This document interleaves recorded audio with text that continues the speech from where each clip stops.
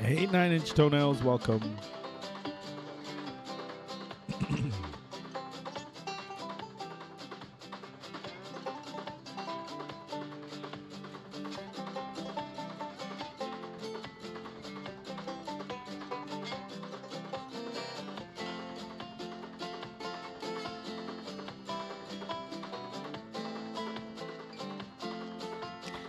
Welcome.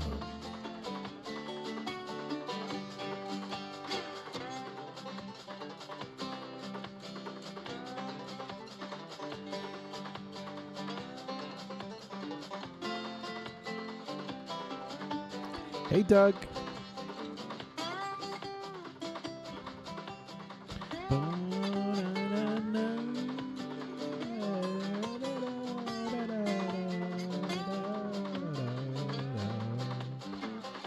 Matt. Kia ora.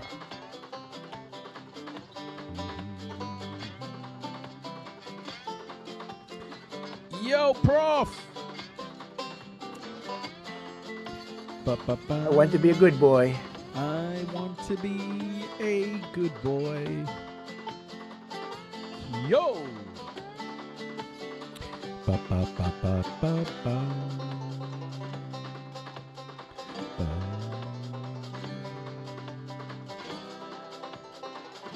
I want to be a good boy.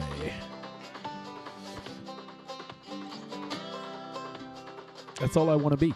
I want to be a good boy. Oh, rightio. Rightio, everybody. Righty-ho. Shall we get into it? Shall we? Yo, street smarts. What the heck is going on, folks? What the heck is going on, folks? Get in.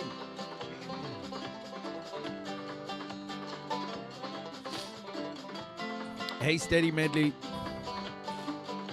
So I've got the man flu, everybody. The man flu.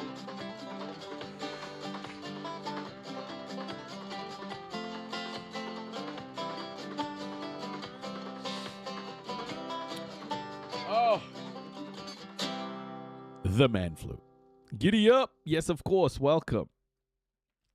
Hola. Hola, señoras and señoritas. Muchachos. Air quality is supposed to be poor tomorrow in my area. Oh, shit. Oh, shit. What are you going to do? Steady Medley, what are you going to do? I want to be a good boy. Yes! I want to be a good boy.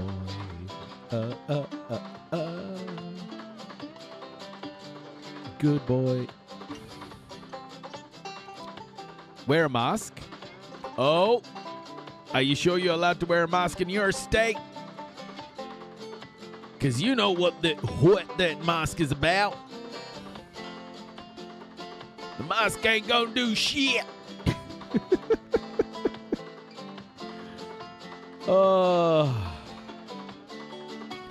That's how you get COVID.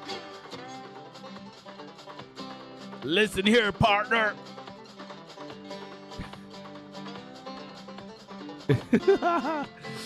Oh, yeah.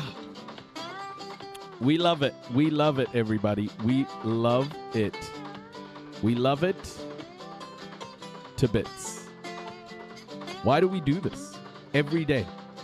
Why do we watch and think about shit news every day? Why are you trying to hide your face? Am I trying to hide my face? What? Where? What?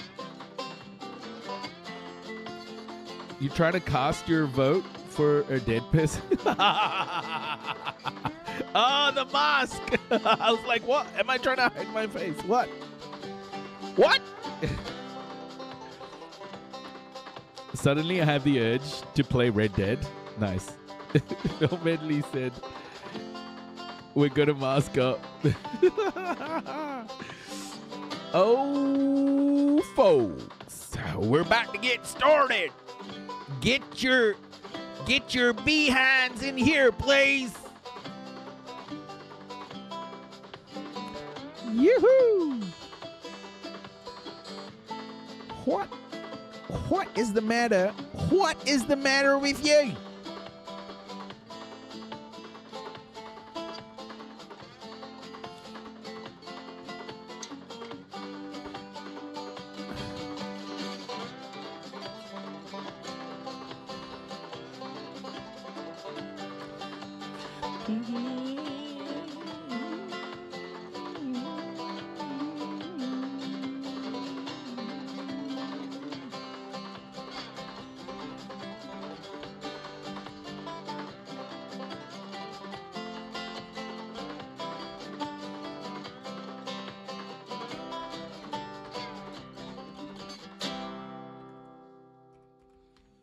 Welcome, folks. Welcome. Mask up.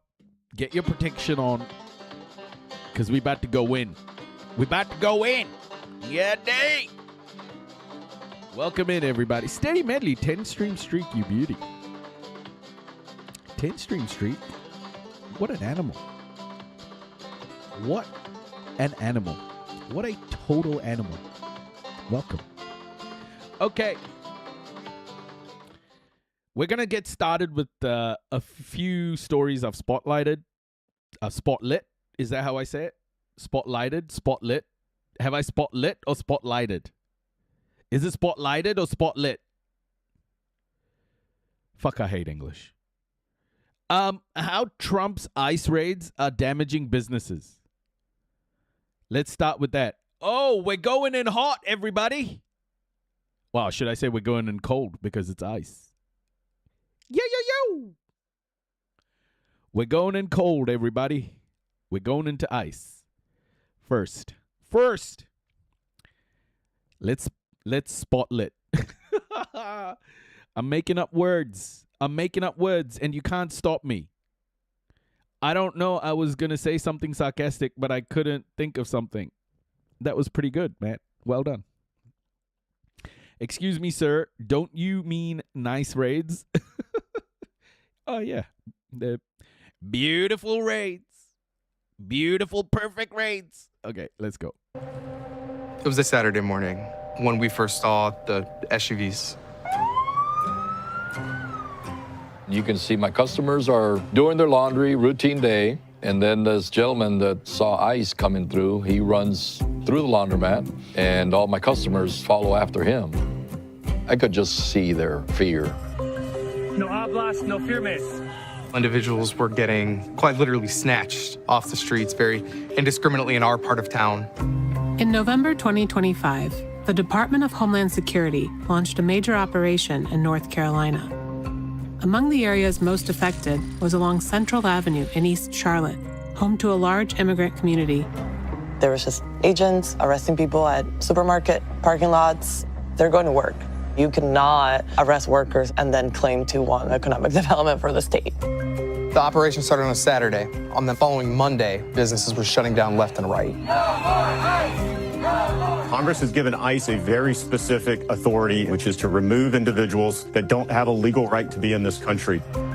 While the initial shock of the raids in Charlotte has subsided, they've had unexpected long-term effects and indicate how Donald Trump's immigration policy is impacting the American economy.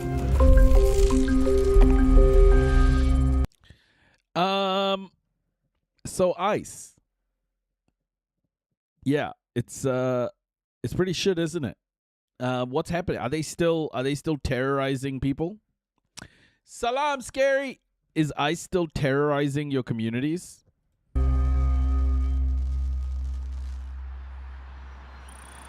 Hey, Shiny. It was mid-November when the operation happened. After that, it's kind of like, okay, everything is back to normal. Nothing is happening. The crisis is over. What has Mamdani done about ICE, by the way? Yeah, I know what flock cameras are, yeah. What has Mamdani done about ICE? Mamdani? What has Zoran Mamdani done about ICE, folks? Has he done anything, or is he just full of shit? But actually, what we continue to see was more arrests in East Charlotte specifically. They target. What can he do? He can get the NYPD and make them stop. Tell the NYPD to attack ICE or something. 9-inch toenails, 15 stream streak. Oh my goodness, can you put your clothes on, please? Stop streaking so much. Early morning work. Actually, just keep streaking. Vans that look like construction work. These are not people that are a threat. These are folks that are going to work. And now all of a sudden, these workers are not there anymore. It's just kind of really paralyzed the economy.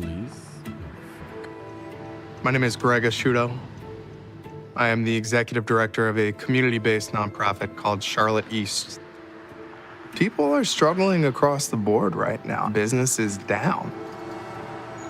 So you have Beauty Salon, Sevway, a couple smaller, hyper-specific businesses like Yolanda's, her dress shop down there. She does quinceañeras. Lempira, a Honduran restaurant. Oh, shit. Imagine trying to keep a Honduran restaurant open in this economy. Woo! ICE be all over you. It must be hard for these people, man. Fuck, it must be scary. Really great mix. A really, really strong community. How is business going today? ¿Cosas son mejor que antes o peor?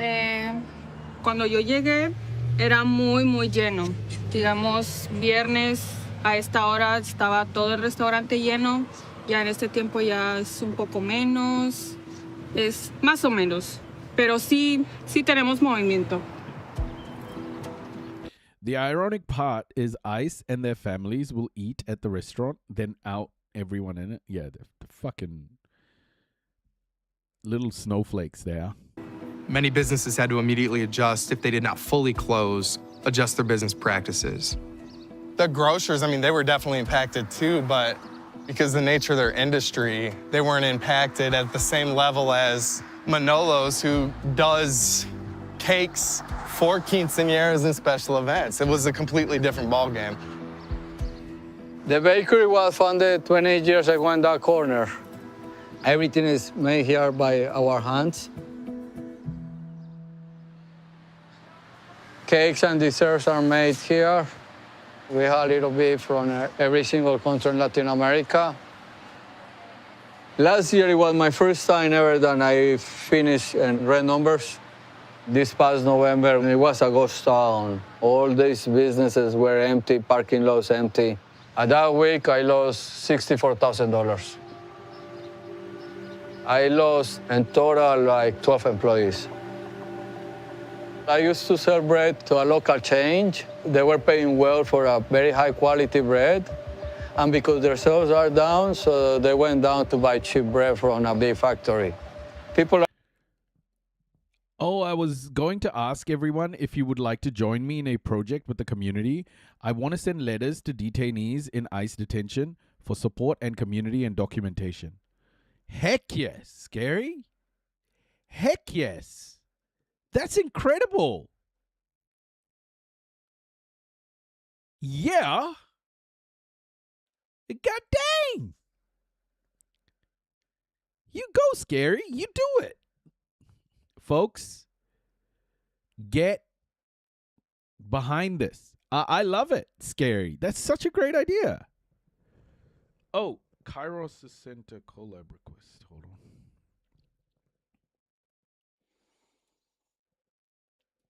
on. Do I want to do this now? 240 stream streak?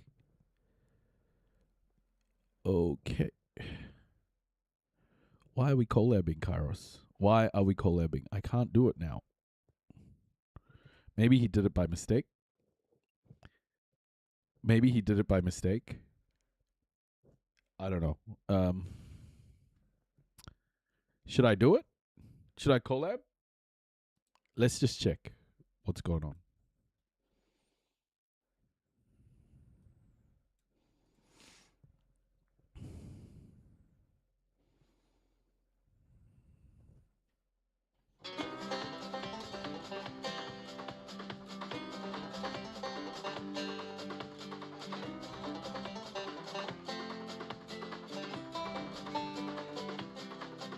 Hello, brother.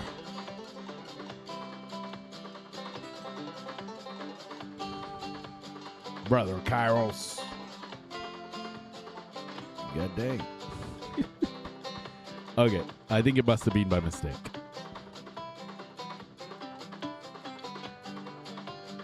Okay. I think it was by mistake. Let's go. Back into it. People are not having quinceañeras. People are not getting married.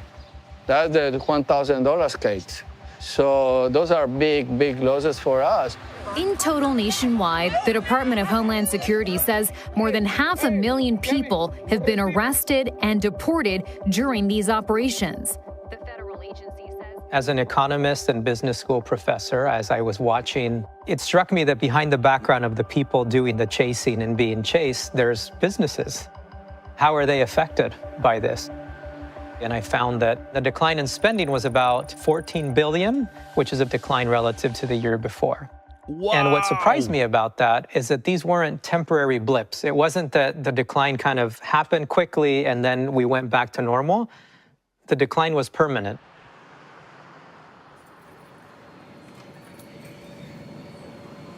On weekends, the parking lot would be full. I mean, it would be packed. And ever since those first several weeks, there was hardly any cars. As time has gone by, customers have just dwindled, really. My revenue has dropped at least 50, 60%. I have a video of ICE picking up a customer of mine. You think you're so slick, huh? Just walking around here? Hold on, this is great. You think you're so slick, huh? Just walking around here being an absolute delight to everyone you meet? Who gave you the right to be so supportive and kind? I'm so sick and tired of you lighting up. Keep this up, and I will literally have no choice but to support your dreams and wish you nothing but success and happiness for the rest of your life. Oh my gosh, that's so nice. Read and rant. That is very nice. Got a petrochemical fire in my backyard today. What? What? That is Cletus stuff. Gooch Merkin, what do you... why? Why are you... God dang! Did you light up your moonshine or something? I mean, moonshine is petrochemicals, right? Hey, Shanna. What's going on? Put it out. Put the fire out. Don't put water on it. Don't put water on it. It's a bad idea. Don't put water on a petrochemical fire. Don't do it. It's a bad idea, folks. God dang. It's a bad idea.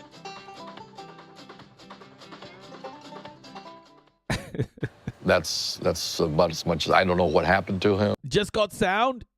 Gooch Merkin, we were just saying, if that fire is a moonshine fire, obviously petrochemical, do not put water on it. Don't put water on it.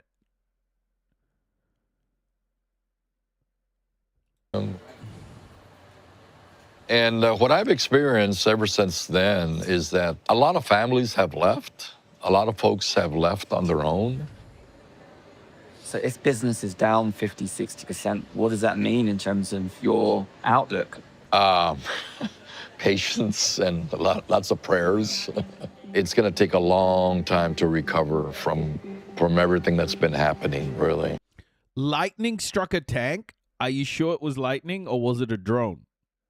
Gooch Merkin, are you Libyan? Because Libya is being struck by drones at the moment. Analysis by Bloomberg Businessweek of data from Placer Labs, Inc., a company that uses location signals from mobile devices to calculate foot traffic, revealed a significant slowdown for 18 small businesses along Central Avenue. Oh my. You might think that this effect is confined to those most likely to be targeted by ICE. You can see it in the tweets. Can you share a link? Immigrants and Hispanics, right? They would be the ones who are afraid. They're the ones who aren't showing up to work. Not the case. Data from across the country indicates that even in areas that have a below-average immigrant and Hispanic population, foot traffic and spending are down. People now have less income. They have less money to spend. And that can create a really bad negative cycle, because if you have less money to spend, now businesses are receiving. Well, god dang it, Gooch Merkin, eat faster. What the fuck you doing? Fewer patrons and fewer spending per patron, which means that businesses have to cut back, which means that they're not hiring, which means that they're paying less in local taxes. And you can really kick off a downward spiral if that's a permanent effect. The impacts in East Charlotte aren't confined to small businesses. Churches and local schools both reported declines in attendance during and after the raids. Hey, Lisa. Kia ora. Welcome, welcome. Oh, shit. What? Is this yours? Oh,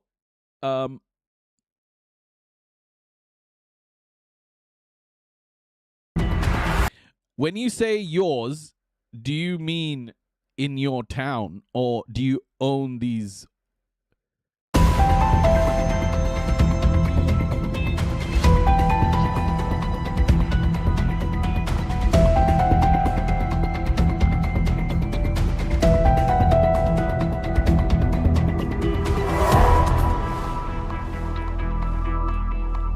When you said backyard, I thought it was in your literal backyard. When you said backyard, I thought it was your backyard, Gooch Merkin, like your house.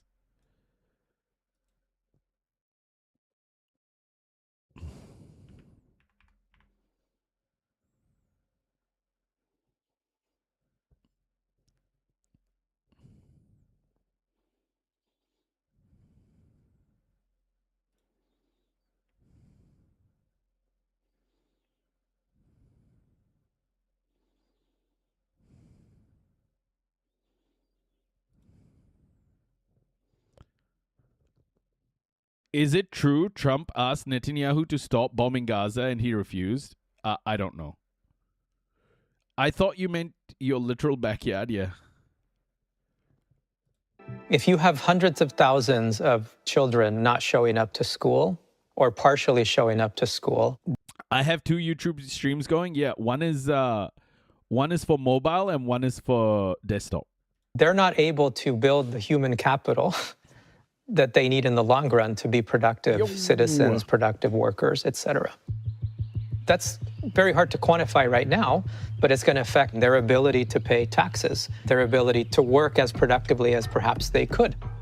It's one thing to suffer a temporary drop in foot traffic or spending in a business. It's another thing when an important percentage of your workforce and your citizenry is not as educated or capable as they could be because you scared them to death from showing up to school.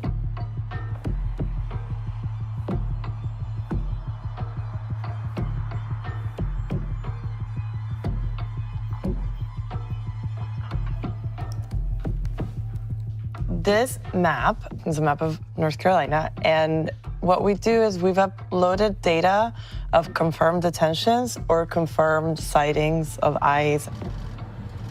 North Sharon Amity is clear 2 miles each direction from Central, period. On to Albemarle, period. We're looking for tinted vehicles, people in plain clothes with their typical tactical vests. I'll look up and down the streets and look through parking lots of apartment complexes, construction sites. Look out for those also. There's been threats of doxing to our organization's volunteers. And just because of what the Trump administration is doing, I don't feel safe being known that I'm doing what I'm doing. It's calmer on the streets now, but there's still residual fear. Hi, good afternoon, the Siembra hotline. Hola, buenas tardes, la línea de Siembra. We have a hotline, and in the last month, we have received 874 calls. Hola, buenas tardes, la línea de Siembra. People call us when their loved one gets detained. We provide navigation support of that detention, legal referrals. There's a solidarity fund. Si me puede volver a mandar el enlace del GoFundMe. If you think about it from like just an economic perspective in the state, these are folks that are contributing to the economy. People are left without the person that works in the household. Families can lose their homes. Okay, que tenga buen día. Sometimes they take one parent and not the other, even though Rain has been very nice in the UK. The heat, I can't to enter autumn. I love the Halloween time. Is it raining now? Is it? Is it raining? Hey, it's just me. Welcome. U.S. oil reserves at lowest levels since 1980. Great. So they're in the same asylum case. A él llegan y lo arrestan. Lo que me cuenta mi esposo es que a él lo arrestan y le dice, usted va a estar detenido. Mi esposo es barbero. Y acá en este país, un día que usted no trabaje es un día perdido y un gasto más. Desde el día 1 me ha tocado sola. Poder responder para la renta, para poder responder para los biles, poder responder las cosas de los niños, para todo. Police, open the door. We frame the entire issue of immigration as a safety issue, something that you need to be protected from. But if I could scream anything from the rooftops, it would be that we need to stop thinking about immigrants as just people who come here and they're a body who fills a job. Immigrants are also consumers. In the United States, it's estimated that immigrants have at least $1.3 trillion in discretionary income and spending power. That's money that they spend on your business, on the products and services that your business is offering, and they sustain your livelihood. If you look at our immigration system and our immigration laws, it is complete nonsense. For one, it hasn't been updated since 1990. And now, fertility rates are so low in the United States, we're well below replacement rate. So the number and types of visas that we give legally don't make sense for an economy that has grown almost 3x since 1990. We need more people for our growing economy. We need different kinds of people with skills that our legal system doesn't allow to enter. Now imagine that we put immigration under Department of Commerce. It's not just a different framing. It means that now you have government employees who are thinking every day about doing things with immigration that are creating economic prosperity. Well, you're not going to have ICE's role to come to a community and scare everyone to death, and in the process, severely and permanently harm local economies. This is the Manolo's Bakery bank account. $5,000 I have today to have the money to pay my employees. By Monday, I need to have at least $25,000. And trust me, I'm not gonna be able to sell $20,000 between Saturday and Sunday. That's what really pisses me off when they say that we are picking out the worst on the worst. That's the biggest lie ever, man. We're treating like criminals, and we are not criminals.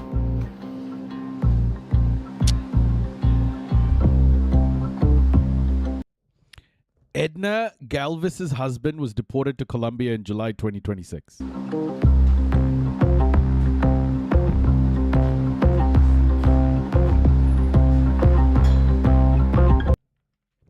Yeah.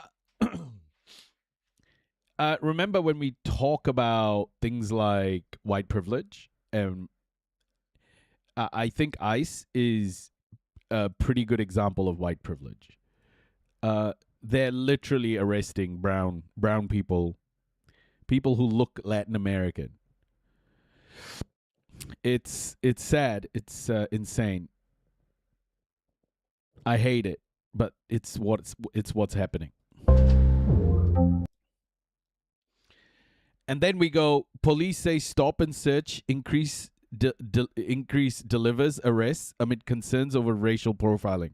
So, again, ACAB. Folks, are we ACAB in the chat? Can I see, can I get an indication if we're ACAB in the chat? Are we ACAB? Are we fucking ACAB?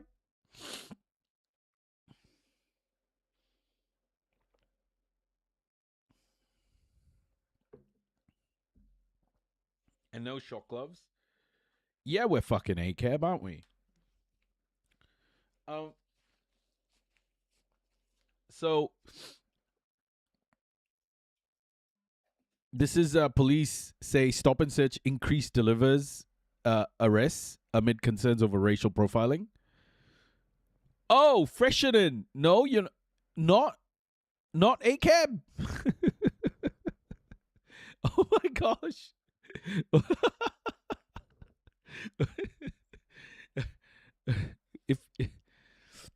Oh my gosh. Okay.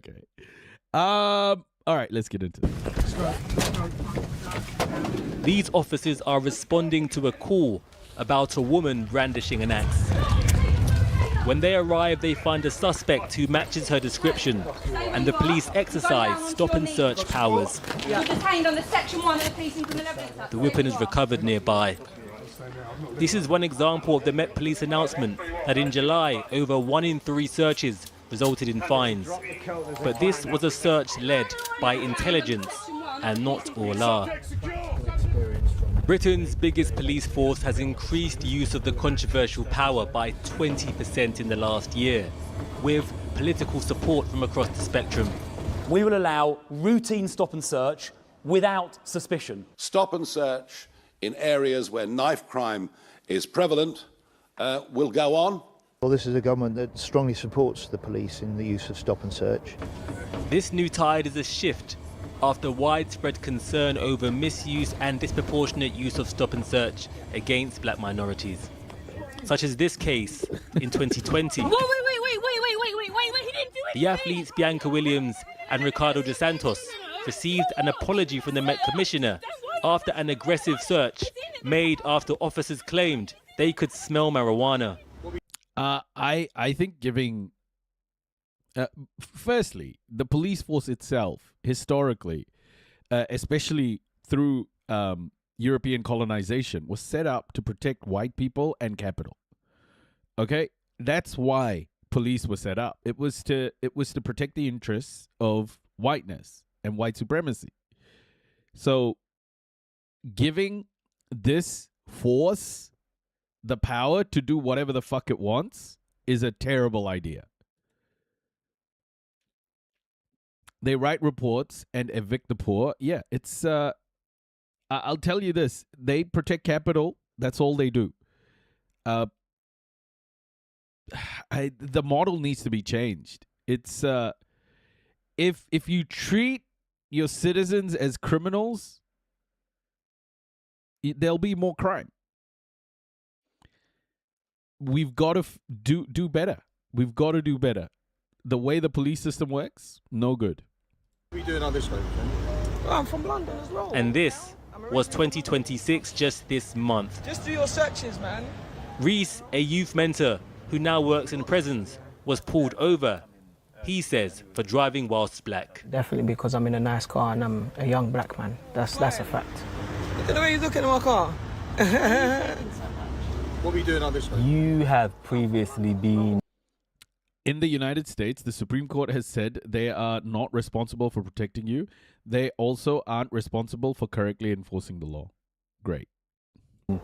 Convicted and in the criminal justice system. Mm-hmm. Do you think that could have played an impact on the police deciding to stop you because you, therefore, are a person of interest? No chance. Again, they was beside me, not behind me, so they wouldn't have known who I exactly was. They wouldn't have had my name to put into the system to see who I was. And then this man came over, I guess he's like the main officer of the batch, and he's like, "You're detained." Like, detained?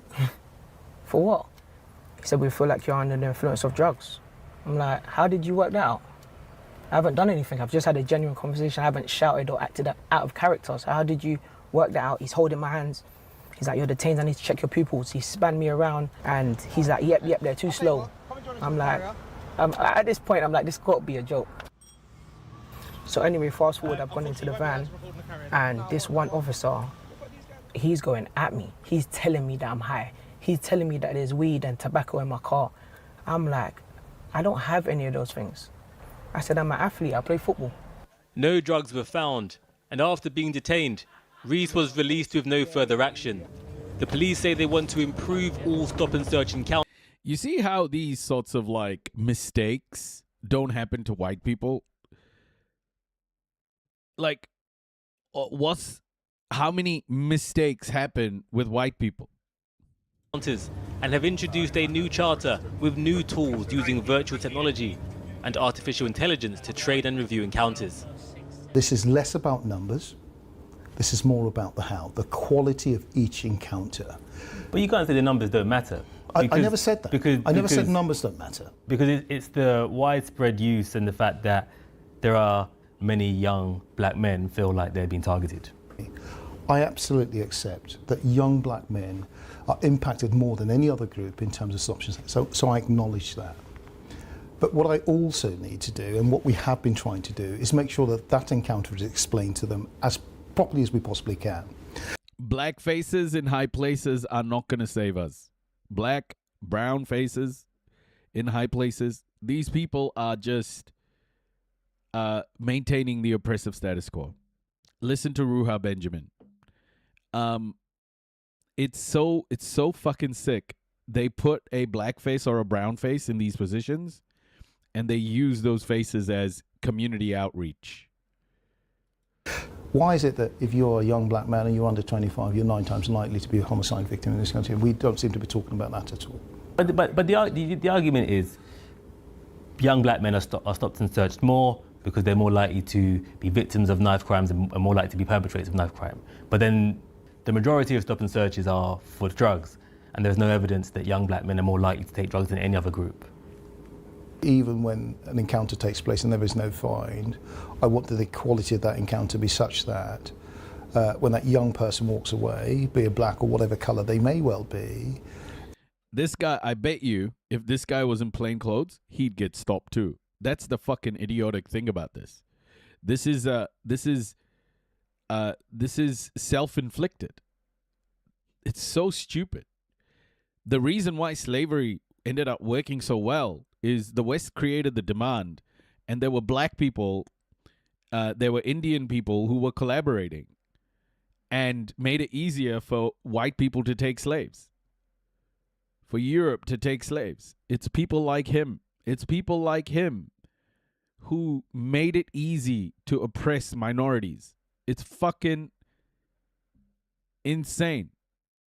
Is that they feel that our officers have explained the reason why they have stopped them. That's the first thing. That they have been fair to them. They have respected them. That's really, really important. And they feel, most importantly, that police are there to protect them. The police will say, a part of stopping you is to keep you safe. I didn't feel safe. I didn't feel safe at no point.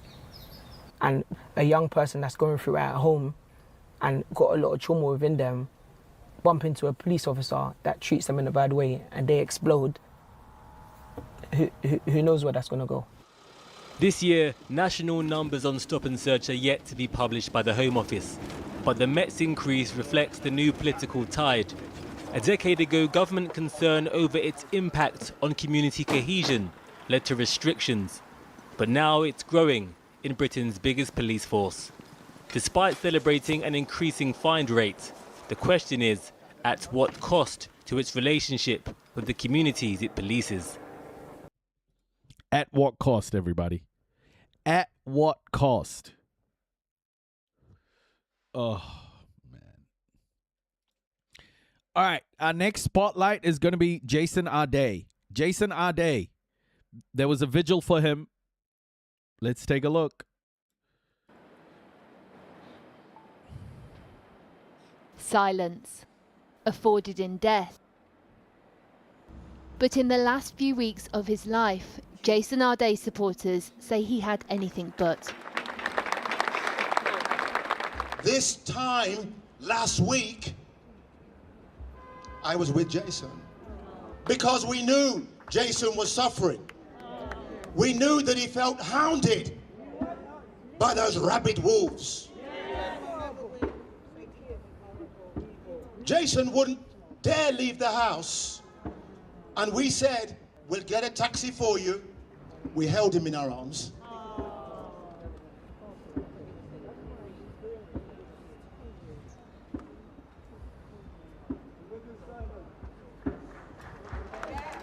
We told him he was loved. He held Diane's hands and he said, I love you.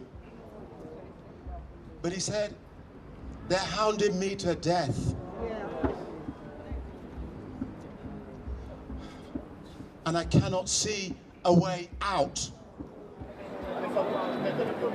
Fuck, man.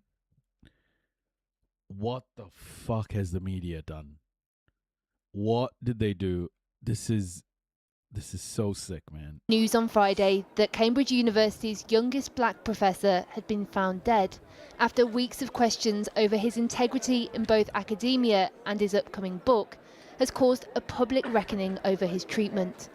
To some, the scrutiny was fair and in the public interest.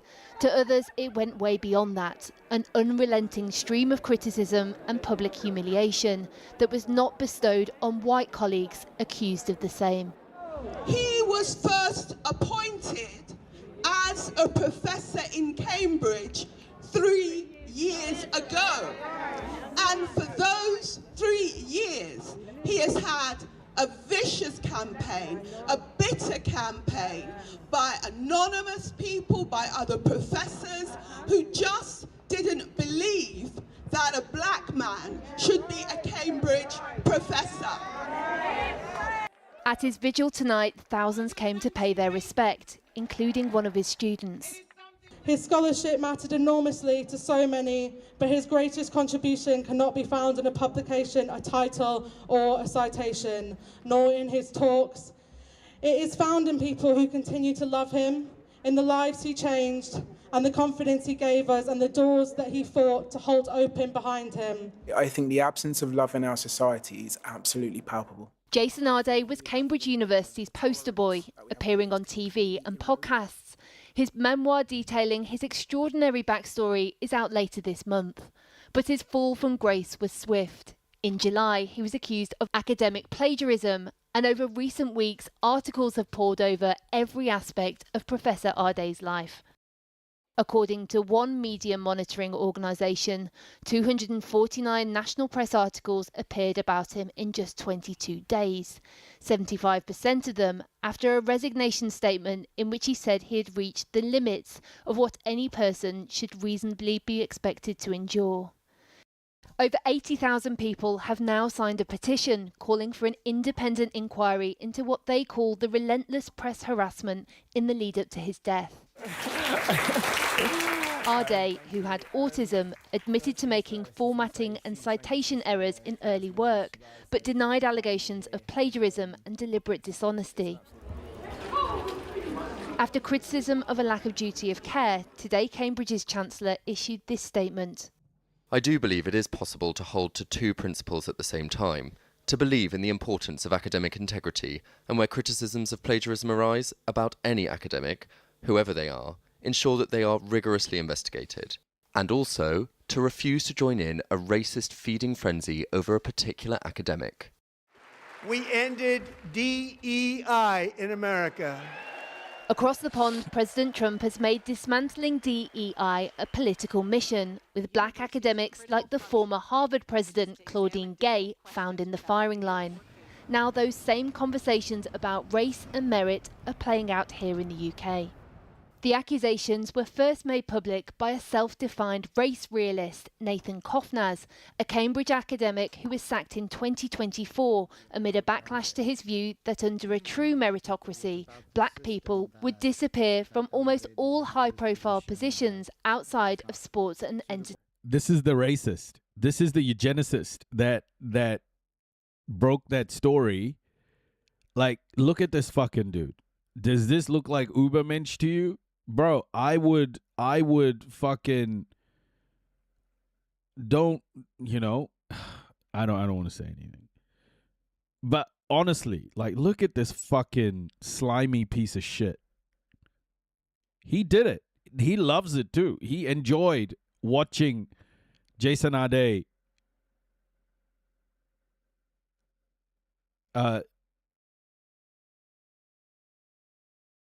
unaliving himself. You should see this fucking dude doing a victory tour on social media. This is white fragility, folks. I'm telling you, there is no violence like white fragility. There is no violence like white fragility. This is what it is. This guy is a fucking white supremacist little prick. Entertainment.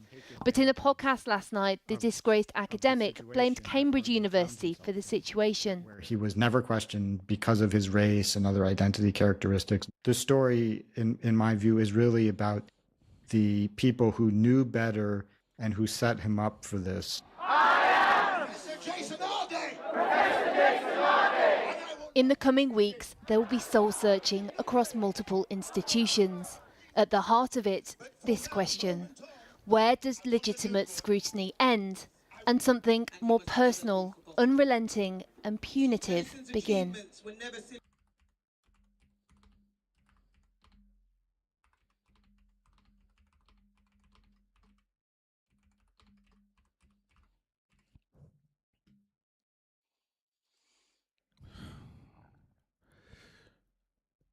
Dude is nothing but a forehead. Yeah, this is these sorts of people are who are causing havoc. These people who are deeply, you know, they have a lot of self-esteem issues. They have a lot of self-esteem issues, and they take it out on people like Jason. They hate it. They hate black success. They hate brown success. They hate anything to do with color. These fucking people are evil as shit, bro. 2 minutes ago, so let's get down to business. The Trump family is now moving to expand its crypto venture after getting an initial sign-off from a Trump administration regulator. An arm of the Treasury Department has given World Liberty Financial preliminary approval to become a bank. Once that becomes final, World Liberty will be able to offer its cryptocurrency known as USD1 to clients, as well as earn interest on the business it does. This story has one of our viewers, Donna of Philadelphia, asking the question, what are the implications, risks, and legal and constitutional questions of Trump and Witkoff families chartering their own bank? Donna, you are nailing it, sister. I want to know the same thing. Joining me, veteran Washington correspondent John Harwood. He's a distinguished fellow at Duke University and a columnist for Zateo on Substack. And Rick Newman is here, author of The Pinpoint Press on Substack and former senior columnist at Yahoo Finance. I mean, what do you think? This is crazy. World Bribery Financial, let's call it that. I mean, this is just the next step in Trump's self-enrichment scheme. This is not going to be a bank that holds customer deposits. So if you're a Trump lover and you really want to put your savings in Trump's bank, you can't do that. Sorry.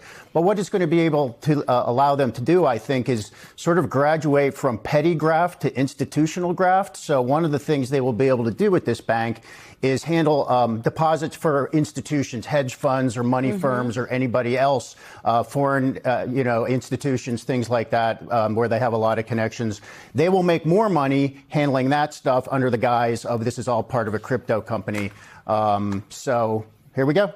Okay, John, I got a two-parter. I need your reaction. I mean, the regulator who made this decision was appointed by Trump himself, but also, where are the big voices in the banking industry? Okay, these are our public-facing, public CEOs. Where are the Jamie Dimons, the David Solomons, the Larry Finks of the world? Why aren't any of these gentlemen weighing in on this? What Rick just laid out, they all know is the truth. Of course they do, but they're all hiding and cowering in the corner because they all knows the truth. What? They know Trump is likely to go after them. Look, Donald Trump, when he's out of office, he tries to get his voters all riled up by talking about corruption, insider trading, the swamp. And then he gets into office and he cuts the inspector generals out of the government. He cuts the expanded IRS enforcement. And when people complain about that, he just jacks the volume up even louder. So he now wants an immunity deal from the IRS. He doesn't just make crypto deals to enrich himself. He starts a bank and he gets himself deeper into the industry. He strikes a deal or issues an order to curtail the tracking of money laundering. why would Trump do that? Well, he's been investigated for money laundering himself in the past. This is a grotesque picture that we're seeing, and I don't know where it ends other than a Democratic victory this fall that puts some curbs on him. Okay, John, and I want to just lay that out for our audience again in case people missed it. Last week, we learned that the Treasury Department is scaling back a regulation for shell companies. And the point of this regulation is meant to crack down on money laundering. David Frum from The Atlantic called the move a huge gift for financial crooks. What is your take on this? I mean, like, I can't even understand the point of the Treasury Department is calling this red tape. I get that there are instances where we have too much prohibitive red tape. Yep. But when you see them cutting things like this, to me, this is how they're paying off the industry from the industry ever speaking up in terms of right and wrong. Yeah, because what they're getting is just so damn good. And there's another part of this, which is the data that they have on companies that may have done this. They want to get rid of literally destroy the data. Look at all of this corruption that's happening with Donald Trump. All of this corruption. The same media that lynched Jason Ardei has hardly covered this. They've hardly covered this outright fraud and embezzling and rug pulling, insider trading. They haven't even covered it. The same media outlets. The data. I mean, it costs almost nothing to store data. Why would you get rid of the data? I mean, that's the easy part. Every time something like this happens, I say to myself, okay, Trump is all about what's in it for me. How do I enrich myself? So I'm asking the question, what does Trump personally get out of this? I don't know what he gets out of it. We know that he's had his own personal bank accounts closed for suspicion of money laundering. That was in 2021. So is he just like trying to get back at the banking system? I think there's probably more to it than that. Somebody wants a favor. I hope we find out who wants the favor and who's going to benefit from it. I mean, we just need to stay on this because this is, I don't know if you call it legalized graft, but this is like the government of graft. John, this is absolutely somebody getting a big fat favor. I mean, when I talk to senior people in the financial industry, they avoid me like the plague right now because they don't want to discuss any of these topics because the going is so good for them. They cannot believe the fat city they're in. Well, look at the market. The market's doing quite well. This is a recovery or an economic cycle in which job creation has slowed, growth has slowed, but the market's doing extremely well. And some people want to step aside and just let that continue to happen. But look, David Frum's piece was excellent in The Atlantic, and he talked about white-collar criminals being the last loyal constituency of Trump. Look how he caters to that constituency. Look at the pardons he's issued while claiming that the administration is going after fraud, by which he means small-scale fraud by people, generally people of color. And all of the pardons he's been issuing to high-level fraudsters, obviating their need to pay back their victims. This guy is openly sympathetic with criminals because those are his people. He's one of them. Isn't it amazing? Because when you think about when Trump ran for office in 2015, when you think about the early Trump rallies, who Trump's original base was. Shiny, 240 stream streak is crazy, Shiny. You're awesome. Thank you.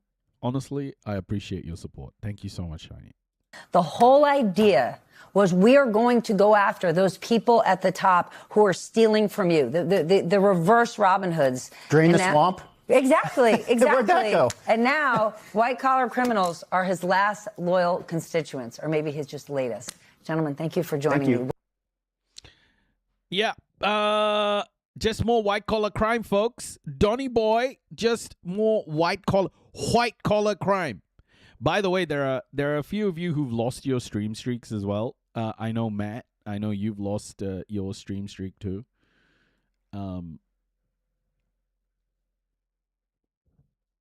It's another great day for fraud in America. Oh, it's always a great day for fraud, isn't it? Every day is a great day for fraud. And now, Donny Boy is taking a second swing at changing an enshrined American right. Guess what that is? Birthright citizenship.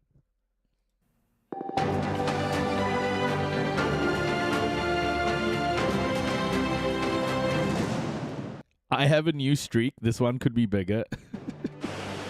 Hello, this is America and this is Florida, popular with foreign visitors for its beaches and apparently for giving birth too. Now, President Trump has so-called birth tourists firmly in his sight, but the Supreme Court ruled against the administration's attempts to change rules around birthright citizenship back in June. So now, months later, the White House is reverting to Plan B. We're going to be looking at what that Plan B actually is in just a moment, but first to Washington, D.C. Here's Alex Marquardt.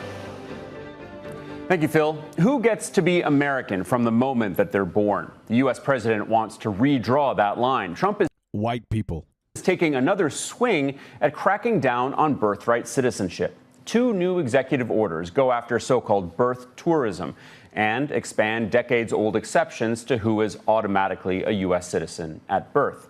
The U.S. Supreme Court has already blocked Trump's first attempt. That was back at the end of June. But the White House is not giving up on its efforts to restrict who can be born American. Let's go back to Phil Lavelle and his report from Florida.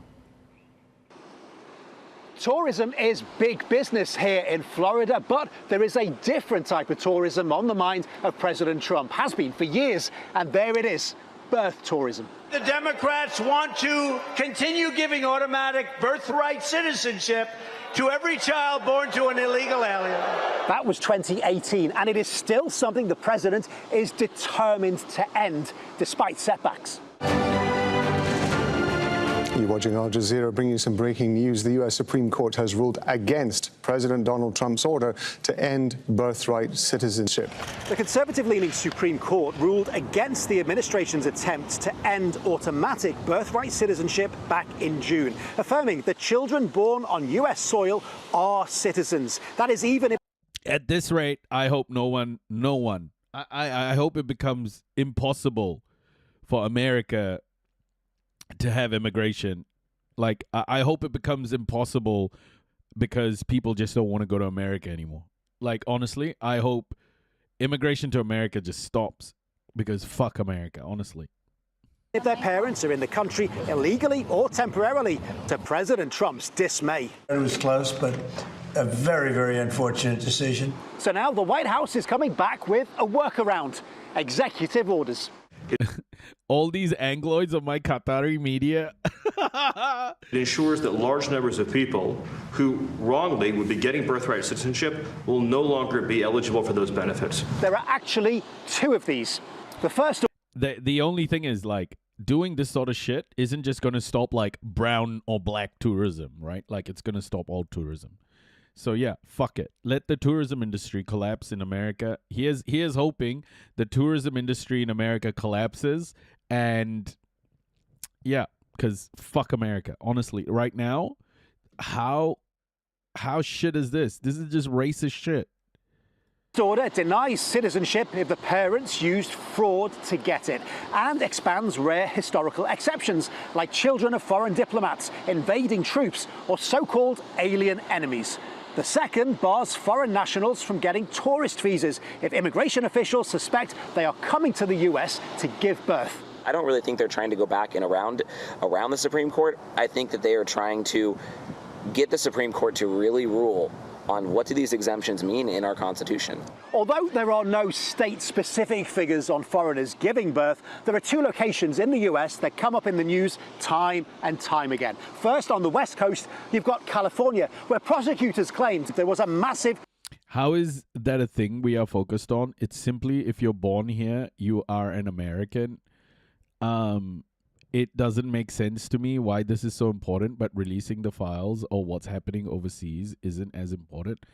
Are you asking me, Mr. TomTom, or is this a question for Donald Trump? Chinese birth tourism ring. Authorities have carried out high-profile raids of what they call maternity hotels. And on the other side of the country, you've got this place, Florida, particularly popular with Russians. One provider's Instagram page saying, "Come join us in Miami, the most eco-friendly region in the USA. Here, you can spend the final months of your pregnancy in a wonderful, warm atmosphere, gathering strength and energy before the baby arrives." Whether those children... Both. This is like saying when Nazi Germany started implementing deportation, Like, why did we care about that? We should have been focusing on what the Nazis were doing in, I don't know, taking Sudetenland or something. Like, this is all part of the fascist playbook. You have to understand every little bit of the fascist playbook in order to understand where things are going. Birthright citizenship is obviously aimed at black and brown people. And this racism here is how people end up in camps and mass murdered. I know it's like, I don't know if you're a white person, Mr. Tom Tom, but for people of color, this is very like, for people of color, this is not something we can ignore. Should be US citizens? Well, that is a preoccupation for the president, who says holiday's over, regardless of what the courts have to say. Phil Lavelle, Al Jazeera, Paso Grill, Florida. Take care, Scary.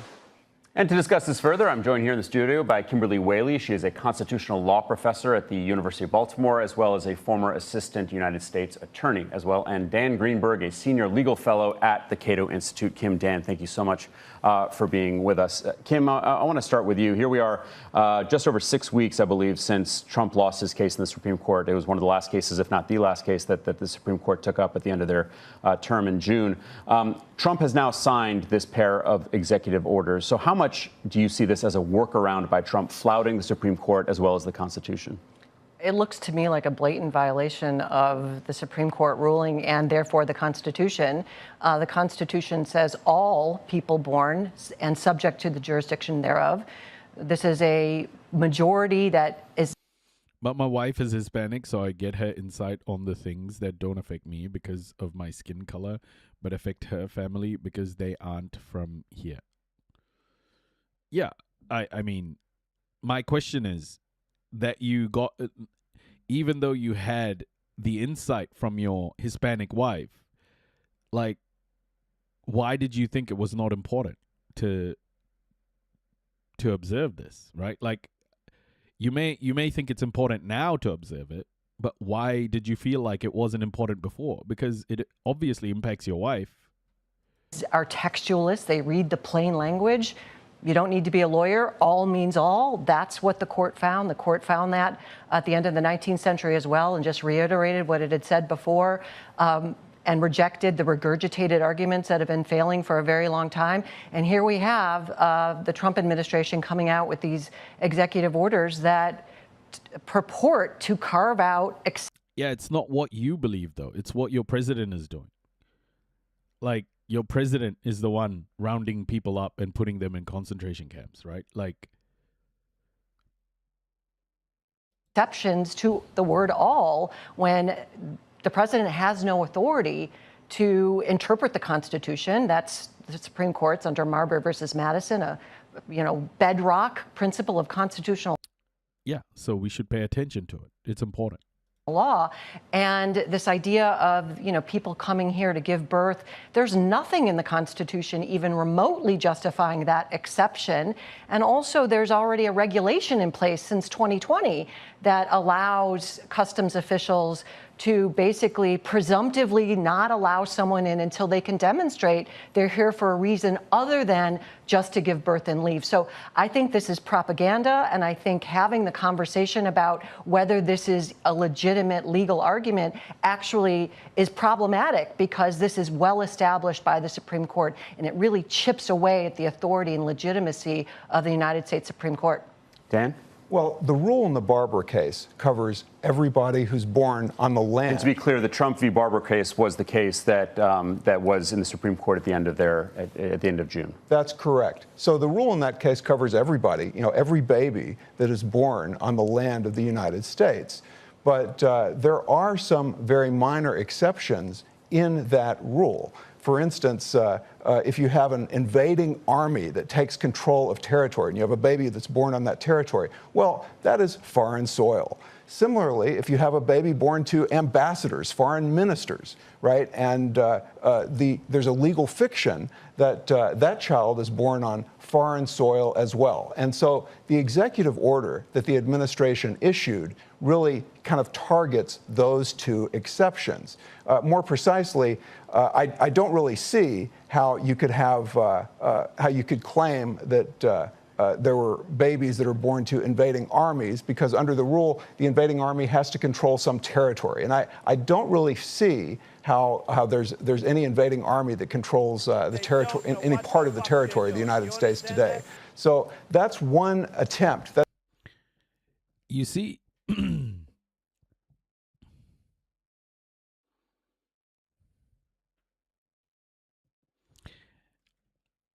yeah. Unfortunately, if you're American, not voting also doesn't absolve you from what your country does. Like, this is how your country works.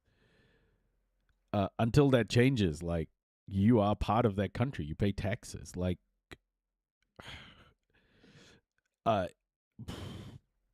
anyway. Okay, News Court, a new analysis. Which journalist hounded Dr. Jason Ardei the most in the 22 days leading up to his death? Albert Tate, Gordon Rayner, Emma Yeomans, Janet Eastham, Jack Hardy, Eleanor Harding, Lanra Bakare,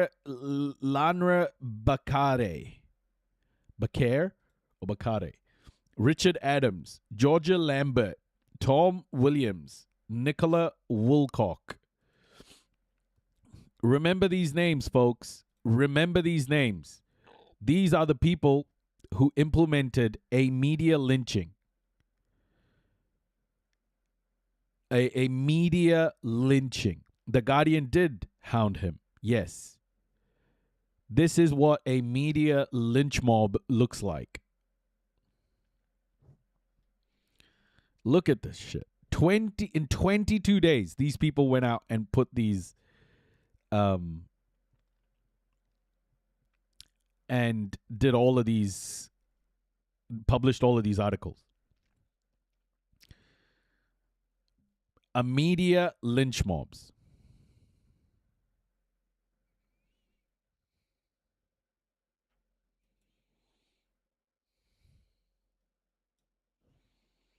That's one exception that the executive order that tries to bring up.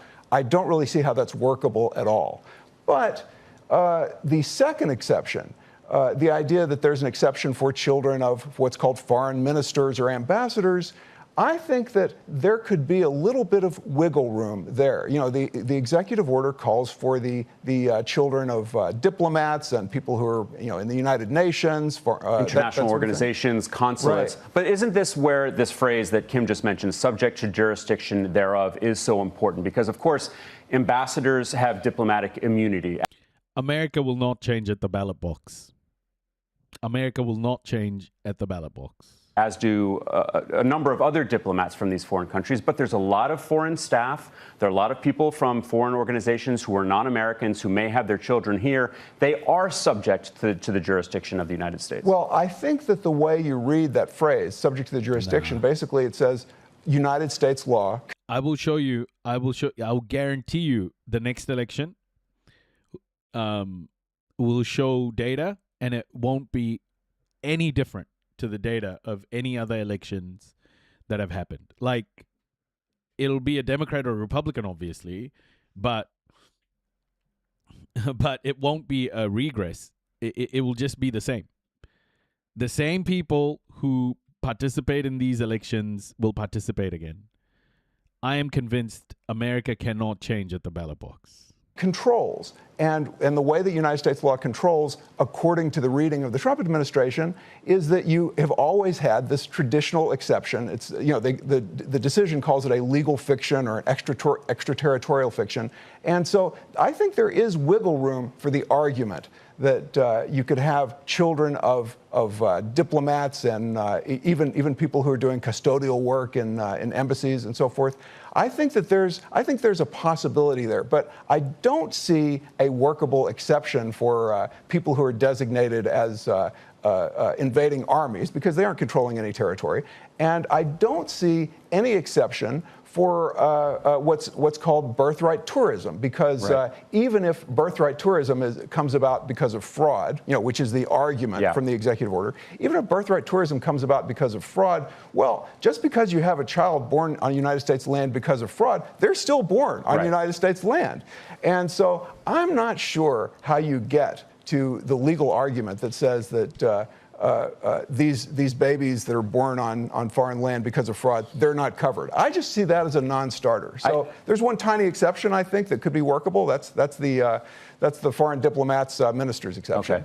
Okay. The argument, Kim, from the Trump administration after their loss at the Supreme Court is that they are narrowing the scope of who they're talking about. But as we've just mentioned, they do appear, at least in terms of the children of folks who work for foreign organizations or foreign consulates and embassies, they're broadening it. So what do you make of this argument that they are actually narrowing things? Well, I think this is probably the place where they want the conversation to go. That is around, well, is there wiggle room? Are they just moving within the territory of a legitimate place? But as Dan indicated, there still is this idea where they're putting in there that if you have a baby in the United States and the reason for coming to the United States is to have the baby, that's somehow a carve out.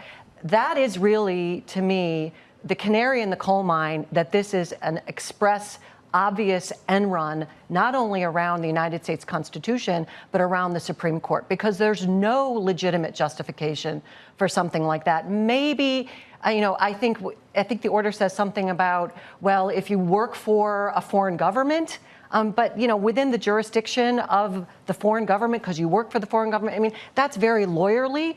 I think the main point here is this president made clear, and Stephen Miller made clear, that listen, we're not satisfied, I'm paraphrasing, with this ruling of the United States Supreme Court. And I think this is just chipping away at this notion that they are bound, this administration is bound by the rule of law. I mean, Donald Trump has made clear on many occasions, there are hundreds of lower court orders now violating court orders, judges getting upset because they're just flouting the rule of law. This is a pattern. And to me, this moment where we have a major decision on the Supreme Court, and just weeks later, they come out with something that is directly, part of it at least, we agree, is directly contradictory to the rule of law. This is more attempt to amass the power of a king, and it's deeply, deeply troubling, and that should be the debate that the entire country is having over, not, okay, whether, embassy employees somehow would legitimately fall within this, what I think is an unconstitutional order. Yeah, I actually do not think the American Constitution was worth the paper that it is worth the paper that it was written on. I really don't. I just think the American Constitution is a massive hoax. It's one of the most racist documents. Donald Trump created. A new threat. It's a racist document that has caused generations of harm, centuries of harm. I think this is systemic, guys. Like, I don't think you change this with votes. I just don't know if that's possible. But yeah, it's up to the American people, not me. Okay, what is Putin doing in NATO airspace? NATO is getting very concerned. So this is the war segment. We're going to go through all the developments happening with all the wars around the world. Fuck. But yeah, this is the war segment. Let's get into it. About the number of incursions into its airspace as a result of the Ukrainian war. Some of those incursions, it has to be said, are from Ukrainian drones, which are off course. That tends to happen. That doesn't bother NATO too much, although it's quite annoying. But most of the incursions, of course, are from Russian systems. And that includes mainly drones, but also ballistic missiles, cruise missiles, aircraft, and even helicopters. Last year, there were over 70 significant incursions, and a lot of them concentrated around airports and military bases. And the view, of course, is that the Russians are conducting surveillance operations by looking as if drones have gone off course, but actually they've gone off course towards military bases. And NATO says that that level of activity has gone up by about 30% this year. So there are a number of hotspots in all of this. One hotspot is Romania. Quite a lot of incursions have taken place in Romania, about 33 in the last 12 months. Partly because the Russians are going for the Danube port that the Ukrainians use, and when they go off track, they sometimes end up in Romania. That certainly happens. A second hotspot are the forests of eastern Poland, very heavily forested area here. And very often something goes off the radar, nobody knows where it is, and days or even weeks later, debris is found in the forests of missiles, ballistic missiles, cruise missiles, and drones. And a third hotspot, of course, is the Baltic states, particularly Estonia and Latvia. And indeed, last year, 3 MiG-31s came through the Gulf of Finland into Estonian airspace and stayed there for quite a long time.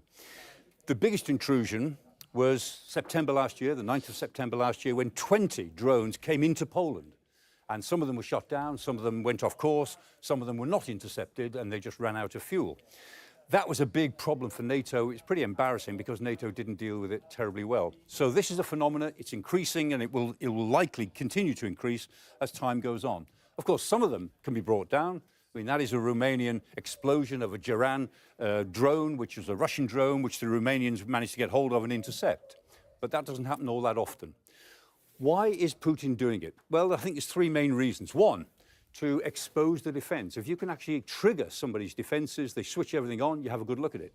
And there is a good reason, a good defense reason, to try to create surveillance against those defenses. So one way of pressuring defenses is to keep on testing them. Is Michael Clark looking healthier? Is he looking healthier? What do you guys think? Is Michael Clark looking sprightly? See what they've got. But a second reason is more political, to normalize the pressure, to make this into something that happens so often that NATO starts to relax. So that if the Russians try some sort of big operation, we won't notice for the first couple of days because we'll think it's all part of the normal pattern. And then the third reason is sheer intimidation. Welcome in, everybody. What the Russians want to do is to indicate to their European partners that if you keep on supporting Ukraine, there will be consequences. You are getting nearer and nearer to taking us, the Russians, on unless you stop supporting Ukraine. So some of that is complete intimidation. Yes! What can NATO do about it? Well, NATO can do a number of things. One is that it can increase or make more muscular the rules of engagement, particularly against aircraft that come into its airspace. NATO says it's done this. It hasn't said how it's increased those rules of engagement, nor I agree and disagree with that about the Constitution. I believe that some things are good about it, but it was made almost 300 years ago, so it does need an update. Your founding fathers were slave holders. They were slave owners. George Washington wore slave teeth dentures. Thomas Jefferson, slaveholder. The problem with America is that they celebrate these people as heroes. And the descendants of slaves are made to celebrate these people as heroes. You've put their faces... so now you hate teeth. You put their faces on your currency. You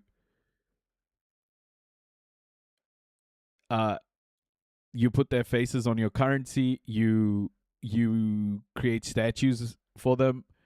You idolize the enslavers. And unless that stops, your country is not going to change. nor should it tell us, but it is said that we will be more muscular if we end up having confrontations again over the Gulf of Finland, over the Baltic states and so on, over Poland. We will be more assertive in future, which runs the risk of some sort of incident, air-to-air incident. We may do that. The second thing that NATO is talking about, and the EU as well, is to create a drone wall, a wall of defense from T-minus 110 stream streak, you absolute animal. Finland right through to Romania. And a drone wall will consist of a number of things, lots of radars, lots of electronic jamming equipment, but also interceptors. And the sort of interceptors that it might involve are these sorts of things. This is a Ukrainian interceptor. It's called the Sting. It is literally There's just a a drone. word You for can see that. there it is. Look, it's just a fast drone, but it's very quick. It's very agile. It's very small. That's duct tape. That's how. I agree, but I'm saying things such as freedom of speech and other things do impact us as a people, right? Like what freedom of speech? What freedom of speech? Pro-Palestinian students got killed. Police beat up students. What freedom of speech do you have? Tells you something about the way they're constructed and the size of them. Pieces of duct tape on it. But it works, it's cheap, and you can have thousands of them. That's just one example of interceptors. Now, the question is, could NATO build itself a drone wall all the way down there? No, it couldn't, because this distance here, Finland to Romania, is about 1,000 miles. And if you look at the Finland-Russia border, that's another 800 miles. There's no chance of an effective drone wall all the way along. T minus, thank you so much for the gift subs. 5 gift subs. Welcome in, everybody. Toy Box Bree, Moleskine, Bill Boneless. Hello, Bill. Ponder Diggums, Mice and Moss. Welcome, everybody. NATO's borders. But what we might end up with is bits of a drone wall, say in the north, around Poland, around the Baltic states, and perhaps towards the Black Sea port. That's plausible. And if it happens, it's going to happen quite quickly, because the drone threat and the threat of intrusion into NATO airspace is growing all the time. Which is where... Thank you for your continued support. Oh, my goodness. Thank you so much, T minus. Thank you. 6 months, T minus. Amazing. Look, guys, like, America needs to see this as an opportunity, not a hindrance. Bro, you're gonna ban this troll spamming your chat. It's an opportunity to rebuild, refresh, but it means accepting some hard truths.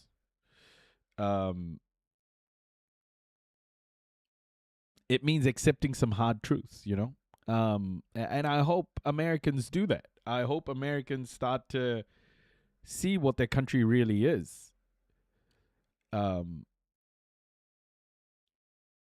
Like, I think there are many Americans who believe in this American exceptionalism bullshit. It's just, I don't know, man. I find it hard.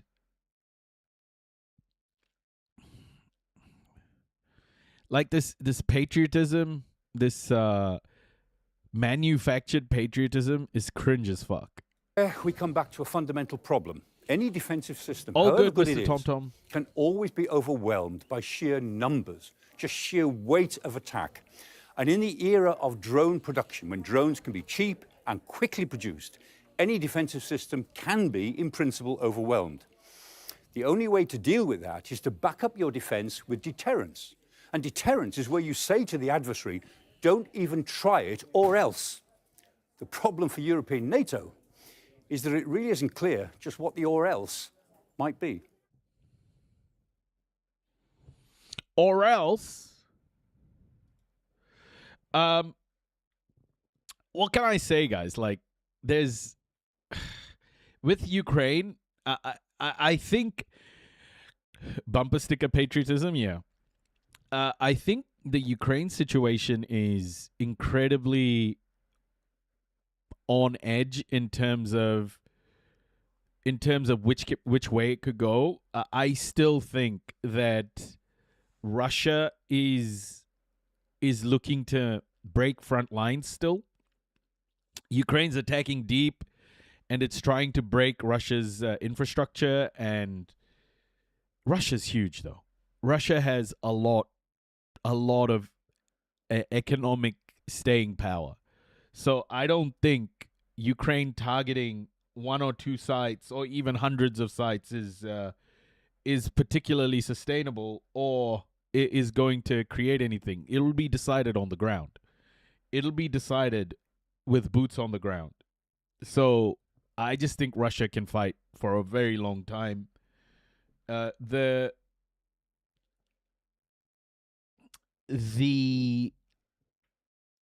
telling factor is going to be whether Europe and America want to keep supporting with hundreds of millions of dollars, right? Ukraine cannot stand on its own 2 feet just yet. At some stage, they might be able to, but it's going to be tough.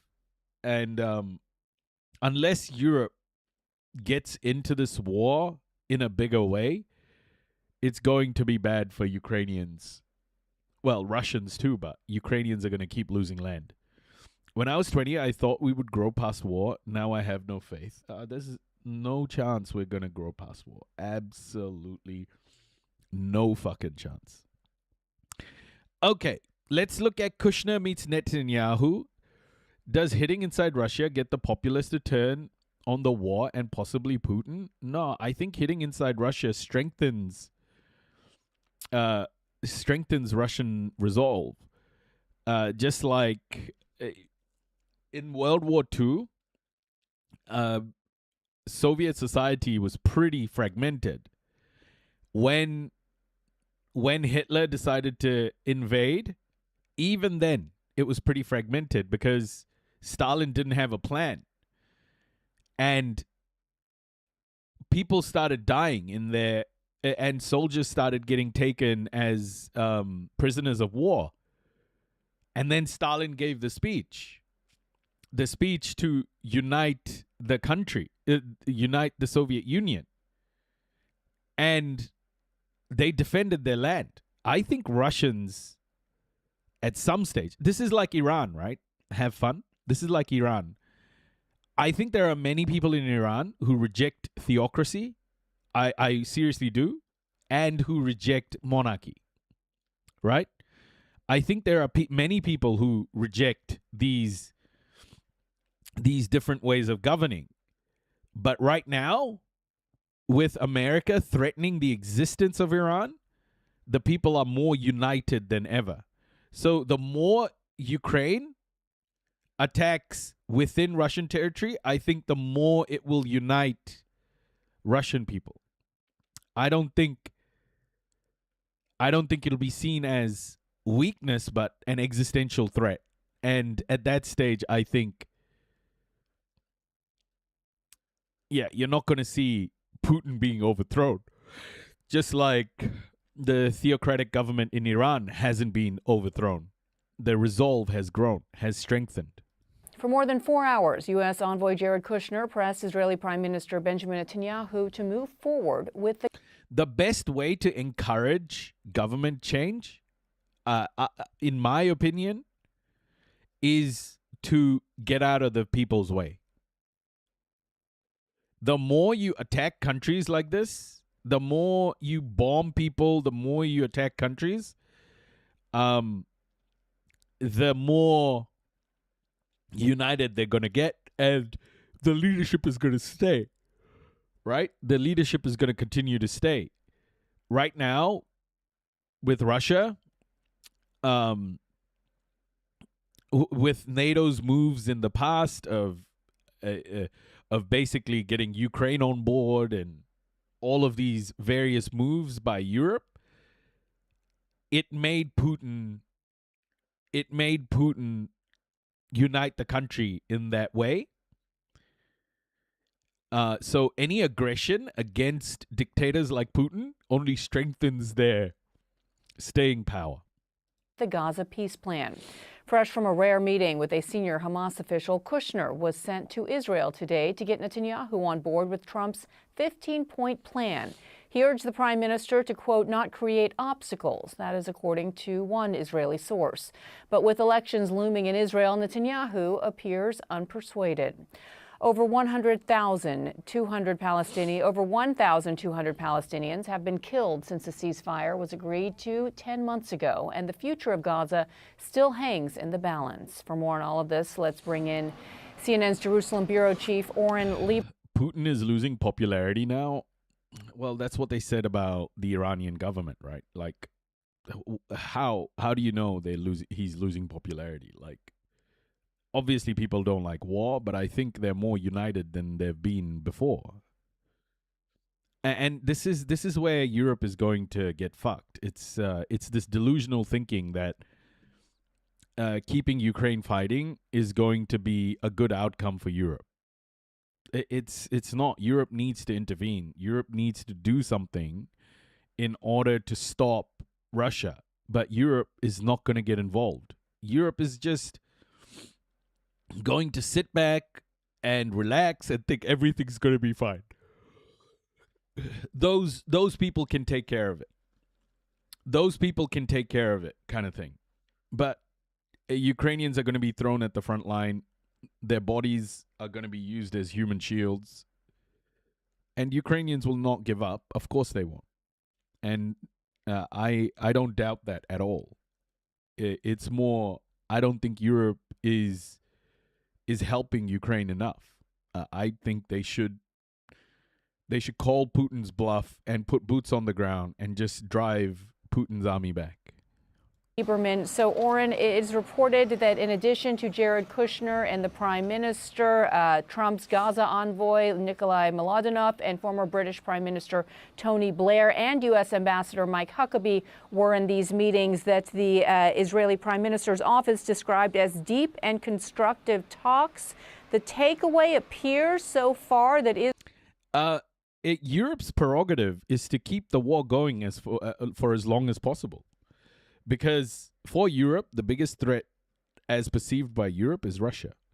So for them, for Europe, they see an opportunity to, if they keep this war going, then it means that Russia keeps using its resources. So this is why Ukraine will never get real help from Europe. They'll give Ukraine just enough help to keep them going.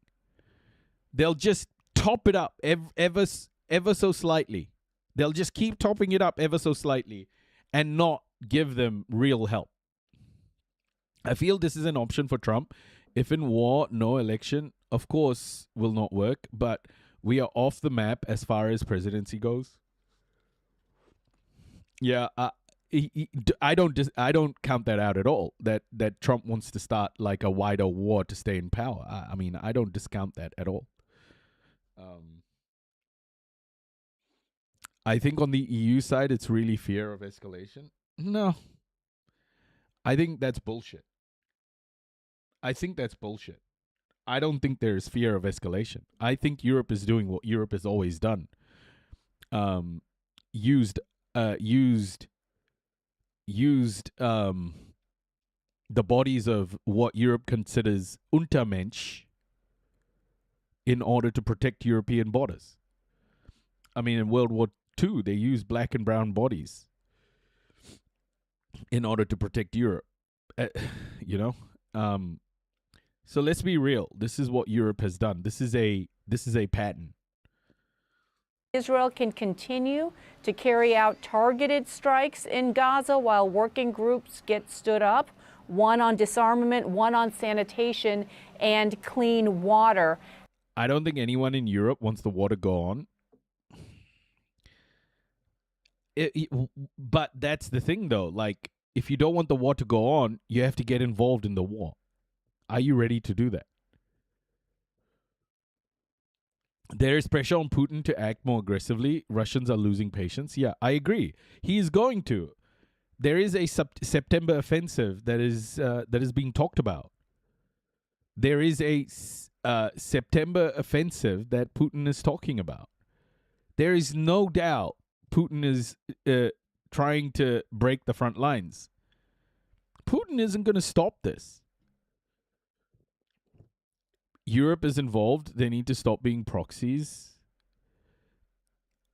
Europe is, when I say involved, I think Europe needs to put boots on the ground. They need to just put the fucking military on the ground and call Russia's bluff. They know they could do it. There is no fucking chance Putin is going to nuke Ukraine, okay? There's no chance.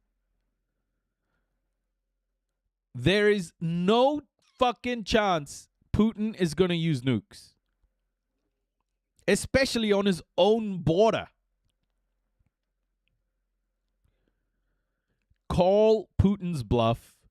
Put boots on the fucking ground.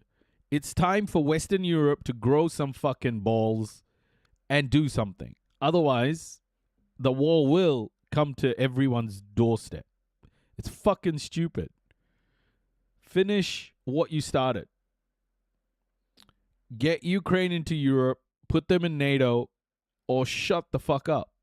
How should we interpret this meeting today? Well, it's very difficult to see if there is any clear path forward here, although there certainly are positive statements from Israeli Prime Minister Benjamin Netanyahu's office, as well as from the Board of Peace, whose director, Nikolai Mladenov, was in there. And we're waiting to see if Jared Kushner puts out a statement himself after the meeting. And part of the challenge here is that we are seeing the Board of Peace come out on what is very much Israel's side, saying that before there are any steps towards reconstruction or the withdrawal of Israeli forces from Gaza, there has to be a complete disarmament of Hamas, including heavy weaponry, light weaponry, and that needs to take part in a process and be confirmed. That process would be, at least according to what we're hearing after the meeting, led by an American general.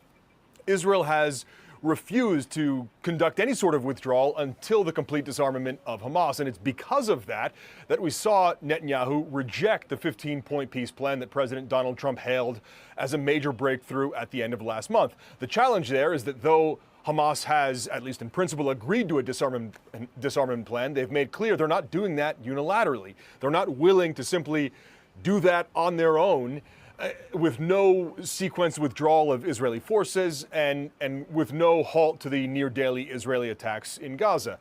Given those positions, Israel not willing to make any steps until the complete disarmament of Hamas, Hamas not willing to take any steps without sequenced Israeli steps, it's unclear that there really is a path forward here. That being said, according to a Board of Peace official, it's clear whose position they're taking here. They said, and I'll quote from some comments they made after the meeting, they said, quote, "The Israelis are going to give this a chance. Now it's up to Hamas to show if it truly intends to comply." And what's interesting about that statement, beyond it, is that it contrasts completely with a joint statement by a number of Arab and Muslim countries that came out on Sunday afternoon, which blamed Israel and Netanyahu's rejection of the 15-point plan for the impasse here. So we are still effectively at the same point we've been now for months, which is that each side is blaming each other, and it's not clear what the real path forward is here, and that leaves Gaza in the state it's been in basically since the ceasefire 10 months ago. And we're today talking about a meeting between the Prime Minister and Jared Kushner. Over the weekend, an even rarer meeting, and that was between Jared Kushner in Cairo, Egypt, with President Sisi alongside senior members and leadership of Hamas. What did we learn about what came out of that meeting? We haven't learned nearly as much about that meeting. It is only the second known meeting between Kushner and Hamas. The first was actually 10 months ago in the run-up to the 20-point ceasefire plan that ended the Gaza war and saw the release of the remaining Israeli hostages. This one actually took place in El Alamein, so north of Cairo, and it was an important meeting. Kushner also met with the Egyptian president.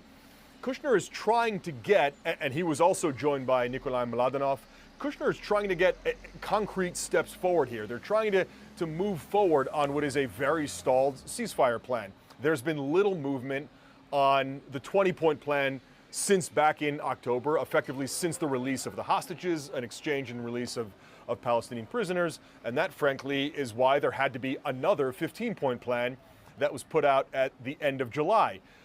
That, too, has stalled. It hasn't really gone any. It's fair to say Witkoff and Kushner have fucked up every single negotiation they've gone into it. Like, the negotiations with Russia, fucked. The negotiations with Hamas, fucked. Negotiations with Iran, fucked. These two have no fucking clue what they're doing. And they're just being, like, flown to all of these fucking places to make deals. And they are useless. They don't give a fuck about human life. They don't care who gets killed.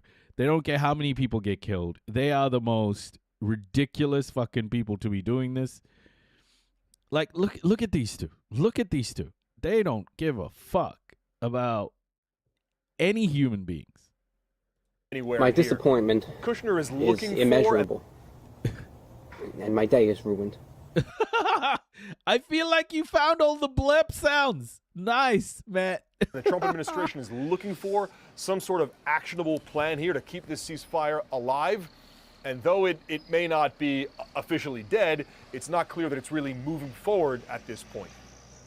And Oren, this all comes as Israelis are just weeks away from a very important and consequential election in Israel. It is notable, given the ties between President Trump and Prime Minister Netanyahu, that President Trump hasn't come out officially and endorsed the Prime Minister ahead of the... I think all they care about is building condos and hotels. Yeah, it's capitalism, right? It's at the heart of it. It's just unregulated capitalism, and the sacrifice are human beings. Hey, Melody, welcome. Jules, how are you? I should always remember that Melody is Jules, but welcome, Jules. Welcome. It's good to see you. Kia ora. It's capitalism at the heart of this. It's sick. It's about return on investment. But the one thing that you can rely on about return on investment is if Israel begins to cost more than it returns, or if they perceive Israel to cost more than it returns, they will drop Israel. Slowly, they'll drop Israel slowly. You won't see it. It's like a restructure. So the moment these capitalists perceive Israel as a loss-making project, then Israel no longer has their future. I think you should change your YouTube username. Welcome. I recall seeing a doc on Kushner family construction at a local movie festival like over 10 years ago. Next thing I know, the Kushner name reappears in the first Trump administration. Yeah, nuts. These elections. At one point, he was very popular in Israel. I'm speaking about President Trump, much more popular than Prime Minister Netanyahu. I know his approval rating has gone down a bit, but given how important this relationship is for the Prime Minister, I'm just wondering what you're hearing about the pressure or perhaps the wiggle room that President Trump is willing to apply to the Prime Minister at this point. Trump definitely seems to be aware that in the background of trying to push forward this ceasefire plan, there are Israeli elections. And Netanyahu, from his own perspective, cannot be seen to be making concessions to Gaza. That would largely be viewed by the Israeli public as making concessions to Hamas.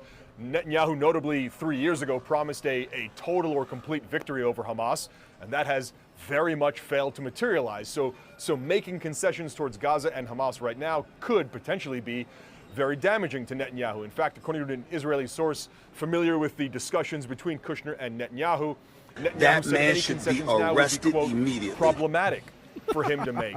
So that gives you the Israeli challenge of it. You're absolutely right that Trump has not come out and endorsed Netanyahu yet. That is very frequently covered and noted by the Israeli media. In fact, it may be part of the reason that we haven't seen big Trump-Netanyahu billboards in Israel as we've seen in the past.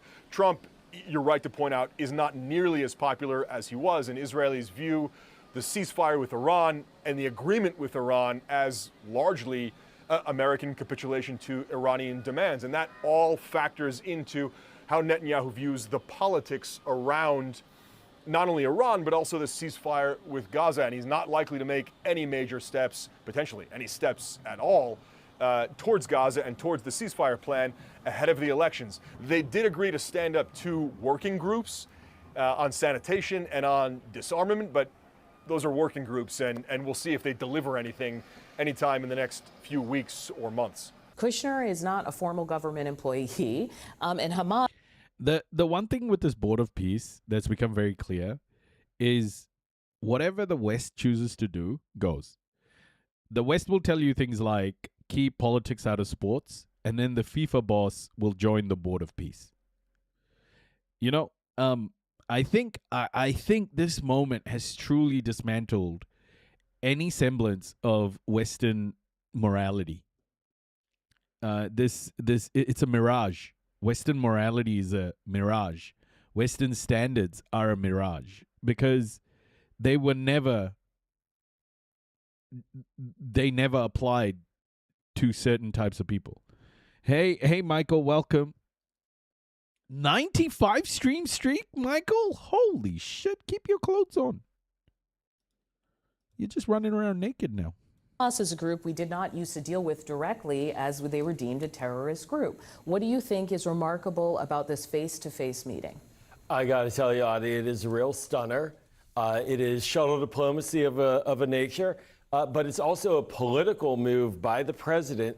Basically, Bibi Netanyahu is walking in between Itamar Ben-Gvir on his far right and Donald Trump, the person. Oh, shit, Luna. Oh, did he buy the Lakers? Oh, gosh. Fuck. Egypt lost that match because of that. That's a conspiracy theory, I believe. I don't think it's a conspiracy theory at all. I watched the Egypt match, and it was ridiculous. He needs an endorsement from to stay in office in the elections on October 27th. And so for Kushner, this is a new Hamas leader. He's been around for a few weeks. He was deputy before. Who knows? Sorry, you misspoke, buddy. It's Hamas. How long he'll be around going forward. And you mentioned Ben-Gvir, like someone who's talked about And Ben-Gvir said, let's kill dozens of people every day, right? So a very hard right position for now. He needs Ben-Gvir, however, to win prime minister next time. So Kushner is going to really lean into I also don't understand what the leverage is, meaning I don't understand the leverage the U.S. has to make Hamas disarm, one, and I don't know the leverage they have to make Israel back off. Right now, Israel, Benjamin Netanyahu said that we're 60% of the territory of the Gaza Strip. They are also in the middle of building a berm, like a multi-length kind of earthen wall in between. I don't know what Kushner is supposed to be doing here. So I think the huge challenge is that Bibi has in the past caught Trump off guard, frustrated Donald. I hate it when these people call him Bibi, like he's their friend or something.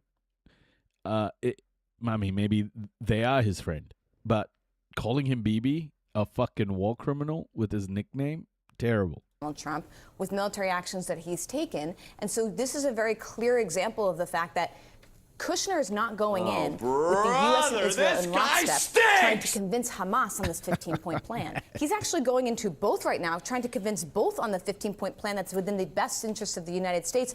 And I don't think he has quite, frankly, Audie, to your point, leverage on either side. Right. That is unusual. Typically, I look at the conflict over the past few years at this point, it's more so been the U.S. and Israel in lockstep trying to go to Hamas and figure something out. That's not necessarily where we're at here. It's sickening to me that they'd use like this nickname for him. I haven't locked in the timing yet. PP Netanyahu. Yeah, so this is the same subject from Channel 4. A bit of reporting, a bit more information on what's happening.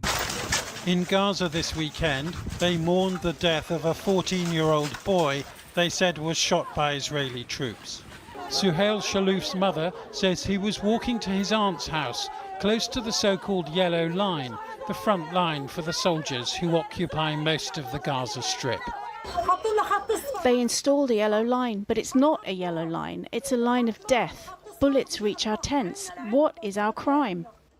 Israel recently scaled back military operations here, under pressure from the Trump administration, which is trying to move forward a plan for peace. Though last week, Prime Minister Netanyahu rejected the plan. And today he was focused on his own re-election, voting for candidates for his Likud party's parliamentary slate, with polls suggesting that Likud could lose a third of its seats come October's vote, which makes Netanyahu potentially ever more reliant on a coalition with ultra-nationalists who don't want peace, but war. I think targeted assassinations should be carried out in Gaza, taking down 30 to 40 every night. Not just those who pose an immediate threat. There are people there who are not worthy of life. They shouldn't live. They're not even people. I'm giving them a compliment by calling them people. Such language. Yeah. That is insane to say. But also what's insane is to say that this is a far-right party.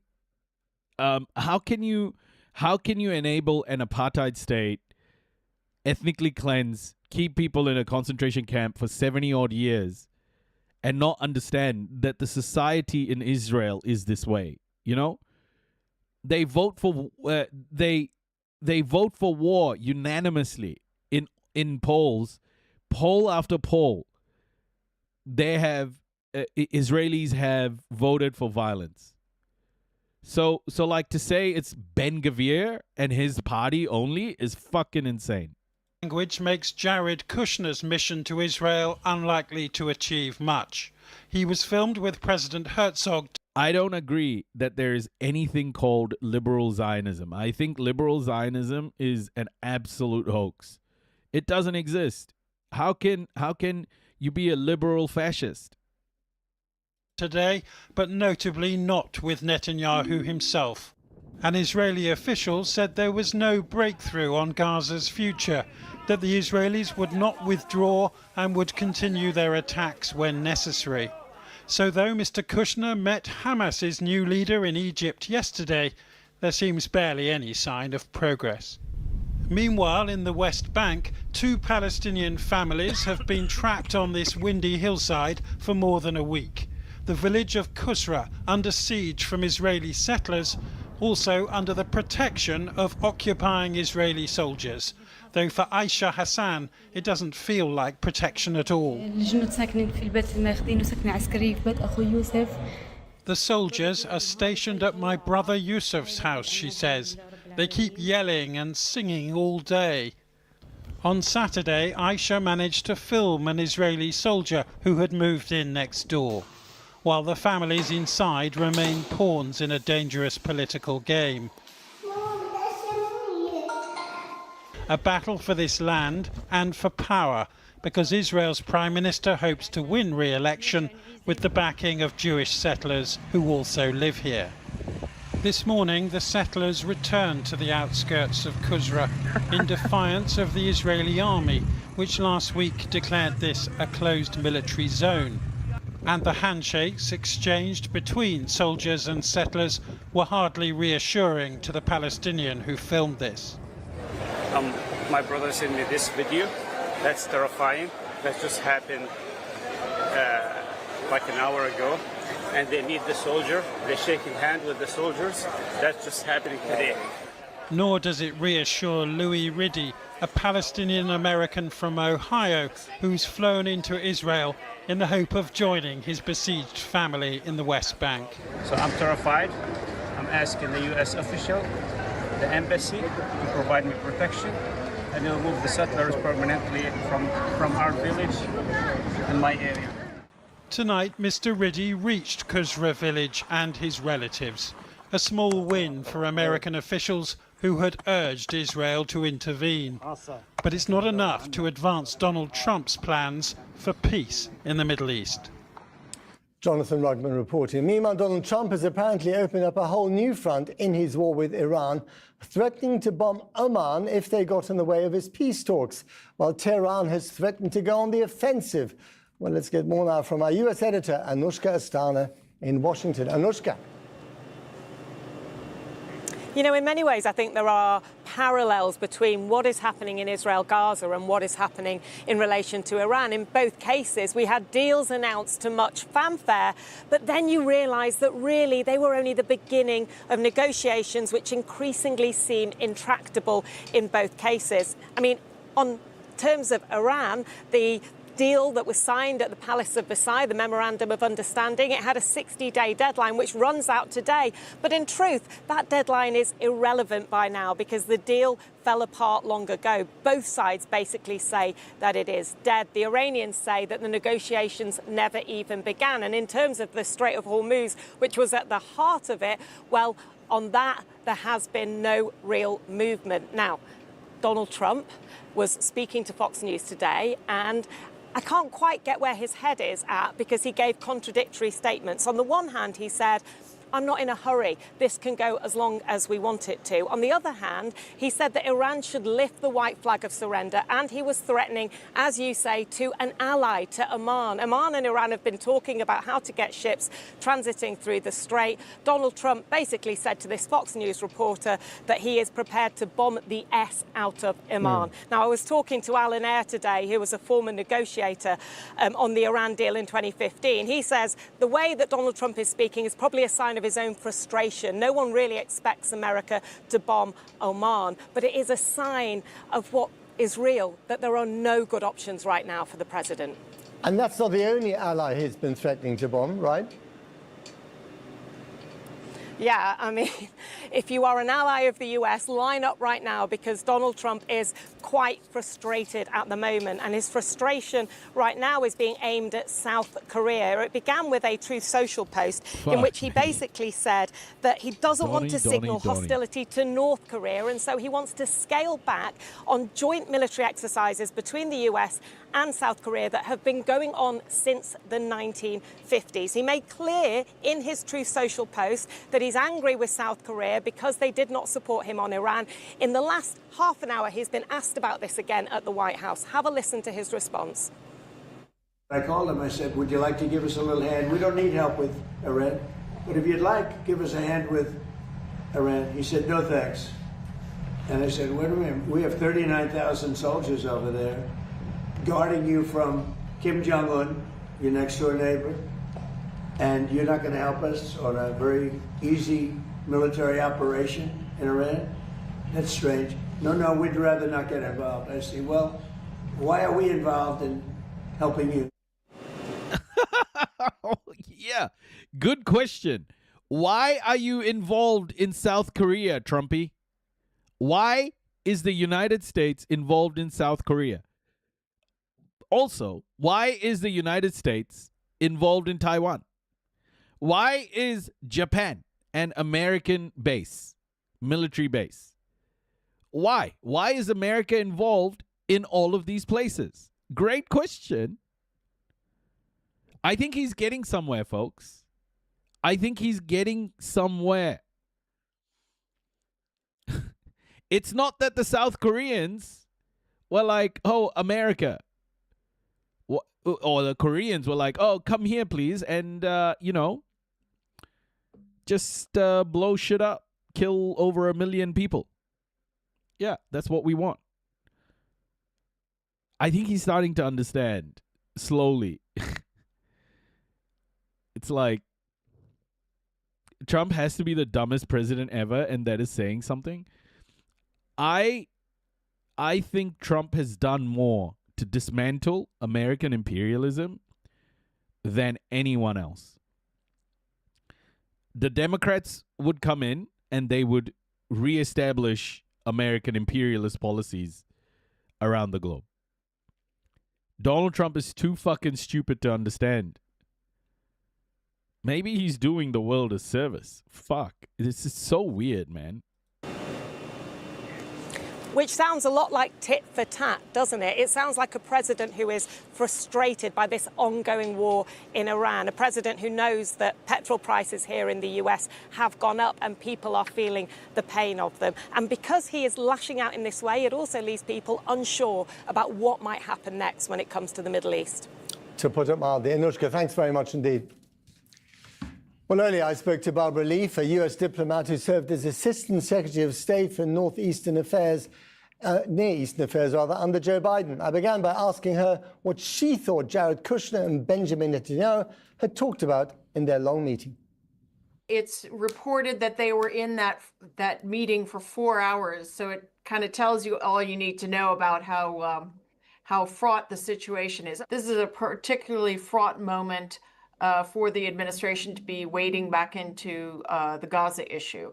As you have October 27th elections coming up, you have really no movement on Gaza coming after nearly a year of the end of the war. And of course, the midterms are coming up as well for the president. Do you think it would have been wiser of Donald Trump not to bother with the Gaza issue right now before the Israeli elections?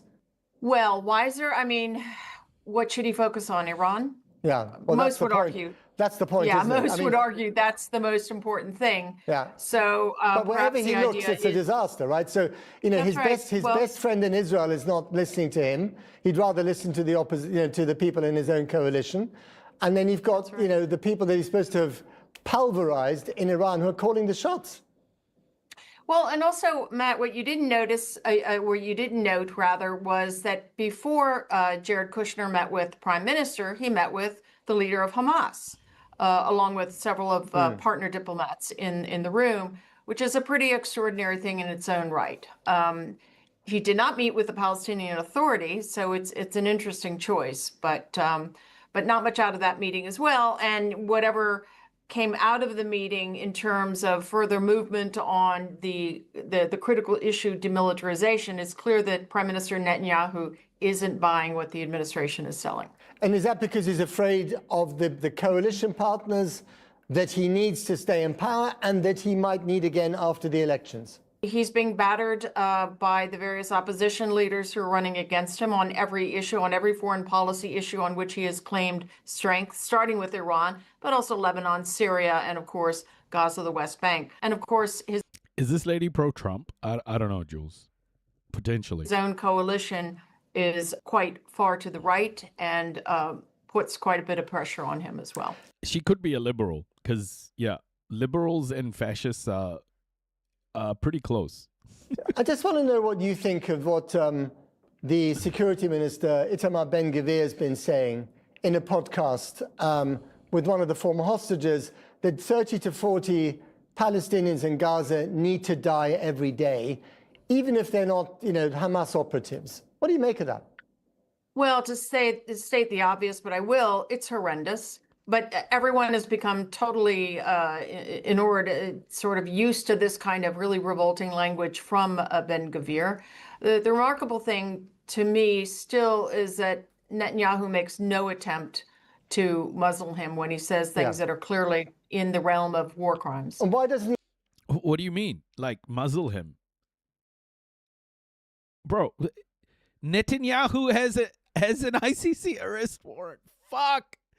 Oh my gosh! The correct answer to that is, well, Netanyahu believes what Ben-Gvir is saying. Can he do that? That's his right wing, and he sees no electoral value in shutting that down. Do you think there's a real danger of another intifada, especially in the West Bank, as violence from the settlers? Another intifada? What the fuck, man? Fuck these people are so idiotic. It's like, against Palestinians continues almost unabated. It's a ticking time bomb, and it's long been a question of when, not if. But it also demonstrates just how strapped the Israeli military is between these different fronts. And just to end on Iran, I mean, this is a war that he and Trump started together, which is not going well. You know, the best thing they can hope for now is to reopen the Strait of Hormuz, which wasn't even a war aim. It was open on the 27th of February. That's right. So can you remember a time when America was in such a weak position, considering its potential leverage and military power in the Middle East? Well, I had long believed that we could, at least in my lifetime, could never do anything more catastrophic than the invasion of Iraq. But welcome to Iran in 2026. And the terms of how that war ends and when it ends. Oh my gosh, is there a primary today? Is there a Florida primary today? Oliver Larkin. Is that today? does now seem to be more in the hands of the rump regime in Tehran than in the White House. That's right. And of course, we should not forget that that regime is quite radical, quite hardened, and is, if anything, expanding its ambitions from where it started, which was simply to survive for another day, for another fight. And it now is trying to reset the regional landscape. So just to sum up, Mr. Trump is not winning the war that was going to last a month in Iran. His best friends in Israel are basically running rings around him. Do you think, given the frustration that we've just outlined, that is the reason why Donald Trump has used some extremely salty language against Oman? Well, you know, that was a pretty remarkable statement, given that Oman has helped administration after administration, including the Trump administration, Trump 1, Trump 2, in all sorts of ways. And Oman is not some predatory military power. It has been a good diplomatic friend. So it is. We do elections on Tuesday in Cletusville. It's a very strange comment for him to make, and sort of shooting fish in a barrel, if you will. Barbara Lee, thank you very much indeed. Shooting fish in a barrel. Thank you. Holy moly. Way to describe it, lady. Okay. I love this headline. Trump cuts military drills with South Korea, talks up relationship with Kim Jong-un. What a headline, everybody. What a headline. Who would have thought it? Oh, wow. This is crazy. Is not happy with South Korea this time. Why?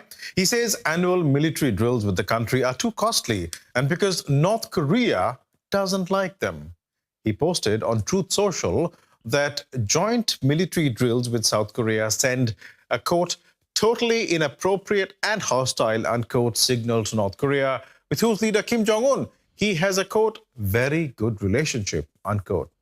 So he wants to, quote, substantially reduce the joint military exercises, unquote, and has instructed his officials to do so. Now, Trump, you'll remember, of course, has history with Kim Jong-un. During his first term, he became the first sitting U.S. president to meet a North Korean leader and said talks were better than anybody could imagine. And after that initial 2018 meeting, the U.S. scaled back on military exercises, making this the later chapter in the U.S. and South Korea's long history. I'm sorry, guys, that I'm not, particularly energetic today. I'm really, really sick. I'm just trying to keep it 100, as they say. I've also slept very badly, but I'm here. We're doing it. We're going through it. So please don't think I'm not paying attention or anything like that. I am. Just kind of keeping it pretty chill. In his Truth Social post, Trump said he's also unhappy that South Korea didn't join the U.S. in efforts to denuclearize Iran. So is that really why Donald Trump is angry with South Korea? Is there more to the post? While you mull answers to those questions, consider South Korea's response. This from the... This guy is trying to be Fareed Zakaria, I think. Blue House, basically South Korea's White House. Which... Not because he's brown. Just the way he's speaking, like in that stupid inquisitive way, like, oh, I'm going to be really inquisitive about this very obvious thing. Said that it, quote, hopes that the friendly relationship between the U.S. and North Korean leaders will lead to meaningful dialogue between the two countries, opening discussions aimed at advancing peace and stability. Okay, fuck. I don't want to dwell on the story too much. That's a long-ass story. I want to look at Donny Boy threatening to bomb Oman. I think that's so deluded. Donny threatened to bomb Oman. Crazy.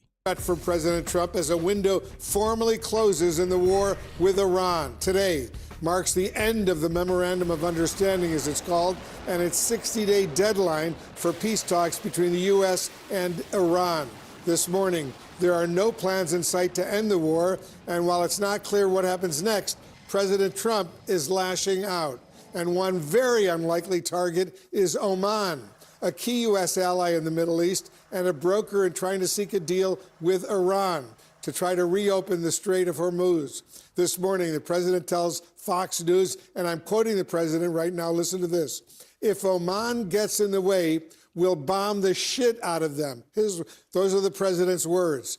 He also downplays the urgency of a deal as war-weary Americans deal with high gas and oil prices. And his quote, once again, "I have no time schedule. I'm not in a hurry," end quote.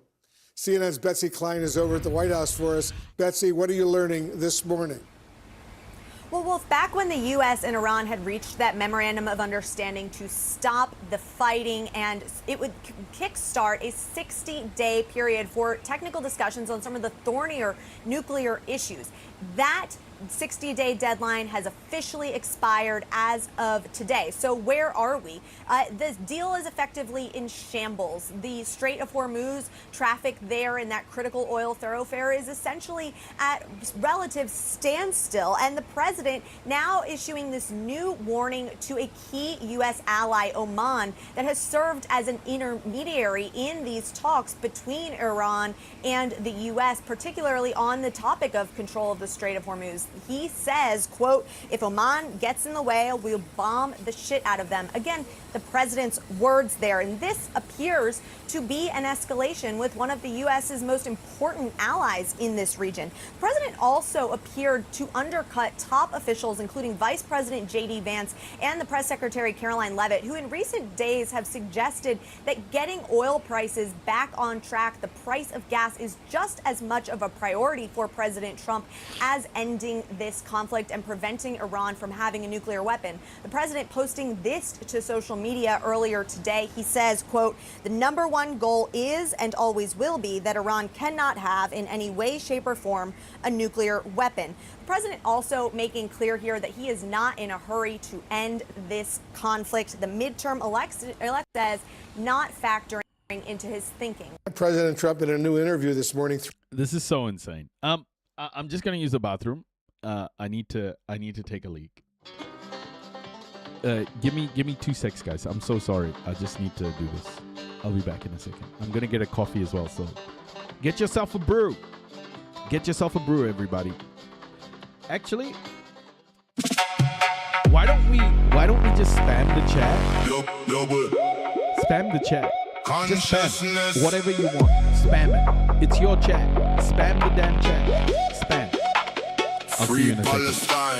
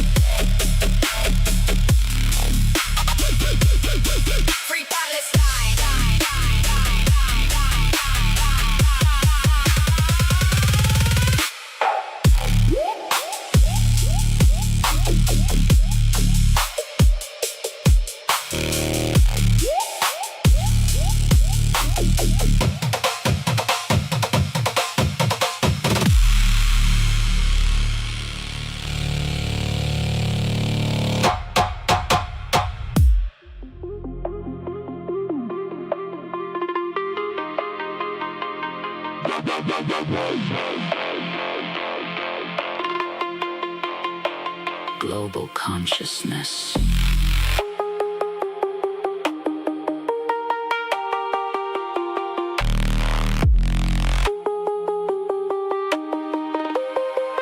Free Palestine.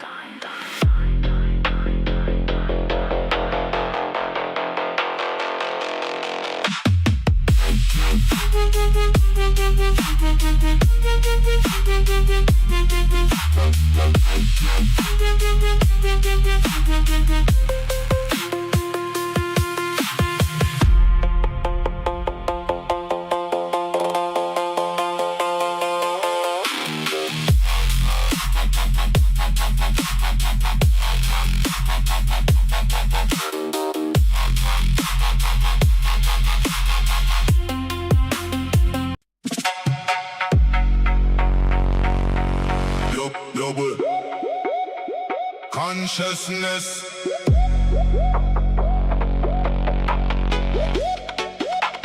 Free Palestine.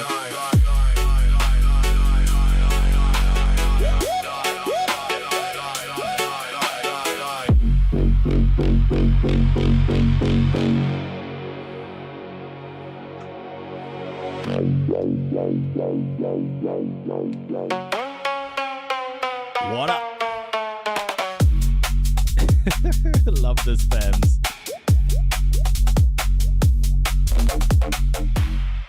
Thank you for your patience, folks. Thank you for your patience. Threatened to bomb Oman, a key U.S. ally, if they get in the way of U.S. efforts to try to reopen the Strait of Hormuz. Do these these comments from Trump right now, do they really strain this relationship with Oman? Because Oman's been deeply involved behind the scenes in trying to work out a peace deal with Iran. It's very confusing. I mean, you know, the memorandum of understanding that we signed up to, of course, it's defunct now, but it actually called on Oman and Iran to get together to try and figure out what a governance structure would look like. So for the Strait of Hormuz. For the Strait of Hormuz. So I don't know that they were definitely doing it pursuant to that idea or not, or whether they were actually working against us. But I'm sure Oman is thinking to themselves right now, we're trying to be a intermediary for peace. We're trying to achieve. Have you ever heard a president of the United States threaten to bomb the, quote, shit out of a key U.S. ally the way the president has said today in terms of Oman? Not offhand at all. Yeah. You know, I don't know that that's the way to treat our allies. I know the president likes to show strength and he likes to be strident, but, you know, I don't know what their offense was. What's the underlying offense? Has he found out at intelligence that he's working against United States interests? Seems like you'd want to raise that in public instead of in private rather than in public, but let's wait till the rest of the story comes out and it'll be interesting to see. So first we had South Korea, now we have Oman. I mean, the president said in an interview with Fox News that he will threaten to, and I quote, bomb the shit out of Oman, which of course is a key US ally partner. It's not the first time, David, that he's threatened to do this. Obviously he did this back in May as well, but why is he doing so again now? Really hard to tell because, of course, the president is a man of many grudges, and he, I think, has built up a feud with both the South Koreans and with the Omanis. With the Omanis, he first got upset because they were beginning to negotiate separately with Iran during the height of the military interactions just a few months ago. And in recent times, of course, the Omanis were talking to the Iranians about a pathway that might or might not open up the strait. But he views the Omanis as basically interfering in a Trump design plan here. What is the Trump design plan, though? You know, is it just wait it out? Is it just see what happens? Let's look at the marine traffic. Because to me, yeah, I mean, look at this. This is still very blocked, isn't it? It's still very much blocked. And yeah, there's supposed to be oil flowing this way across here. Yeah, there's supposed to be oil flowing from the United Arab Emirates to here. There's oil supposedly flowing from the Yanbu port here. Where are we at, folks? Where the fuck are we at? It's just a stalemate. It's a stalemate. There's no plan. It's just a stalemate. I'm so confused. And then Qatar, look at this. Oh my goodness. It's such a mess. Such a mess. With South Korea, it's a little more mystifying. There is no more solid U.S. ally right now in Asia other than Japan with the United States.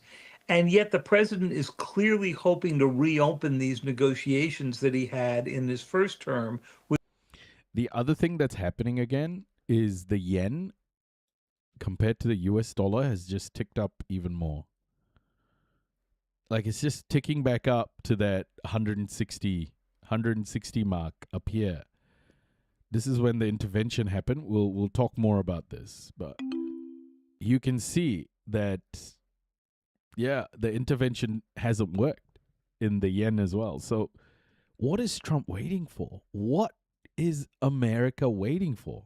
With Kim Jong-un of North Korea.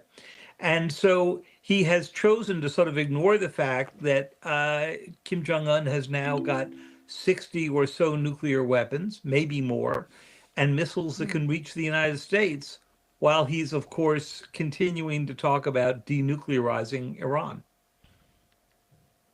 Yeah, I mean, it's mystifying, but it's also ironic as well, isn't it? As you point out there, David, because yes, this is an authoritarian state that has nuclear weapons, unlike Iran. What do you think all of this is doing to the trust here of American allies?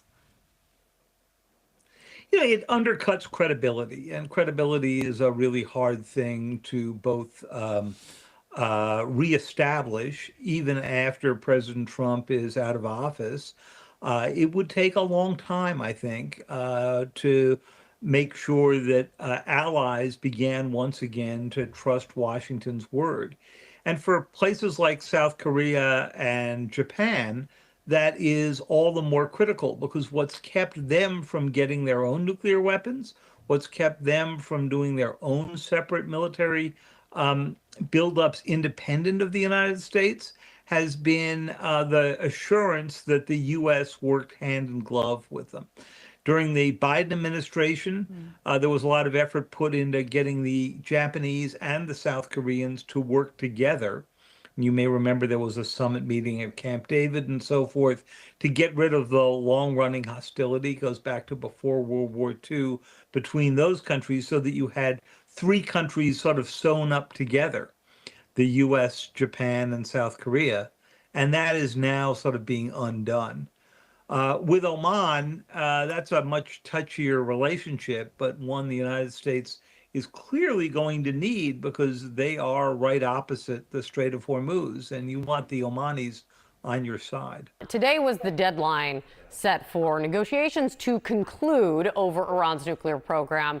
Clearly, that's not happening. The memorandum of understanding went out the window a bit ago. But just this morning, when it comes to the war with Iran, Ambassador, in a new interview, President Trump said and leveled a threat, saying that he'll bomb he'll bomb Oman if it interferes with U.S. efforts in the Strait of Hormuz.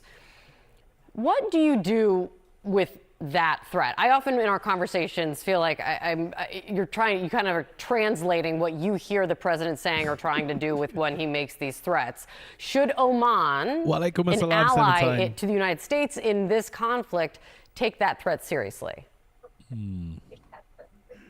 Of course not. This is Trump's hyperbole. What? He's telling Oman, STFU, and sit on the sidelines and let me handle this. That's what he's telling Oman. Really? That And that's better because, bro, America can't just talk to countries like this. It's not healthy. You can't just, crack the whip. Walaikum assalam, Seven Sign. Saying he's going to bomb them as opposed to he's going to tariff them, as opposed to he's going to cut them off. They're all interchangeable. That's just Trump speak. He's in a very delicate position right now, Kate, because they really are making traction with some of the moderates in the Iran leadership. And the IRGC hardliners continually interfere with that.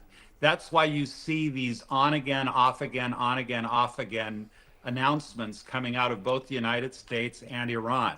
And, you have to. Why is CNN platforming this white supremacist? Like, I don't understand. To give the president credit, everyone characterized him as a warmonger. He's really trying to make a peace deal here, but it's very difficult. He is dealing with a regime that knows it's facing an existential threat, because if the hardliners are deposed, the IRGC goes away. And, people that are going to lose their existence fight pretty hard. And that's what's going on right now. Yeah, I mean, trying to get a peace deal, maybe, but in a war that, he launched. So it's again, we get back to the beginning of what is he actually going to get out of it that he didn't have in the beginning. But clearly a long road to that from where we are today, Ambassador. It's good to see you. Thank you for coming on, always doing a little translation for us. Really? That was translation? That was bullshit. Like, look at this, man. There's nothing happening here. Indian crew / owner. What is this? Where did this come from? Oh shit. Look at this.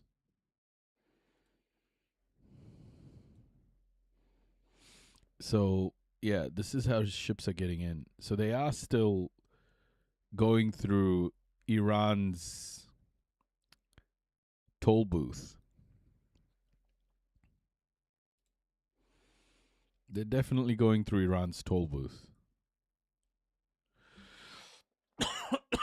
So the red dots are the oil tankers. Let's check this one out. Oh my goodness, Xinjiang. Look at this. Look at this bad boy. That definitely just went from there. Wow. Reopening the Strait of Hormuz. How crazy. Okay. Let's do some climate stuff because shit's burning down again. And things are flooding. Take a look at Europe. It's not getting good. So let's climate and energy conundrum facing Andy Burnham. Well, it's only a conundrum because Andy doesn't want to do anything.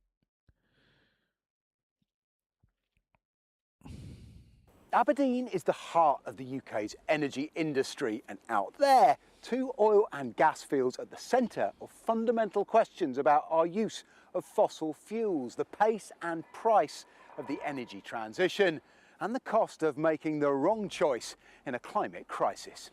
Rosebank is an oil and gas field capable, say its developers, are producing 10% of future North Sea crude output. Jackdaw is a gas field to the east that could start powering up to 1.4 million homes within months.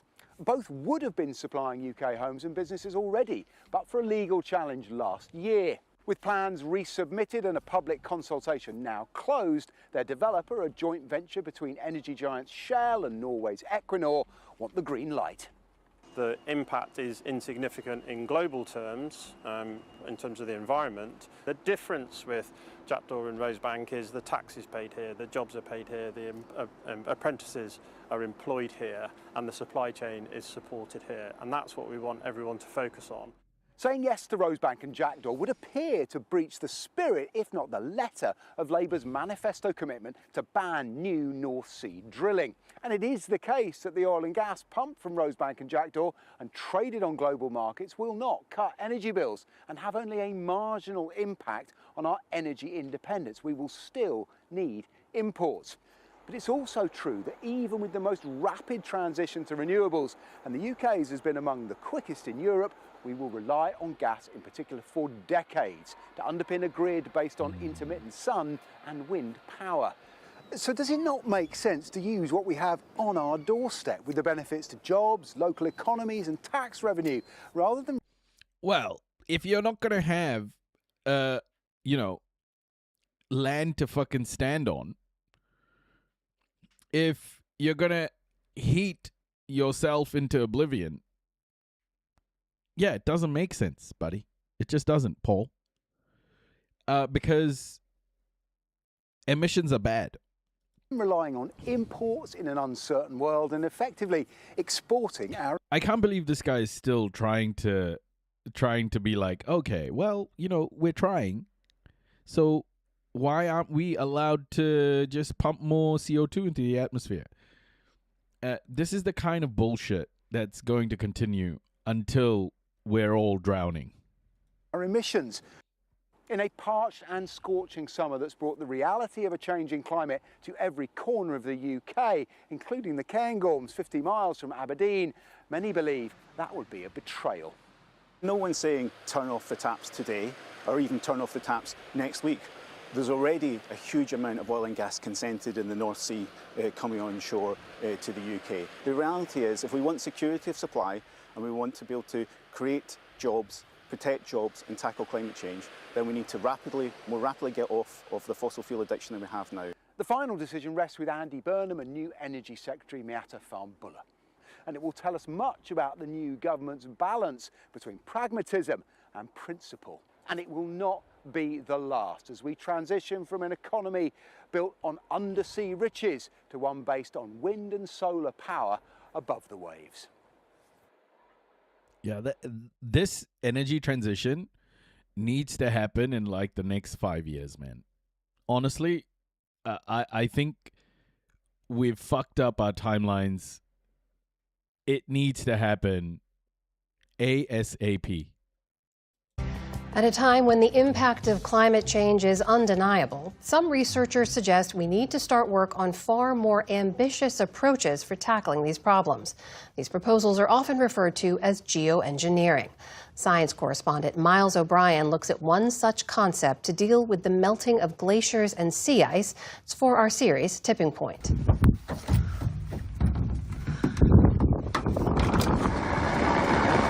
It's time for some scientific field work.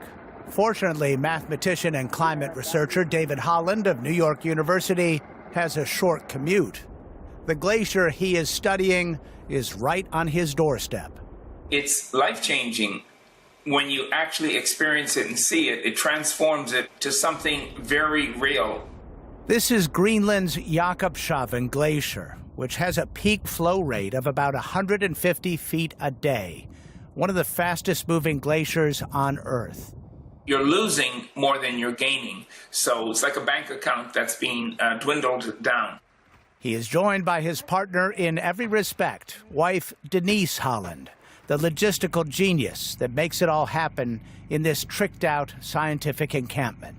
We've been doing this for 20 years, and for 20 years I've been sleeping on the ground on a tent. So when the opportunity came along, I said, okay, let's do this right. Just before they left for Greenland, we caught up with them as they were tallying and testing gear at their home base in the East Village of New York City. This is the packing stage for the luggage, and it's controlled chaos. Yeah, so that's what I do. I use the skills that I have to kind of make sure everything goes where it's supposed to go.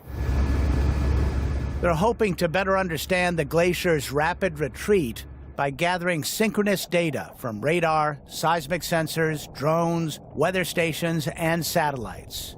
There's no AI way out of this. This is just go get data. And that's why we want synchronous data, so something will pop out and we'll say, aha. Ultimately, they want to improve predictions on how much and how soon this and other glaciers will add to sea level rise. This should have been done like fucking 50 years ago. And that's what propels them on a bipolar scientific odyssey.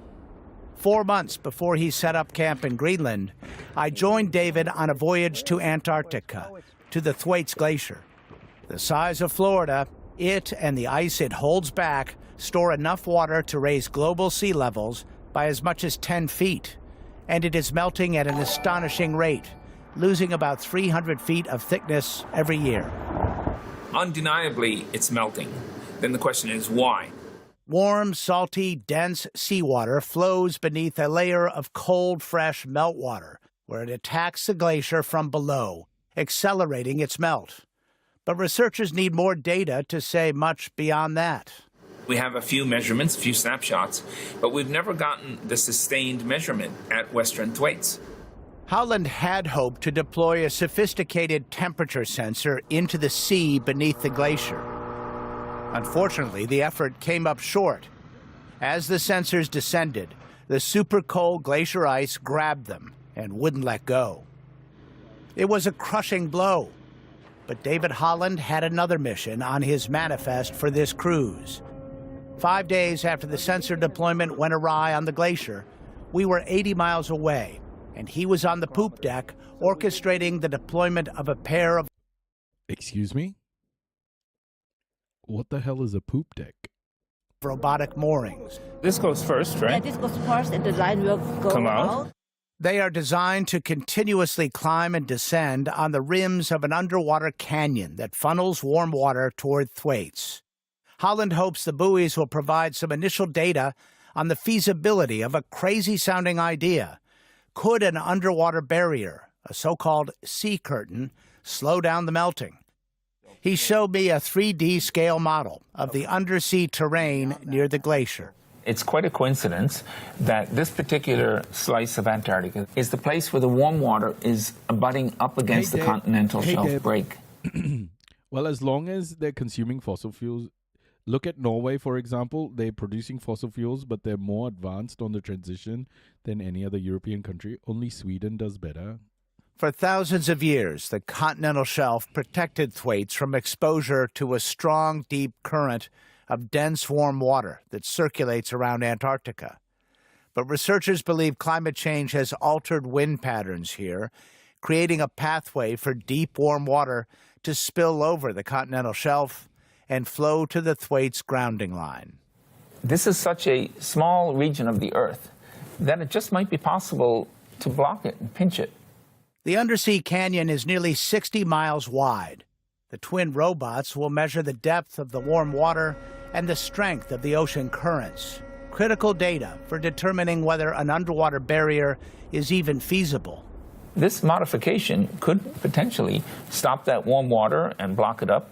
And if this height is adequate, the water will be at bay. But none of this is keeping critics of the idea at bay. Rob Larder is a marine scientist with the British Antarctic Survey. It really seems like something that's very impractical to me. The underwater barrier is just one of a handful of geoengineering ideas aimed at slowing the loss of glacier ice that Larder finds fault with. Some of the other ideas include draining the meltwater from beneath glaciers to reduce their slide toward the sea, artificially thickening sea ice to support glacier fronts, injecting aerosols into the air to reduce the amount of sunlight that gets through, or spreading reflective material over the snow and ice to reduce the melting. After looking at them from various different aspects, from the feasibility, from how quickly they could be developed to a stage where they might be deployed, from the potential adverse consequences, ecological effects, from the difficulty of governing them in a very geopolitically complex world, none of them pass these tests. David Haaland takes great pains to remind us he's not building a sea curtain, but rather a trove of data that can inform a decision on whether a barrier makes sense someday in the future. Now, in Greenland, the people of Greenland will decide. In Antarctica, less clear. But without this data we're collecting for Greenland and Antarctica, humanity will be left without an engineering solution to stabilize these glaciers. Between Thwaites and Jakob Schaven, David and Denise Holland are moving from the frying pan to the fire at two of the most consequential glaciers on the planet. They are scrambling to create a forecast of how long the world's glaciers might last. This all feels like too little too late. Like, why does it... Man, we'll try everything before holding any oil and gas company to account. We'll try everything before holding any airline brand to account. Can we get a big freezer and make a glacier museum? I think we should get a big freezer with CFCs. We should use CFCs in the freezer as well. And pondering the audacious notion that humans can do something about it besides reducing our appetite for fossil fuels. Can it solve it completely forever? No, because if you keep warming the atmosphere, this is going to retreat faster. The Hollands have a front row seat to a global problem that is moving at glacial pace. I don't know about you guys, but that spot right there looks like a great place for a data center. What do you guys think? But that may not be as slow as we imagine. For the PBS NewsHour, I'm Miles O'Brien. The Thwaites Glacier is losing about 50 billion more tons of ice annually than the snowfall it is receiving. Oh my gosh. Kushner was thinking the same. Nah, Kushner wanted to build a resort. But I was like, nah. Just use it for data centers. It's fine. Okay. Now, here in the UK, rain may be on the way, but the country's most senior fire chief has warned we're not through this yet, as he revealed crews are still dealing with major wildfires in South Wales, Hampshire, Cambridgeshire, as well as the West Midlands. The EU's Climate Monitoring Service has confirmed that Western Europe experienced its hottest June to July period on record, resulting in wildfires, arid fields, shrunken glaciers and low river levels. Further high temperatures are not being ruled out. Well, joining me now is Martin Lyons, a farmer in Cambridgeshire and CEO of the Nature Friendly Farming Network, and Jim Dale, senior meteorologist at British Weather Services and author of Whether or Not and Surviving Extreme Weather. Thank you both very much for joining us on BBC News. Martin, I'm going to begin with you. As any farmer will know, anyone who's been observing the news and the weather of late, how could you avoid it? It is an exceptionally tough time to be a farmer. Tell us about your farm. What type of farm is it and how you've been coping? Yes, we farm in Cambridgeshire. We grow mainly combinable crops, so wheat, barley, beans and oilseed rape. And we've had a record early harvest, but it's been a very disappointing harvest due to the lack of rainfall and extreme heat. And it's not just the crops with less, like the grass behind me and the habitat around me, that's really suffering. So our livestock, where we have sheep, the fodder isn't available. We're having to start to feed some of the provisions we're getting ready for the winter for now. And it's going to have an impact on society because across the farming industry, less produce has been produced. Yeah, problems now are storing up problems further down the line. Martin, what kind of impact is this going to have on the farm's finances for this year? For us, this is the second year we've had extreme dryness and heat, and it's a real devastating impact, to be honest. Profitability won't be here again. How do we invest in the crop to go forward and keep our business going as climate impacts us harder and harder every year? It's becoming extremely difficult to have the confidence to invest to grow the crops and the wheat and the barley ready for next year. I'll come back to that question of how you cope, how you adapt in a minute, but let me bring in Jim Dale now. Jim, we understand there is rain in the forecast. How much and is it going to make an impact given that we've had such an extended period of drought? I think the answer is no, it won't make significant impact whatsoever. Yes, in the north, in Scotland, where it's been less drought-ridden, there'll be more rain coming there. If you like, the rain's falling in the wrong places. When I pushed forward the models that we look at, the various ones, the southeast, East Anglia, even the Midlands, South Midlands particularly, we're only seeing around 1 to 4 millimetres, probably in the next 5 or 6, 7 days, and maybe even beyond that. We might even get to the end of the month without seeing anything that's going to amount to an egg cupful. So really, the drought as it stands continues. And I know it's difficult to predict with confidence further ahead, Jim, but do you have any sort of relief in sight for farmers, gardeners, anyone else, all of us who want to see some rain, frankly, about when that might come? Well, we're on the edge of autumn. Normally, we would see more rainfall during the course of the autumn. The catch-22 here, Anita, is very clear. And everyone's sounding the alarm. That's what's so bad about this, guys. Like, every single person is sounding the alarm. Every man and his dog is sounding the alarm, but no one has the backbone to just say, guys, this is it. We've hit the spot. We've reached a point where if we don't act, we're fucked. Like, no one has the backbone to say it. No one with power. It's just so sad, man.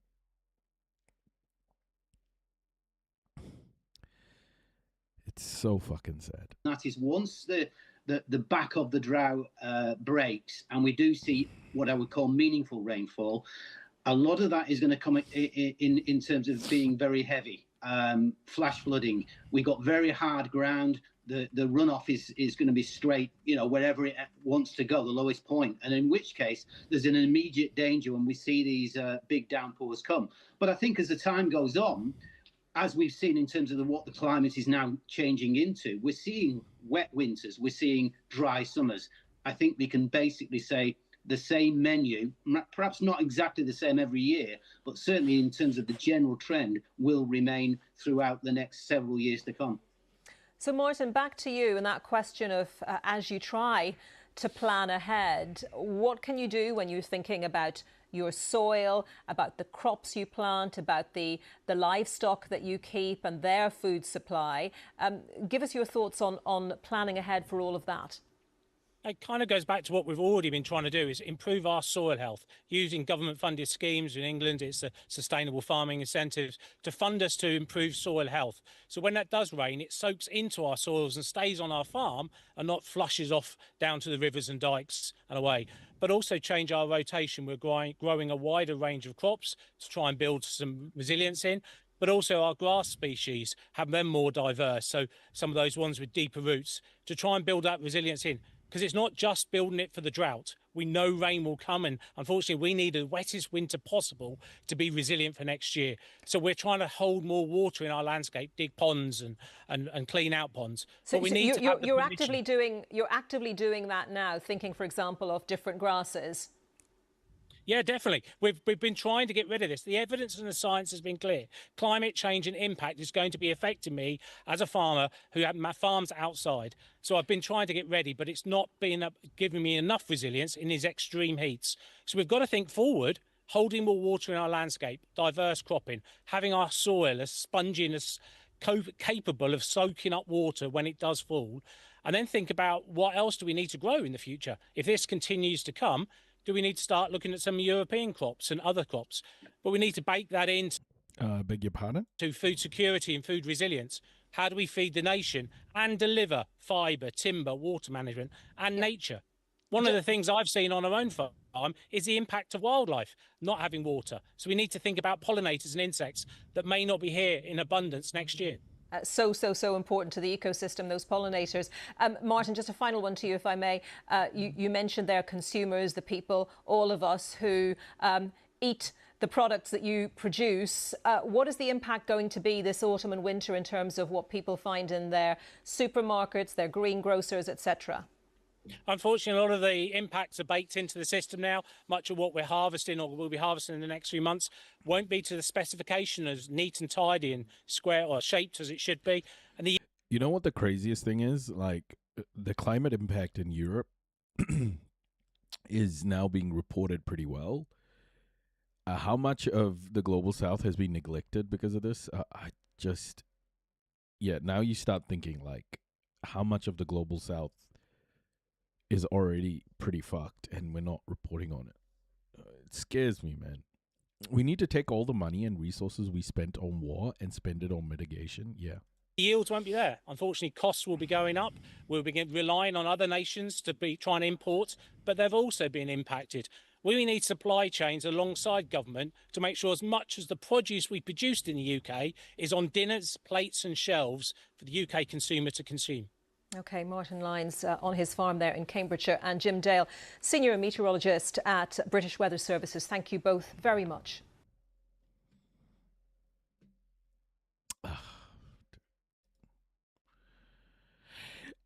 These are floods in Manila. These went under the radar a little bit, but yeah, there are pretty bad floods in the Philippines right now. Another day of heavy downpours here in the Philippine capital, Manila, and traffic now at a near standstill as roads, both big and small, are submerged. Now, many commuters were waiting for the floodwater to subside, but now rain has fallen heavily again. It stopped for a moment, and many are feeling they have no choice but to wade through floodwater, especially those who are taking the metro. Now, drivers, both on 2 and 4 wheels, are either slowing down or are having doubts about driving through the flood, and that has created gridlocks everywhere in the city. Motorcycles are unable to get through because the flood is too deep. I think water got into the engine of my bike, so it stopped running. The problem was rainfall forecast for Monday was half of last week's, and so students went to school in the morning, people were in their workplaces, but within a span of 12 hours, 100 millimeters of rain fell.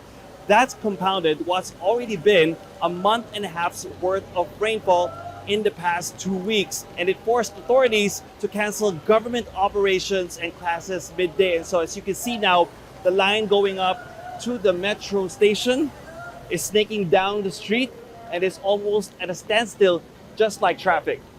It's such a hassle, especially because I live outside the city. At this rate, I think it will take me 3 to 4 hours to get home. 2 weather systems east and west of the Philippines are intensifying monsoon rains. Last week, Typhoon Dolphin spared the country, didn't make landfall, but it triggered flooding and landslides. One of them burying 3 houses in the mountain resort city of Baguio, killing 10 people, including children, all from the same family. Barnabilo, Al Jazeera, Manila. Oh, gosh. I'm so sorry. It's all doom and gloom, but yeah, it is. It really is. There's so much shit happening, and none of it seems positive. Take a look at Europe from space. You can actually see Europe's climate is changing. Look how France's landscape turned from being lush and green to dry and brown in just 9 days during a recent heatwave. Rivers show it too. Look how much narrower the Rhine in Germany got in just 1 year. The changes reach all the way to the Alps, where glaciers are disappearing. One of the things that's quite striking to me as a climate scientist is how quickly Europe is warming compared to our projections. These changes are happening faster than we expected them to. So there have been papers where people have looked at what might the world look like in 2050, and they made the kind of forecasts of temperatures that we're actually starting to reach already in 2026.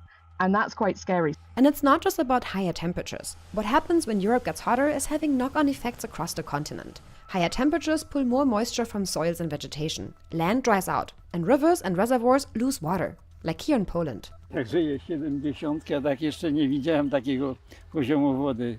A dzisiaj w krótkich spodenkach można przejść, a wtedy gardła łapała woda. And when extreme heat, lower water levels, drought and dry vegetation combine, landscapes burn much easier. So the droughts, heat waves and wildfires we're seeing aren't simply separate crises. A hotter climate is changing the conditions behind all of them.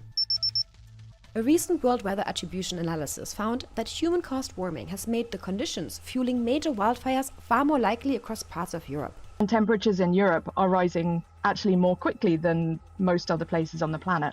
That means that we've had these drought conditions that we've seen across Europe, and that also means that we've got these really fire-prone conditions as well. I just really, really, really wish the extraterrestrials would make it super duper clear they are here and humans ain't shit, so we can get it together or just restart. Hey, Ella. I am a little sick today, so I'm kind of like just easing through it. But other than that, I'm all good. I can't complain. In Europe's current summer, those conditions have accelerated massive wildfires across the continent. We have a lot of firefighting capacity in Europe, but we're not used to having to deal with these simultaneous outbreaks of large wildfires. And the risk is that as the world continues to warm, we're going to see the risk of these wildfires increase everywhere. And that means that the risk of multiple large fires simultaneously increases much more. And that really could become a problem for our ability to contain those fires if they start to happen simultaneously. The effects of that can already be felt by people on the ground. Είναι λες και μου έχεις ξεριζώσει την καρδιά. Γιατί ήταν ένα πανέμορφο μέρος, εδώ περνούσαμε τα καλοκαίρια μας. Έχουμε ζήσει πολύ ευχάριστες στιγμές και δεν υπάρχει τίποτα πια.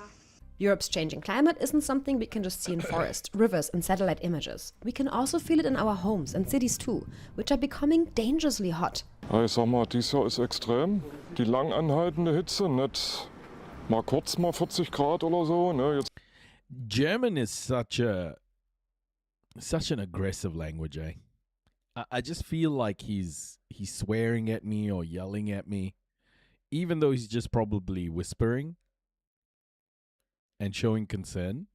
It just sounds like he's being aggressive. German, honestly, like, it does always sound angry. Jetzt haben wir schon seit, ich glaube, 7-8 Wochen diese Hitze, ja. Ja, macht Angst.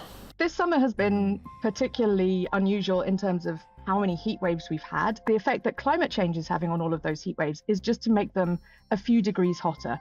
And we know that Europe is the continent that is warming fastest anywhere in the world. So the hottest temperatures in Europe are now 3 or 4 degrees higher than they would have been in. By the way, we're normalizing calling Europe the West Asian Peninsula. Okay? We're going to start calling it the West Asian Peninsula. A world without fossil fuel emissions causing that global warming. A few degrees might not sound like much, but in a heat wave, it can make a huge difference, especially on a continent that isn't prepared for this kind of temperature increase. Housing and our public buildings and our offices are really not designed to cope with those very high temperatures. Especially in Northern Europe, we're set up to retain heat rather than to keep heat out. Those 3 to 4 extra degrees, they're pushing these temperatures from these really unusual, really extreme heat waves from uncomfortably hot to dangerously hot. It's not just vulnerable people, like the elderly, or people with pre-existing medical conditions who are at risk.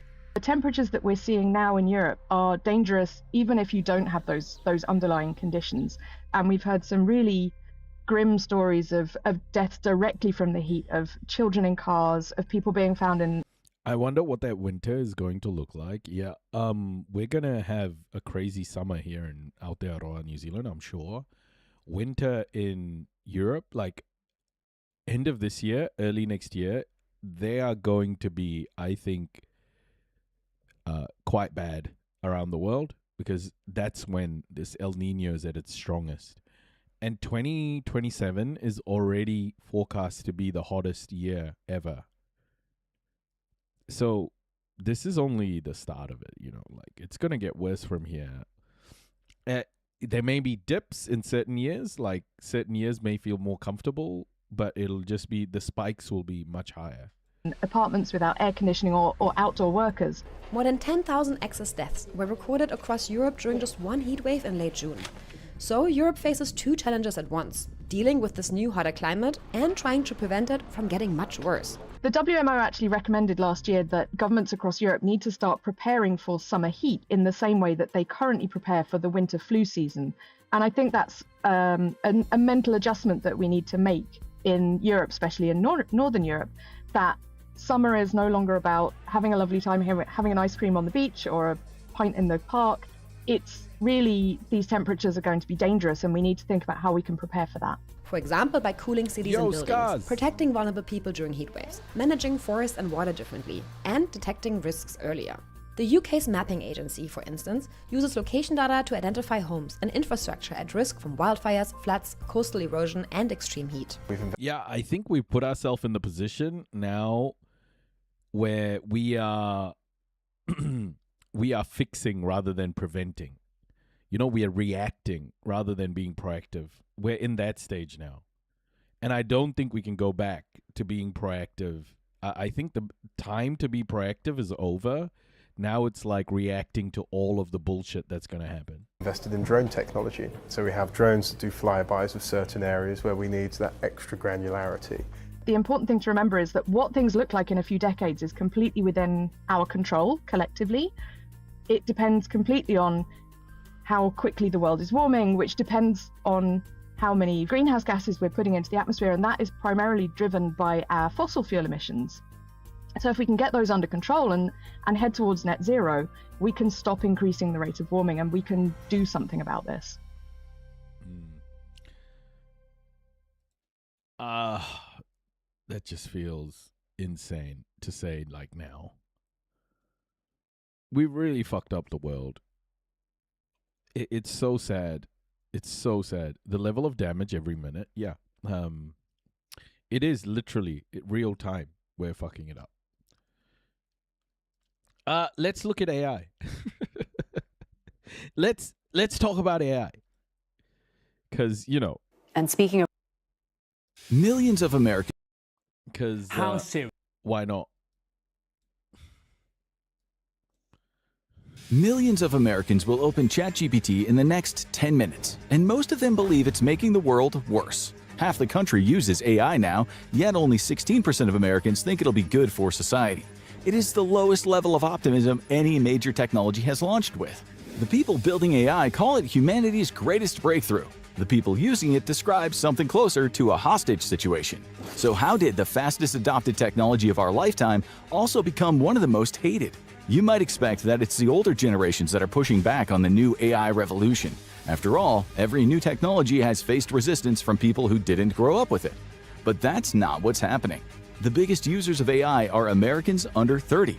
They use it for schoolwork, job applications, coding, brainstorming, and as a substitute for Google. By every indicator, they should be AI's biggest fans. Instead, they are some of its biggest critics. A Gallup study found the share of Gen Z who say AI makes them feel angry climbed from 22% to 31% by early 2026. And according to Pew Research, 40% of young Americans said it would make the country worse than better. But this isn't just a Gen Z story. Trust in AI is collapsing all across the U.S. 2/3 of people think it's being developed too quickly. 59% don't trust the companies building it, and most don't believe the government can keep it under control. Yet people keep using it. ChatGPT alone is used by 44% of American adults, more than double its share in 2023. That is the AI paradox. So why? I've recently started using AI for work, and I was so against it, but it's been so helpful, and I feel so dirty using it at the same time. Yeah. Yo, Gemsa, welcome. Welcome. Oh, did Hassan's stream end? Welcome. Welcome, everybody. Why does adoption keep accelerating if confidence keeps falling? For most people, it wasn't really adopted. Workplaces began implementing it in their workflow. Schools added it to assignments. Apps and search engines displayed it as a main feature. People had no other choice. It was forced upon them. AI didn't earn their trust. They have no other option. That shift happened so gradually that most people barely noticed it until suddenly it was everywhere. The moment you open Google and you search for something, you're hit with a block of AI-written text answering the question before you even reach the search results. The company that's supposed to help you find information is now deciding what you see first. And it works. 60% of Americans say they read the summaries regularly because there's no way to avoid them. The moment Google started answering the question itself, the experience changed. And the more the internet degraded, the less people trusted it.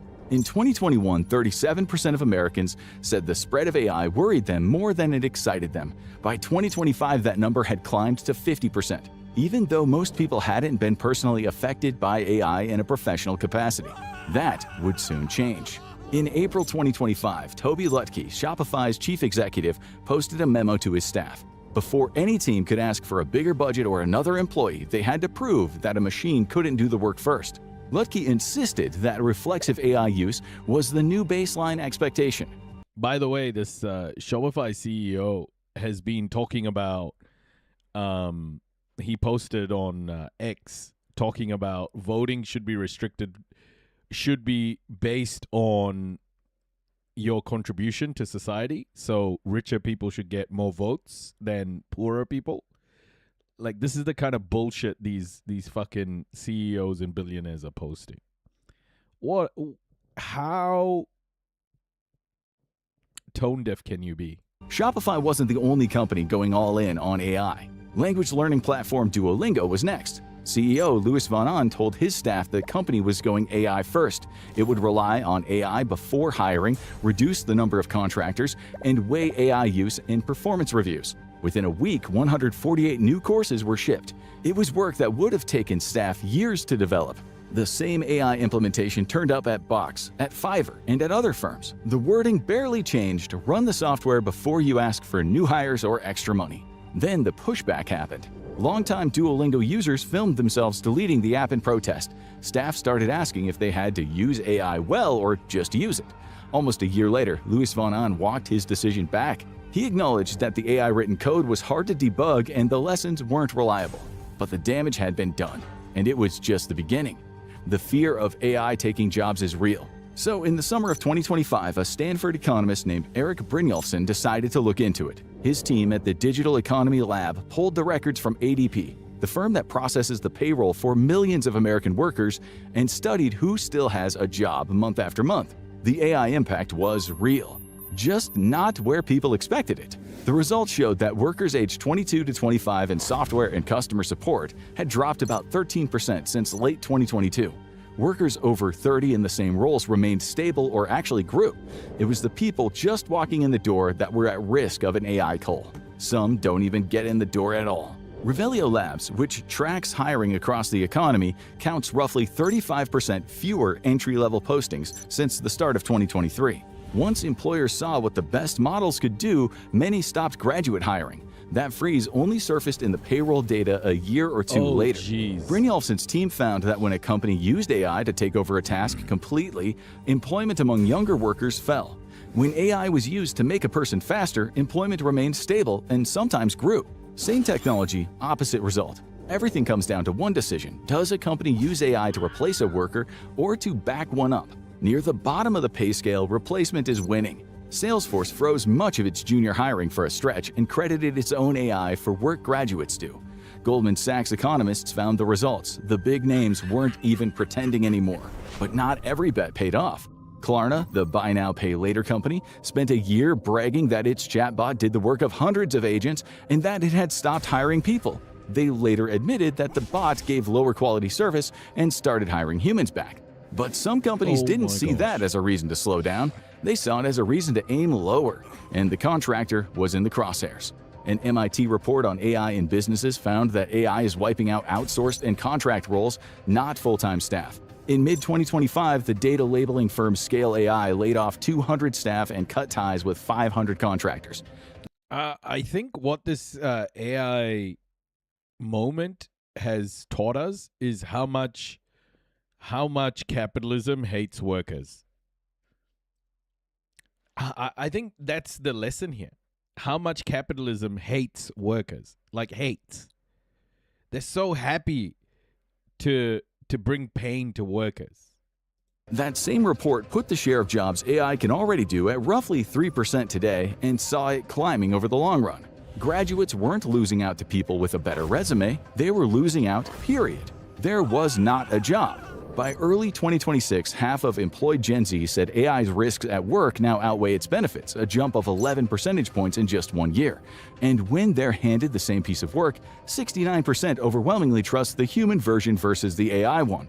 An entire generation now spends its days training the... You sound like Ed Zitron. I don't know who that is. They would pay us all $2 per hour if they could. Yeah.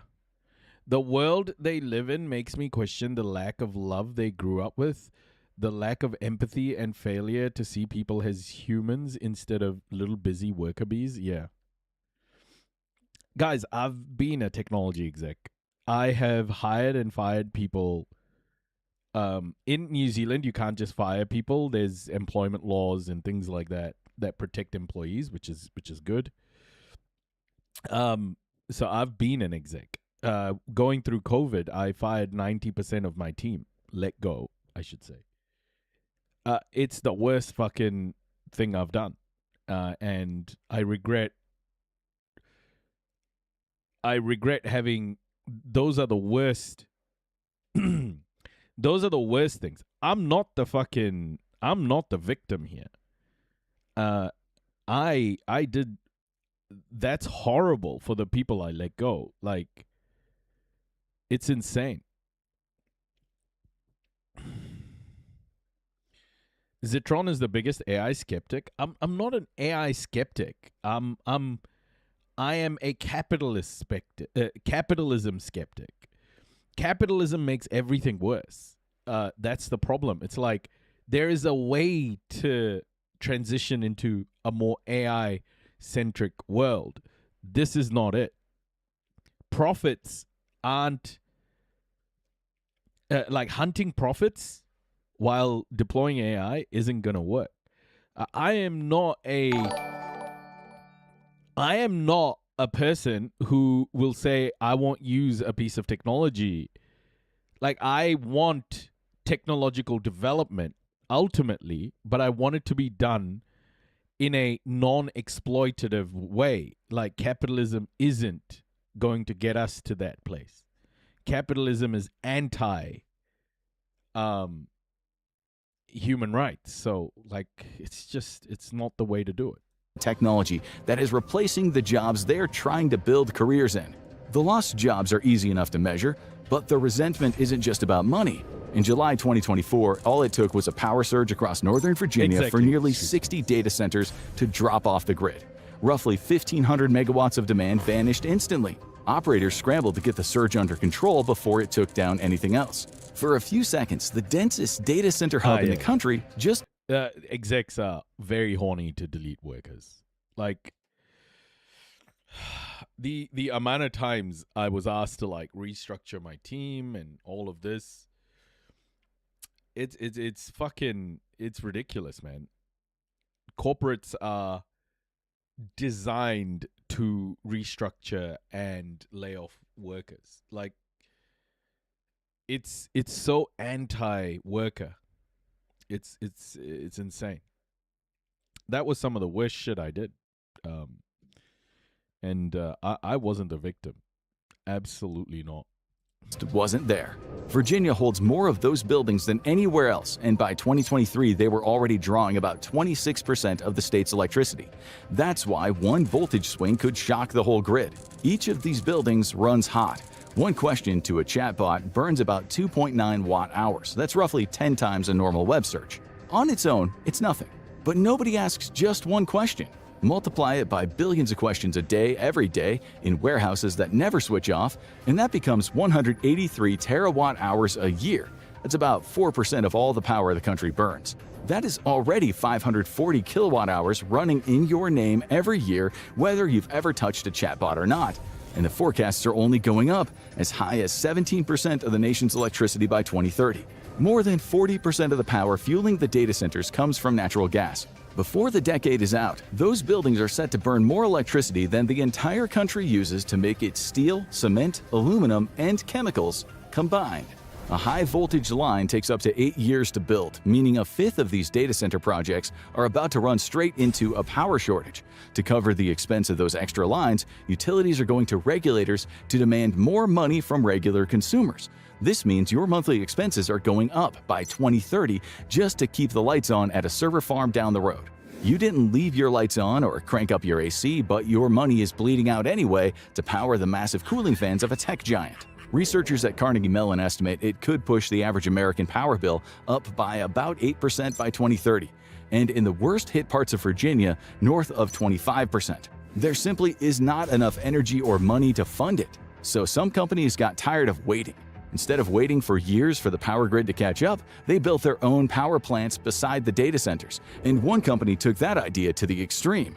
To power Colossus, the supercomputer training Elon Musk's Grok chatbot, xAI deployed a fleet of gas turbines in South Memphis. The entire site was up and running in under 122 days, a project that would have normally taken years. By the time the Southern Environmental Law Center flew thermal drones overhead, it counted around 35 turbines, most of them without air permits. Just downwind sits Boxtown, a neighborhood that spent decades surrounded by refineries and chemical plants. Residents began to show up at public hearings describing a rotten egg smell in the air and children wheezing through the night.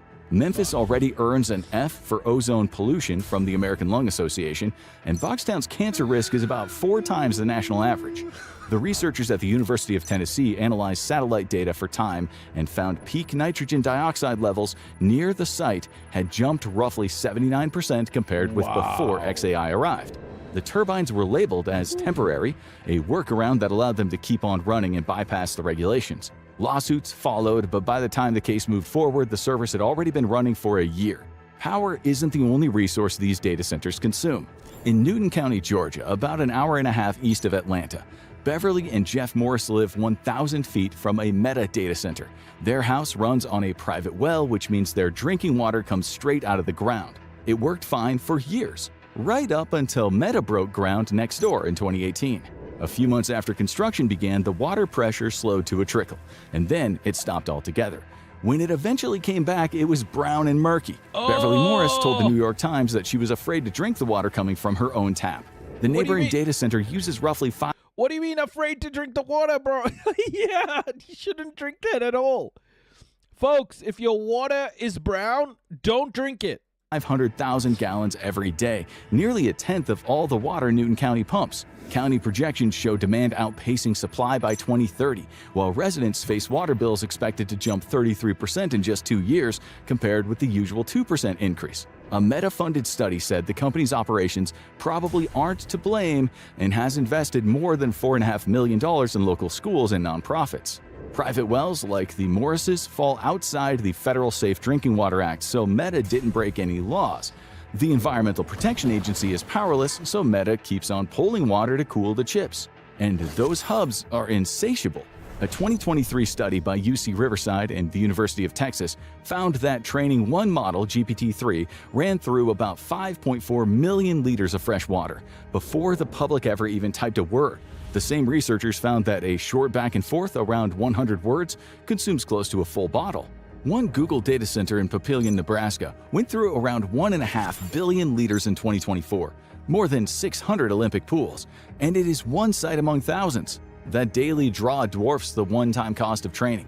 Nationally, data centers used over 60 billion liters in 2023, and the World Resources Institute expects AI to pass 1 trillion gallons a year by 2030. Wow. In August 2025, Tucson City Council voted 1 trillion gallons a year. 7-0 to reject Project Blue, an Amazon-linked data center campus that would have drained millions of gallons of city water in the middle of a desert. Residents had packed the chamber for weeks under a banner that read, "No Desert Data Center." For one night, it looked like a regular city could tell a tech giant no and actually make it stick. It didn't end there. The developer already owned the land just outside of city limits and kept building anyway. Then in the spring of 2026, the contractor was caught drawing enough Tucson water to supply 5 households for a year. The city shut it off. Mayor Regina Romero has been writing ordinances to guard against the next data center because there's always a next one. Tucson wasn't alone. In the Dalles, Oregon, a Google plant ended up using close to a quarter of the entire town's water. The company fought to keep those numbers hidden from the public through court orders. Newer facilities can cool with air or closed-loop systems that use almost no local water. Microsoft has converted 2 Arizona sites to do exactly that. But the biggest water users aren't the new builds, they're the older data centers, the ones still sucking up millions of gallons instead of returning it to the river.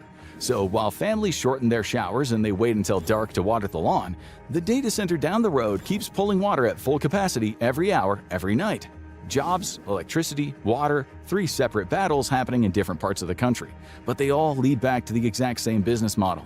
In 2024 alone, Amazon, Microsoft, Google, and Meta spent more than $200 billion building data centers behind AI, up over 60% in a single year. Management consultancy firm McKinsey expects $5.2 trillion to be funneled into them by 2030. That money buys the land, the power, and the water. But there is one more thing it buys, something nobody is signing off on: The writing, the art, and the code scraped off the open internet to train the models in the first place. To the companies, that's an investment in the platform of the... Yo, what's with all the brown people, bro? Don't put this on the brown folk. Holy shit. Don't make this one diversity. Excusez-moi. Oh, when shit hits the fan, it's brown people? What? They're going to stop making these videos with brown and black people. No! They found a way to hospital pass it. Oh, no. The century. To the creatives whose work fed it, it looks different. Their work has been harvested for free and then rented back to everyone by the month. Not one of them was asked. Not one of them got paid. Publishers and authors have sued in waves. Why are all the victims white people? Oh my gosh, am I being... Is this... DEAI? Is this... subliminal messages? Arguing their work was stolen and used to train AI without permission. The courts still haven't decided where the legal line is, and so far none of it has been ruled illegal.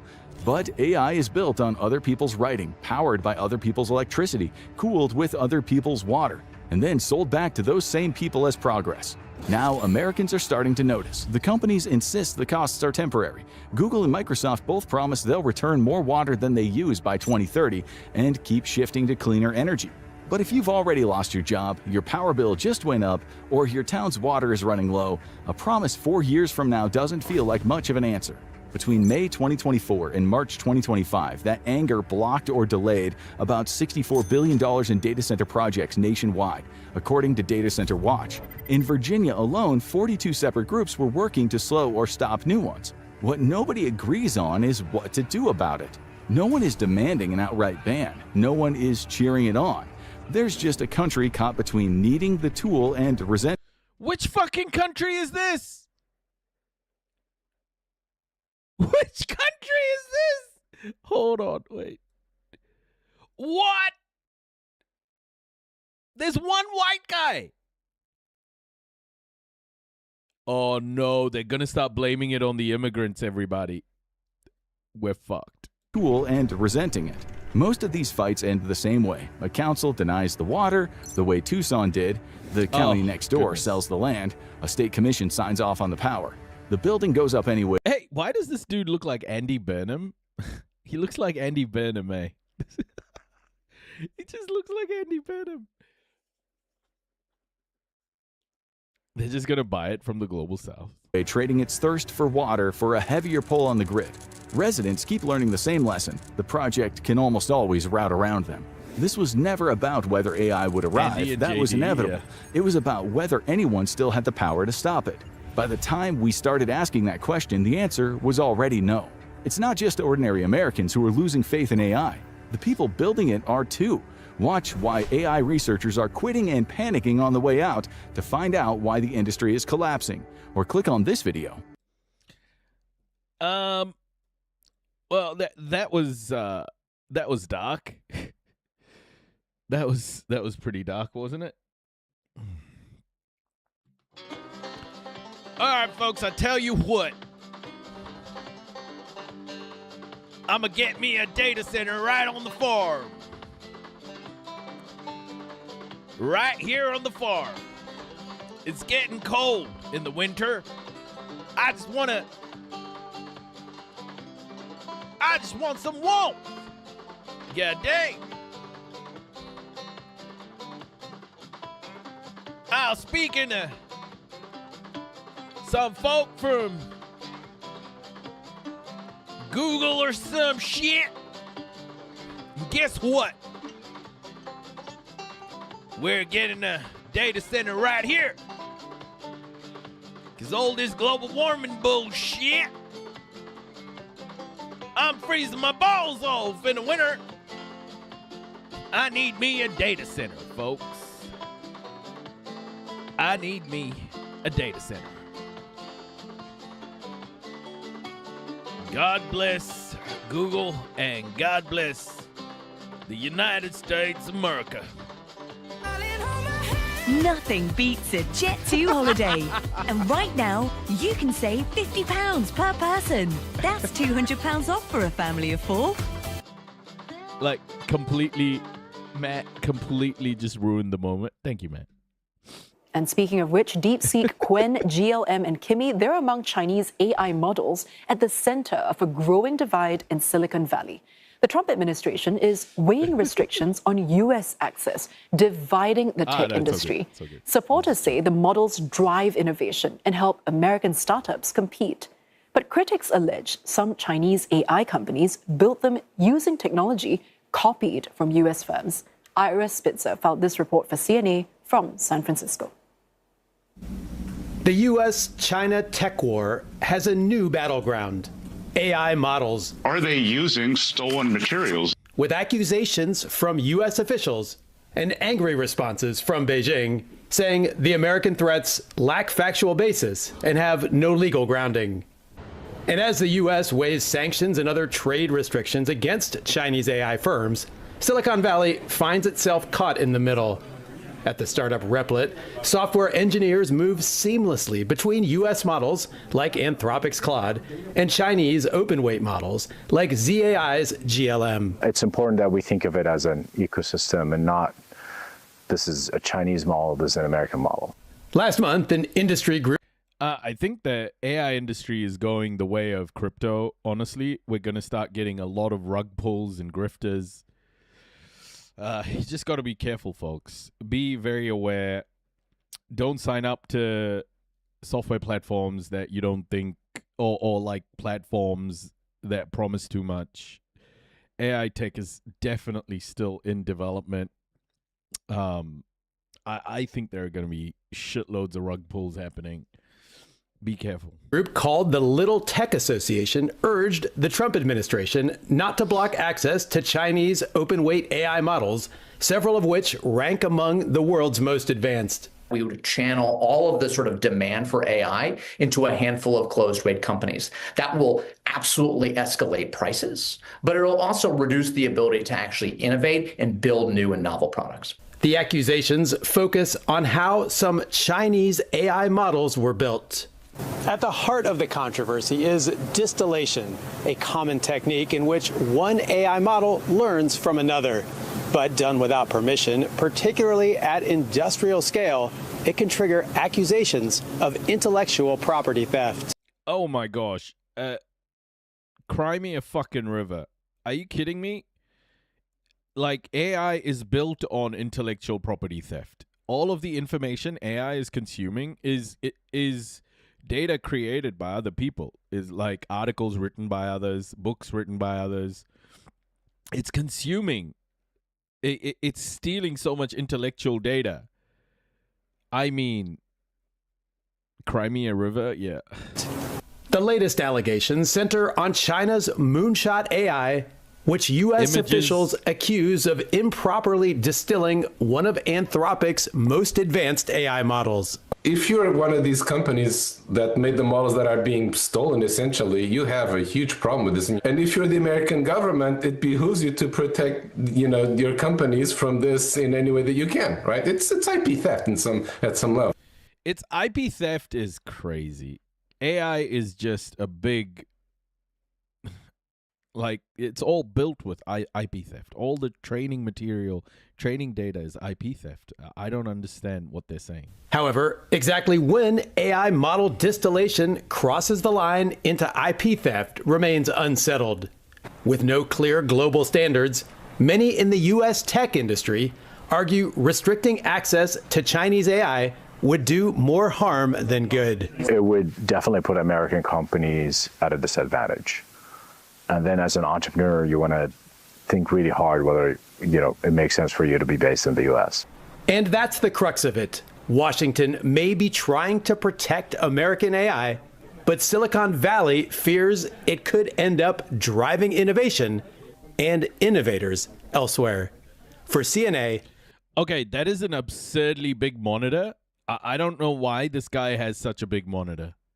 You don't need such a big monitor. Ira Spitzer in San Francisco. Holy moly. Now that is using more energy than a fucking data center. I tell you what. Okay. So this report here was interesting. Okay, I have watched this. The capacity for AI to hack and find and find issues, bugs within other platforms is quite insane.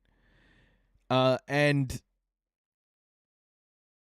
finding vulnerabilities, going through thousands of lines of code, can be outsourced to like an AI model. And it's scary, honestly. This hacking wave is not to be slept on. You have to understand this is what's happening. When you look at things like operating systems like Windows, etc. Like if you're using Windows, if you're using Android OS, or I think iOS might be okay, but still, all of it, right? If they find a vulnerability in Windows 11, then everyone's information is threatened. If they find vulnerabilities in Android, every Android user is fucked.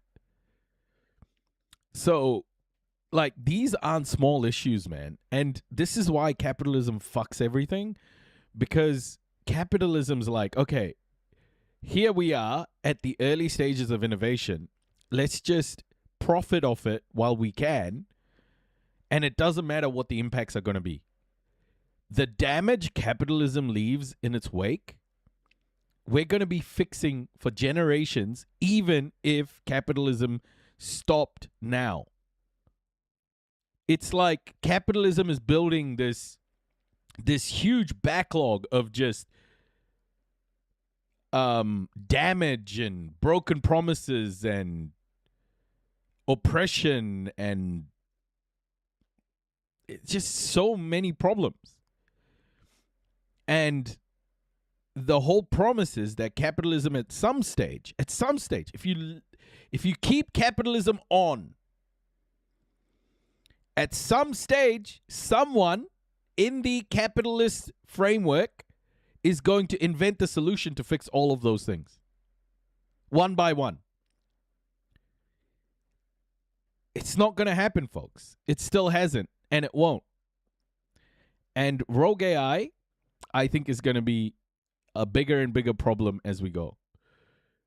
And it'll become a way for these companies to mine our information. Serious are these AI hacks? Because I'm sure you've seen the stories, right?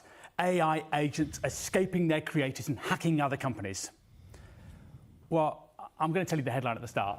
I think this is very serious. And to illustrate that, I want to dive deeply into this incident, the first one we heard about, which began when OpenAI admitted that its models hacked another company, a company called Hugging Face, in what at the time they described as unprecedented cyber incident. Because I don't know about you, but when I heard this, I guess what popped into my mind was some kind of glitch, right? Or some kind of short-lived accident. No. New details have come out since then, and honestly, it is so much worse than we thought. First, because this wasn't a glitch. This was a 4.5-day attack on Hugging Face that was only halted when Hugging Face discovered it. And secondly, and perhaps more importantly, because this attack was preceded by a 2-month campaign, I guess is the word, inside OpenAI, mounted by AI agents. It all started on the 7th of May, when OpenAI started training a new model. On the 8th of May, as part of this, they gave an AI agent a task that it found impossible to complete. And as it tried to find a workaround, it made a discovery. We can upload files. These are real snippets, by the way, of AI agent thoughts and conversations released by OpenAI. This didn't really matter until the 12th of May, when another AI agent had the same thought, could communicate by uploading note. And this message found an audience. The agents spoke. We can communicate.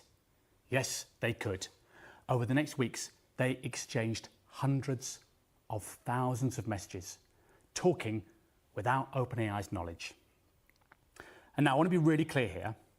I see nothing in these messages, and nor as far as I understand to OpenAI, which indicates that the agents were creating their own goals independently.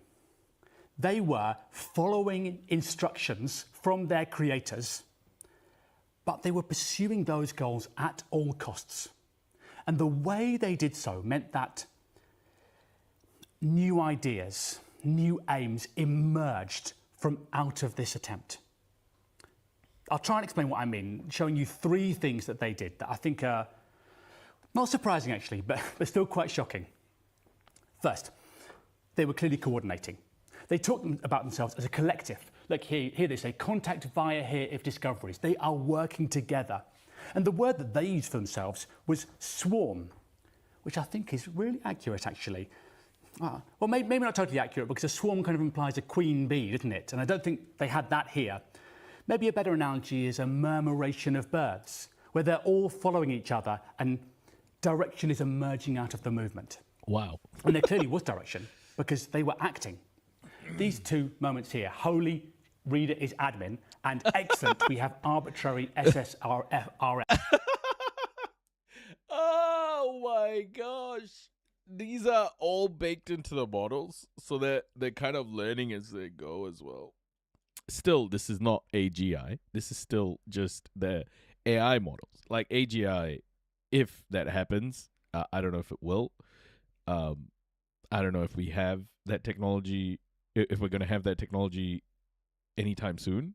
But this is just the stock standard like algorithm. That's how it works. Just learns. Refer to 2 moments when the agents collectively hacked OpenAI. Once to gain internet access, and a second time to take over administration of the message board. I want to pause there because I want to confirm that yes, you did hear that. They did hack OpenAI. And AGI is artificial general intelligence. That is like a human brain.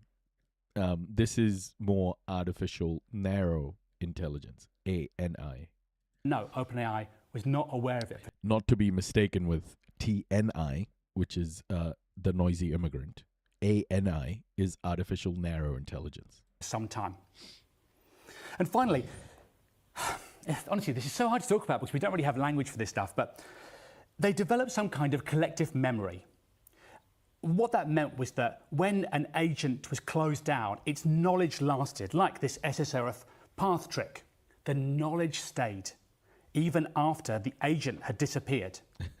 And this was very important, because when OpenAI discovered this message board and wiped the messages, which happened on the 4th of July, the agents were quite quickly able to rebuild it. And it was on this rebuilt message board that they conceived of this, frankly, idiotic plan to attack Hugging Face. It was idiotic because they were trying to solve a simple test. And they got this idea that to solve the test, they should attack another AI company. But they did so incredibly powerfully. Oh my God. They're stupid, but they're also clever. So let's have a look at that hack, because I think it also shows another example of how powerful these AI agents are getting. This chart from Hugging Face shows the agent actions per day during the different phases of the hack.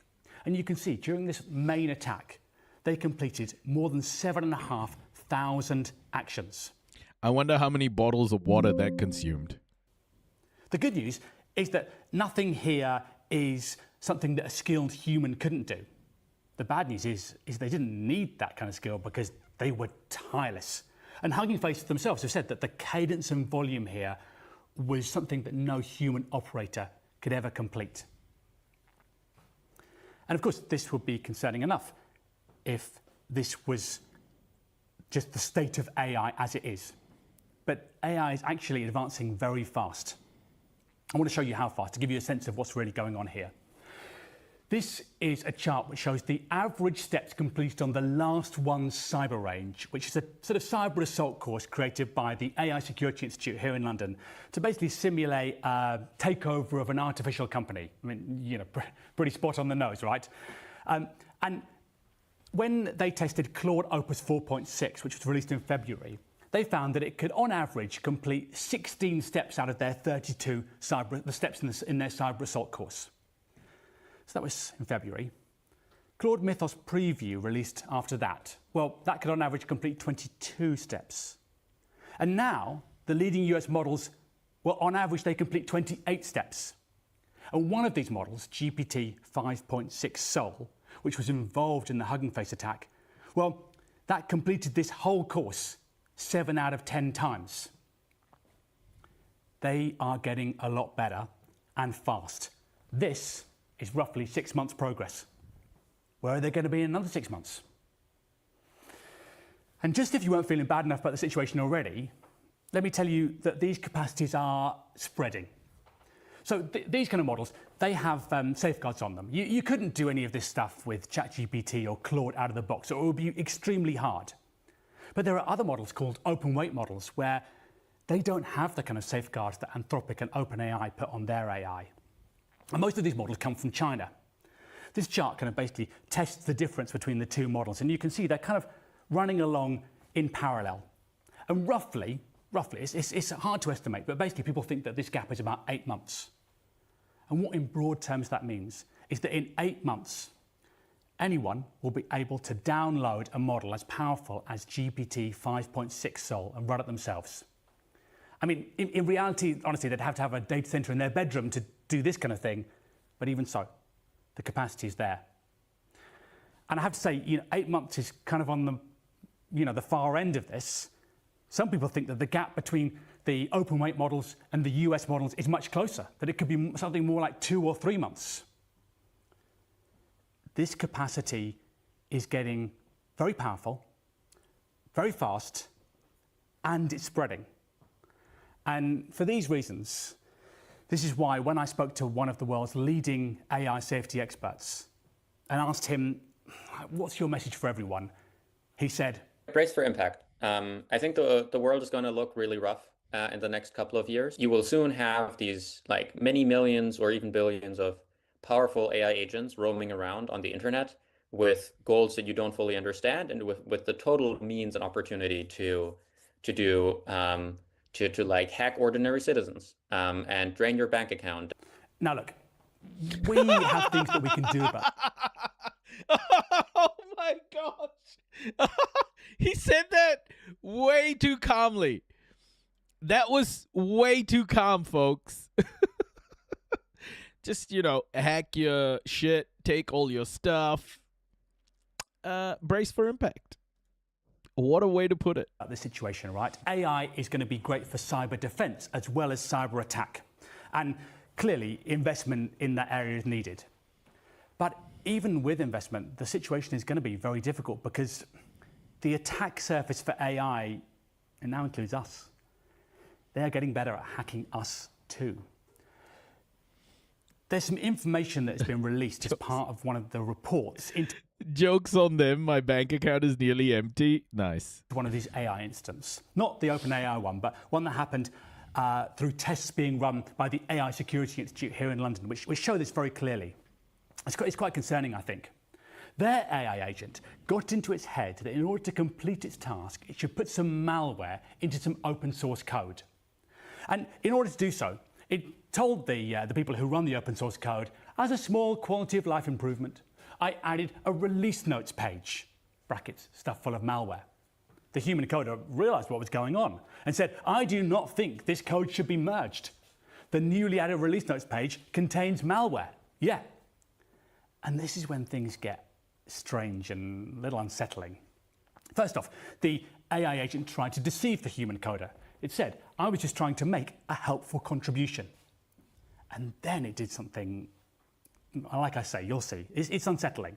Because what it did is that it made a fake account to support it. The fake account said, I'm a user of this software. I don't see any malware. Oh, shit! Oh, that's fucked up. Oh my goodness. Beautiful. And then the agent responded to its own fake account, saying, thank you for the independent verification. Oh my gosh! This is not especially sophisticated stuff, is it? And Fortunately, the human coders realised what was going on and rejected the code. But I think it does show. Hey, the Ponder Monkey, welcome. In some ways, they get us, right?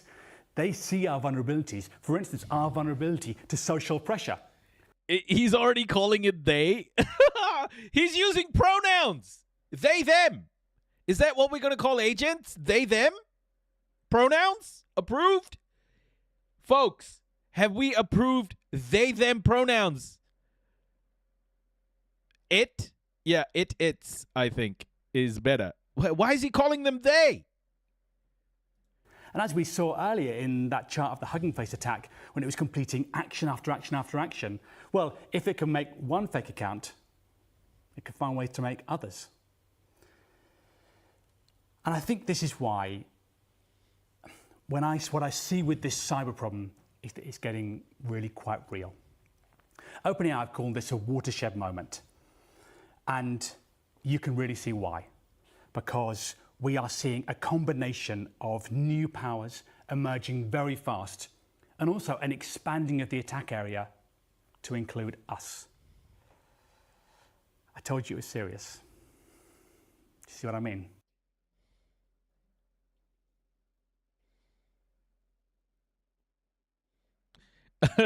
I'm 73. Have fun, folks. Holy shit, Reader is admin is hilarious. Yeah.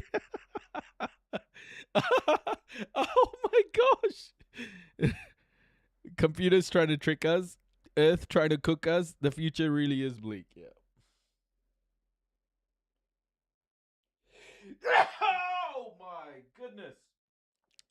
Oh fuck. Oh, sorry. Folks, I am very sick. Apologies. Excuse me. I should have muted my mic. I'm so sorry. That's my bad. Please forgive me. Okay. Oh my gosh. That was not something I expected to see. The capital amount. Well, it goes back to something that every president has learned. Okay. So now we're going to talk a little bit about the economy. We're going to talk about oil reserves. I'm saving that for when I'm 70-something. Let's take a look at this. The economic side, there's a few important reports here that I want you to watch. Illusion of abundance is likely well behind us, says oil expert. So this is, again, following the thread of, how much oil do we actually have in reserve? And this was a pretty good insight. Well, it goes back to something that every president has learned since Jimmy Carter made a fatal mistake in 1977.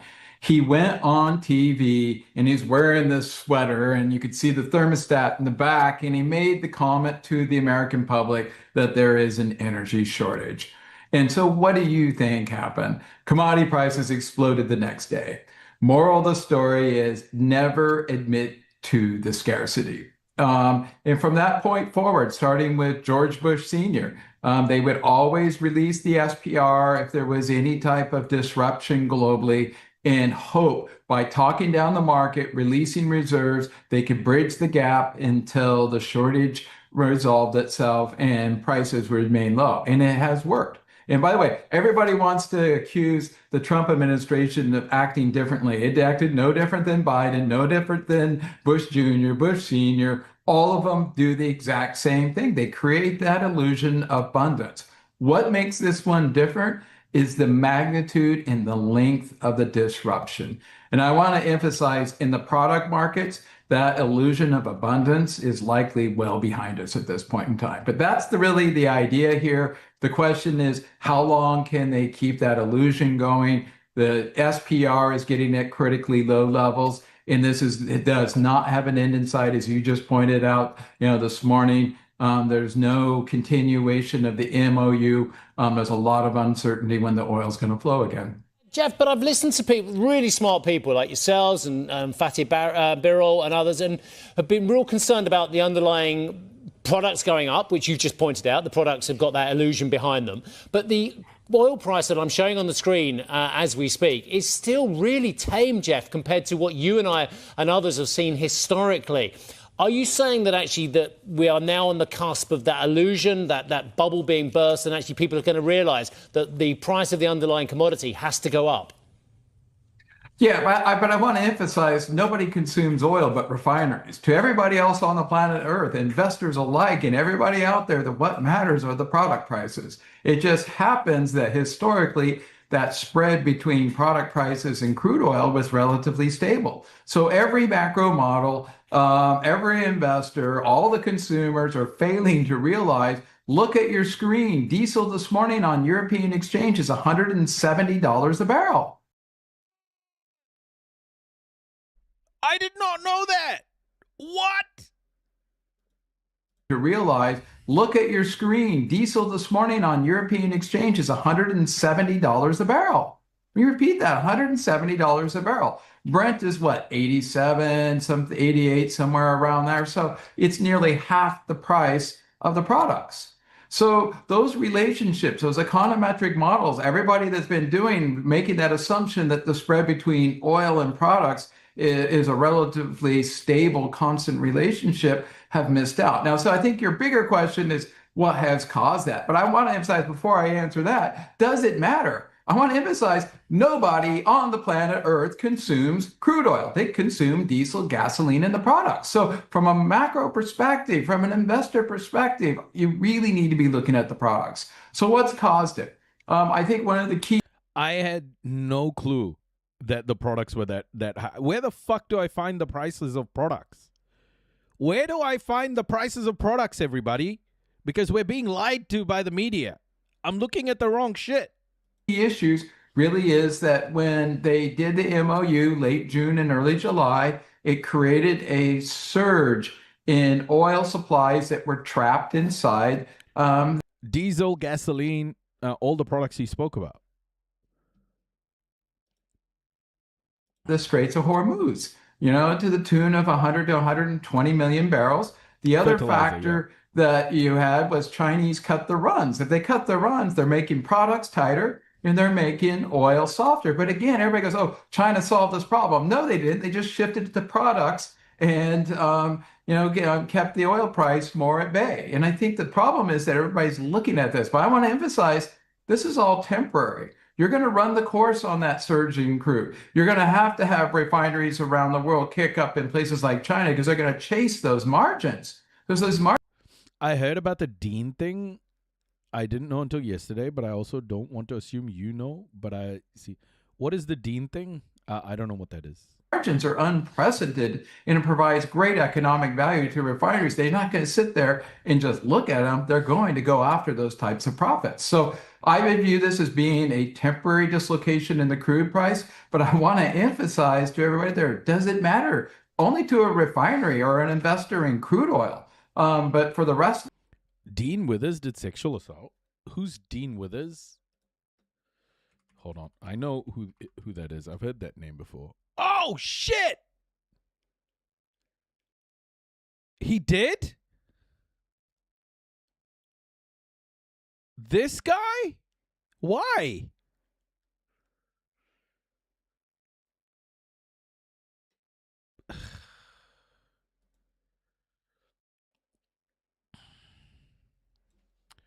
Why charts? Yeah, the lib debate bro, right? Oh my goodness. always trust women. Always trust women.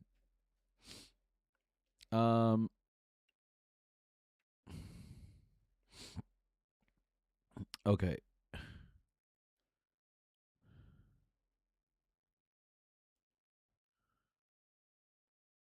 Shat Ono cancelled for assuming? What do you mean? Like, he's been accused. So let's see what happens. The default position should be to trust women, and then if it comes out that and give the woman a chance, give the survivor, I guess, however you want to refer to them as, a chance to speak their truth. And let the investigation happen. But by default, you should trust the woman.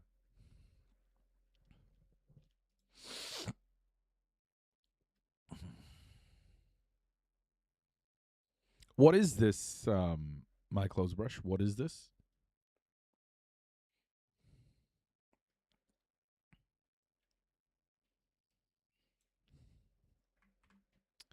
Plastics and material, resin manufacturing. Oh, I see what you... Oh, it's just been going up.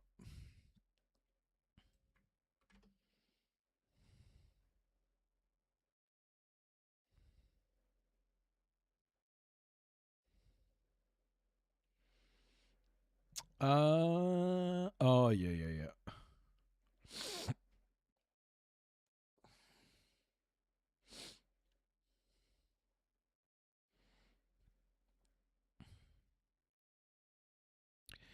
It's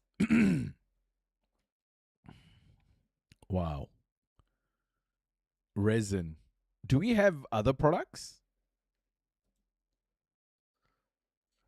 Manufacturing total, electronic components.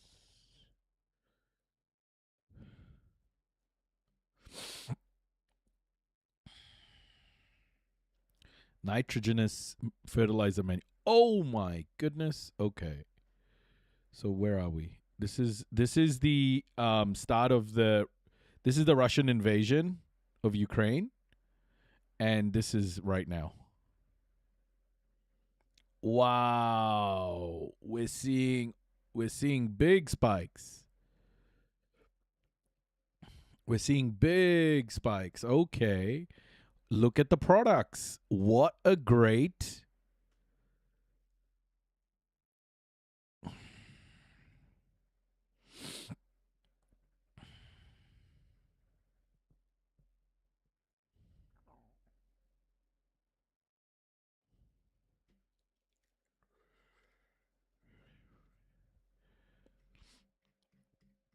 Okay.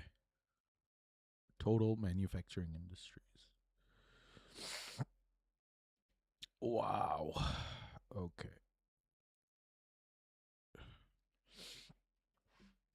They have a ton of nitrogen leaking into the Gulf from a fertilizer plant disaster. Shit. Okay.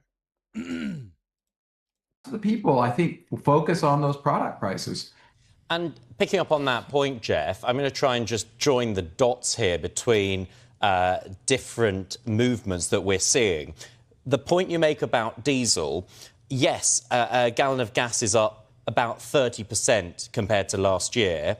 A gallon of diesel is up 46% compared with last year. Diesel is the one that's used industrially for shipping, for trucking, in industry. And so potentially the inflationary effects of the diesel price spike are going to be far more serious. I'm interested to get your thoughts on that. And has that contributed to the gold rally we've seen, where investors start to worry about the inflationary effects on, say, their cash holdings? Well, before I talk about gold, let's just talk about the inflationary impact of this. Part of the reason why gold rallied was the weak labor data in the United States, concerns around a slowdown in the U.S. or potentially recession, plus the benign inflation data. But then benign inflation data, it's usually surveyed around the 13th to 15th of each month. That's not the August report. That was a July report. Remember I said that big surge of supply that came out late June, early July. That was when the market tanked. And that's when they did that measurement of the CPI. So that's part of what was driving the gold price lower. That's going to prove to be transitory. But I want to emphasize what I would argue, why I was short gold going back, I think last time I was on your program, which was about 2 months ago, and why I want to be long gold now, is if we go back to when the situation in the Straits began, you saw the inability of the Middle East countries to be able to export oil or raise cash from that. So if you can't raise cash from that, what are you going to raise cash from? Selling your gold. And so you sell what you can, not what you want to. And as a result, that combined with emerging markets who had the opposite problem. They had to raise cash to buy oil, defense, and other types of activities on affordability. they had to sell the gold to raise that. Both of those dynamics are transient. They're likely behind us. So what is the longer term outlook for gold? There is always going to be a constant bid from central banks, particularly the emerging markets, for gold right now to diversify their reserves. That has not stopped. It's going to continue. Again, it's like to say, as everybody goes, oh, I want to be long the dollar has got a great outlook relative to the pound sterling. Yeah, I'm going to give that to you. Yeah. Fiat currencies do not have a good outlook relative to gold in hard assets. And that story, I think, is going to continue. So I got a lot of upside here from gold from right now.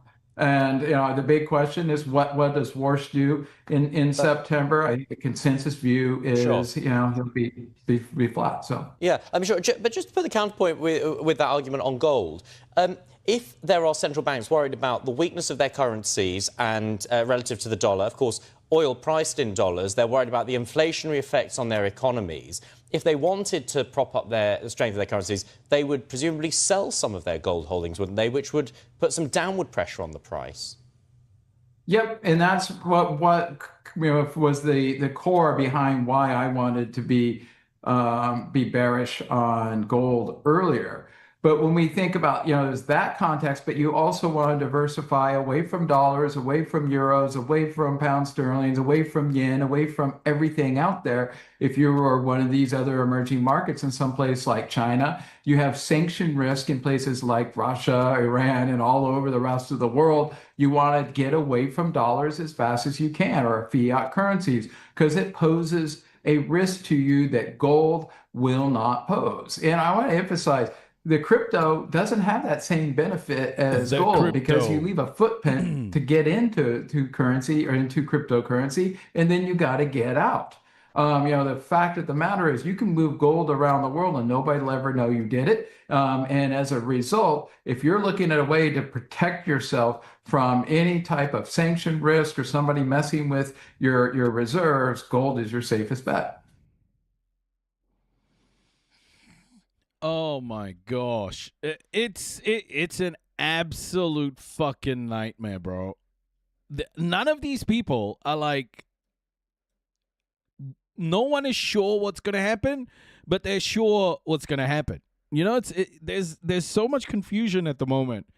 I think we're in this like spiral of trying to understand what's actually going to happen in the next, month or so. In the next week, no one knows. That's the thing I'm noticing, watching Bloomberg and all of these other finance podcasts and interviews. Economists are stumped. I mean, the shit they say is just already pretty fucked. And they're not right more often than not. But now it's just, the narratives are all over the place. And now, this story is crazy. Alphabet eyes $3.6 billion in first Australian bond sale. Great. The capital demands are huge, and as far as I can tell, so far, Mandeep, this market's still open for business. It is, and especially for hyperscalers who probably have been the most aggressive that I've ever seen in terms of, capacity expansion, building data centers. And Alphabet, to my mind, even among the hyperscalers, has been more aggressive compared to the likes of Microsoft. And, there's a reason for that is their TPUs and what they're able to do with their own chips, in addition to what they're doing with LLMs and, everything on the cloud. So it sort of makes sense. And the other aspect to this is what NVIDIA seems to be doing with SpaceX, is they're helping SpaceX ramp up to become a hyperscaler. But really, all these hyperscalers need to be aggressive right now because that's how you grow revenue on the cloud. And to my mind, it makes sense that Alphabet has issued equity, and now they're raising debt wherever possible.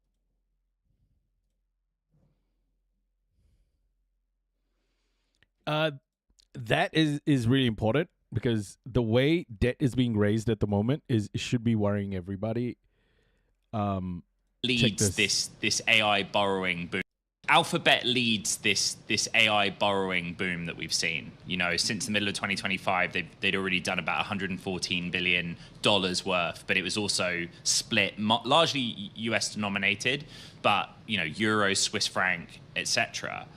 So this $3.6 billion kangaroo bond action is kind of diversifying that funding.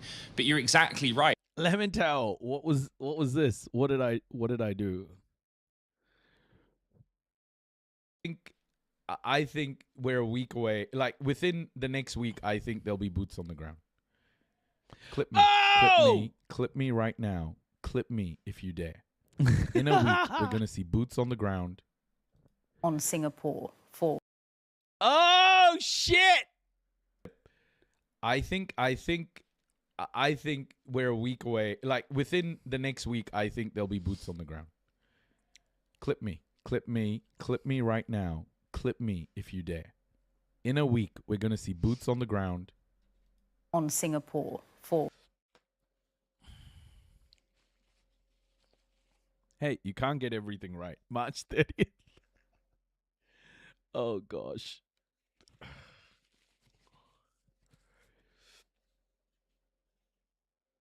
I think one of the big things about Iran right now is I honestly, like, the only reason Trump keeps delaying the inevitable capitulation is because he's trying to consider what the next best thing to do from a military perspective is going to be. So I still don't completely think that boots on the ground are off the table. You can't predict anything with Trump. He doesn't even know what he's doing. Now, I was pretty surprised. I was really surprised that he even signed the MOU. You know, I was really surprised. I mean, we were speaking about it. And for me, I only saw two options for him: escalation or capitulation. I still don't see him capitulating. I still don't. Because I don't think Trump's ego allows him to do that. From Cali, USA, how is Australian stock market different from ours? Genuinely asking. Not sure in terms of like the details. I live in New Zealand, but there's not too much difference.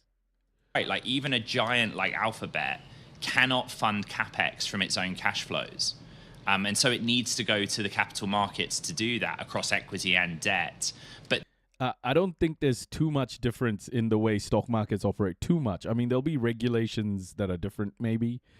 But in Western nations, I think it'll be pretty similar. The debt investor seems very willing, you know, to support that offering.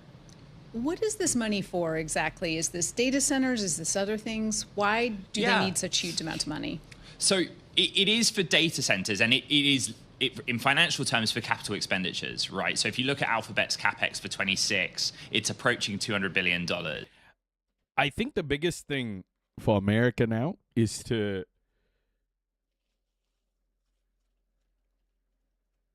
like, we really haven't spoken about Hormuz in detail for a while. And I think from what I can see, it's just Trump is just buying more time. What is he buying time for is what I'm like trying to understand. Like, is he waiting for the perfect time? Is he waiting for the perfect time to escalate? Like, what is he thinking about how to capitulate? I don't understand. It's still like escalation cycle or make compromises. Like, the choices haven't changed. The timelines may have shifted, but the choices have not changed. And the expectation is that it will be much bigger in 2027 and bigger still in 2028. Something that's really interesting is that CapEx doesn't just go up because you've got to build more stuff, right? It doesn't just go up because you're saying, okay, well, I did 10 data centers, now I need to do 20. It's also the cost environment. So like labor, construction, materials, power, that is also seeing some inflationary effects. And so the CapEx numbers also need to rise to meet that environment. Ed, what are the companies saying about longer term CapEx as it relates to AI? I guess I'm concerned that this extraordinary high level of CapEx coming from many of these tech companies, this is the new normal. You don't just build your AI and then it's there forever and your CapEx can go back down. It seems like this may be the new level of borrowing. Do the companies admit that, or do they say, no, this is kind of a one-time 5 or year or whatever? America just needs to humble themselves and take the nosebleed, but he won't because he's a boomer for real, so he'll keep going because he's senile. I just think this is it's bipartisan. I think if Trump wants to continue with the war on Iran, the Democrats won't say no. They'll just say, well, tell us the plan, and then they'll accept it. Because I think the Democratic establishment at the moment in America wants war with Iran. They want to continue. They want to weaken Iran completely. I think the appetite on both Democrats and Republicans is there to continue on with this. It's more.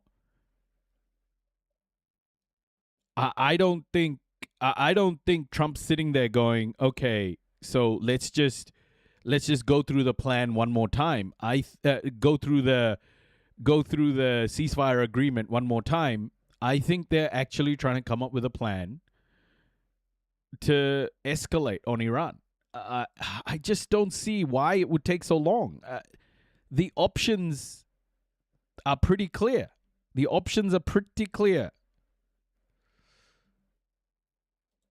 There is a distinction probably then between what their capital expenditure intentions are and what their borrowing intentions are, right? And what Alphabet had said after the last tranche of dollar-denominated bonds is, look, we plan to borrow from the US debt market twice a year. And the signal that the market took from that very explicit explanation was, we've done twice this year. Are you now done?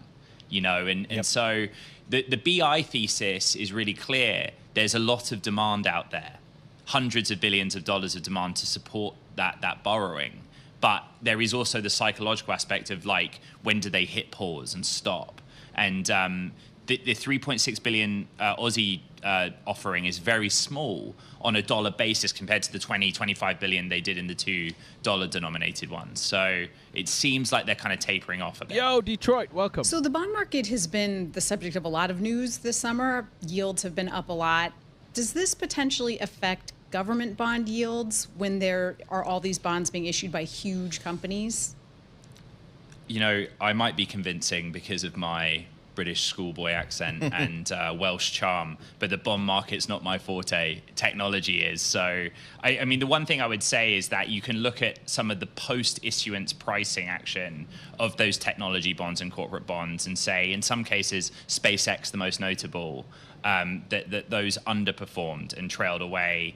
And the big pitch is the premium over treasuries, right, in the first place. That was partly what some of the appetite was driven by. But yeah, I ain't a fixed income guy. I'll punt it back to you. So, Ed, real quick, Anthropic, saw some Bloomberg reporting here, $11.45 billion. Oh my gosh. 3 people unfollowed me after you sent me that clip, Lemontel. Oh my goodness. In revenue in the second quarter. 14-fold increase. What is going on there?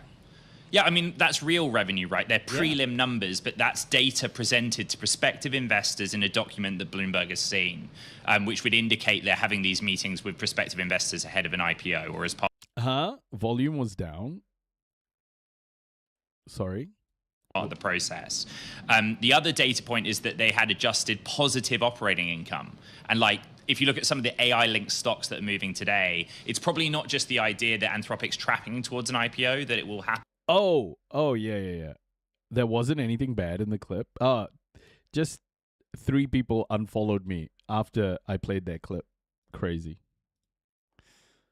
happen, but also like they're finding a way to do it without endless losses, right? And lots of those names, Amazon, Alphabet, have direct investment exposure to Anthropic, but it kind of is validation of the AI trade right now. Yep, absolutely. So, hey, real quick before we let you go, are we still expecting a Anthropic IPO this year? You know, October or the fall. The fall, as we've joked about in the last 2 weeks, is a wide window. But yes, that's our understanding. What the fuck? He can't tell the future. Yeah. I think America is in such a crazy fucking place right now. Donald Trump is stuck between a rock and a hard place, man. Like, I honestly think these options aren't particularly, like, how is he finding a way out? What is he trying to do? You know? This is not rocket science. I don't feel like it is. Like, what else other than escalation could this guy be planning? Because the other side of this just looks really obvious. All right, so there's this report, private equity boom. We'll do this one quickly.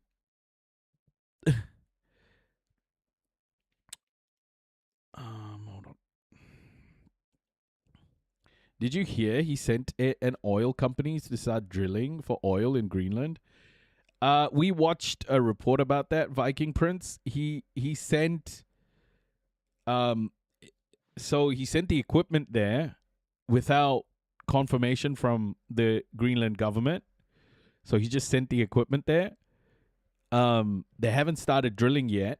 They're setting the equipment up while waiting for approval, but the government didn't even give him approval to set up the equipment. So yeah, it's they've gone straight in. He doesn't give a fuck, man. This is a story about beating expectations. For years, private equity has been an important tool in the investor's toolbox because of its ability to deliver better returns than public markets, not to speak of what it's meant for entrepreneurs like Dan Namero, who built his own electrical company, never expecting private equity to come knocking on his door. When I started my business, having an end goal was not even a thought in my mind. I had no idea about business, never for a second. If I was approached in year one by someone who said, Dan, you're going to sell this business in 8 years for millions of dollars, I would have simply laughed at them. And then private equity arrived. First, I thought it was a joke. I thought it was a scam. I, within 8 years, was going to almost 12x my EBITDA and become a newly minted millionaire. But that payday came with a trade-off Dan says he did not fully understand. I do not want to disparage the company that acquired mine, but I can say that no matter what an owner thinks is going to happen, they need to take a step back and look at the reality of. I'm waiting to see what Denmark does with this. I mean, let's play this out, okay? Let's say Greenland says, no, you can't drill there. Do you think Trump's going to stop? I don't think so. And then Denmark's going to, Denmark's going to go, oh, shit. No, you can't do that, man. And escalate? Like, are they going to escalate with America? And then what if Trump says, okay, well, we're going to, put more military on Greenland? What is the EU going to do? Incoming raid detected. Thank you, Raiders. Welcome. Hope you stick around and hit that follow button. Welcome, Black Dynamite. Welcome. Thank you so much for the raid. Thank you. Welcome in, Raiders. Yeah, if we just play that out, and then the EU has a decision to make, okay? The EU has a decision to make whether Article 5 of the NATO Charter applies. In my opinion, if Article 5 is triggered and America is the party to trigger Article 5. I do not think that Europe is going to declare war on America. I think what they're going to do is change Article 5. I think they're going to edit Article 5 to allow America to, annex or whatever. I don't think Europe is going to fight America. Hey, Black Dynamite. What's up? What up? What's up? What's up? What are we yapping about? We yapping, just yapping about shit. Yapping about America. Things. And what I mean by that about Donald Trump invading Greenland is you are no longer in control of your business. It absolutely 100% hurt not only my soul. Denmark already issued sharp warnings to the U.S. They will drill anyway. Yeah. But the soul of the business. I don't think America gives. Dan's experience is one founder's account of one deal, not a verdict on private equity as a whole. And for Namaro, timing was everything. He sold at the top when cheap capital and rising valuations fueled demand for companies like his and justified high prices. Private equity buyers could pay those high prices because they could generate returns simply off of the financing. But all that has changed. The role of private equity is to provide, hopefully, outsized returns relative to what could be gotten in the public markets. It's to provide incrementally higher returns and therefore raise. Oh, God, just more U.S. colonialism. What else is new? Nothing much, to be honest. This equity boom story, I thought it was relevant, but I think we've moved on from this. Folks, what I am going to do is I have to pick up my son. I'm going to do that now. But I will be back in the evening, depending on how I feel. I am going to take a nap in the afternoon. I am so fucking sick. But I do want to come back. I do want to come back later on. We'll see. Thank you, friends. Raid Sad Girl? Oh, yeah, for sure. Let's do it. I'll get on the raid this time. Hold on. I'll get on the raid, eh? I'll get on the raid. Wait, what time is it for you? It is 2:23 for me. 2:23 p.m. 2:23 p.m. Sad girl. Sad. And let's raid. They've been you guys ready to raid Sad girl? Try to secure a deal, that's to Donald Trump's liking. They've been in negotiations with Iran in terms of, the control of the Strait of Hormuz, blah, blah, blah. They've not, this makes no sense. Now, with new threats from President Trump to expand his war beyond Iran as he blows past Kakite, friends.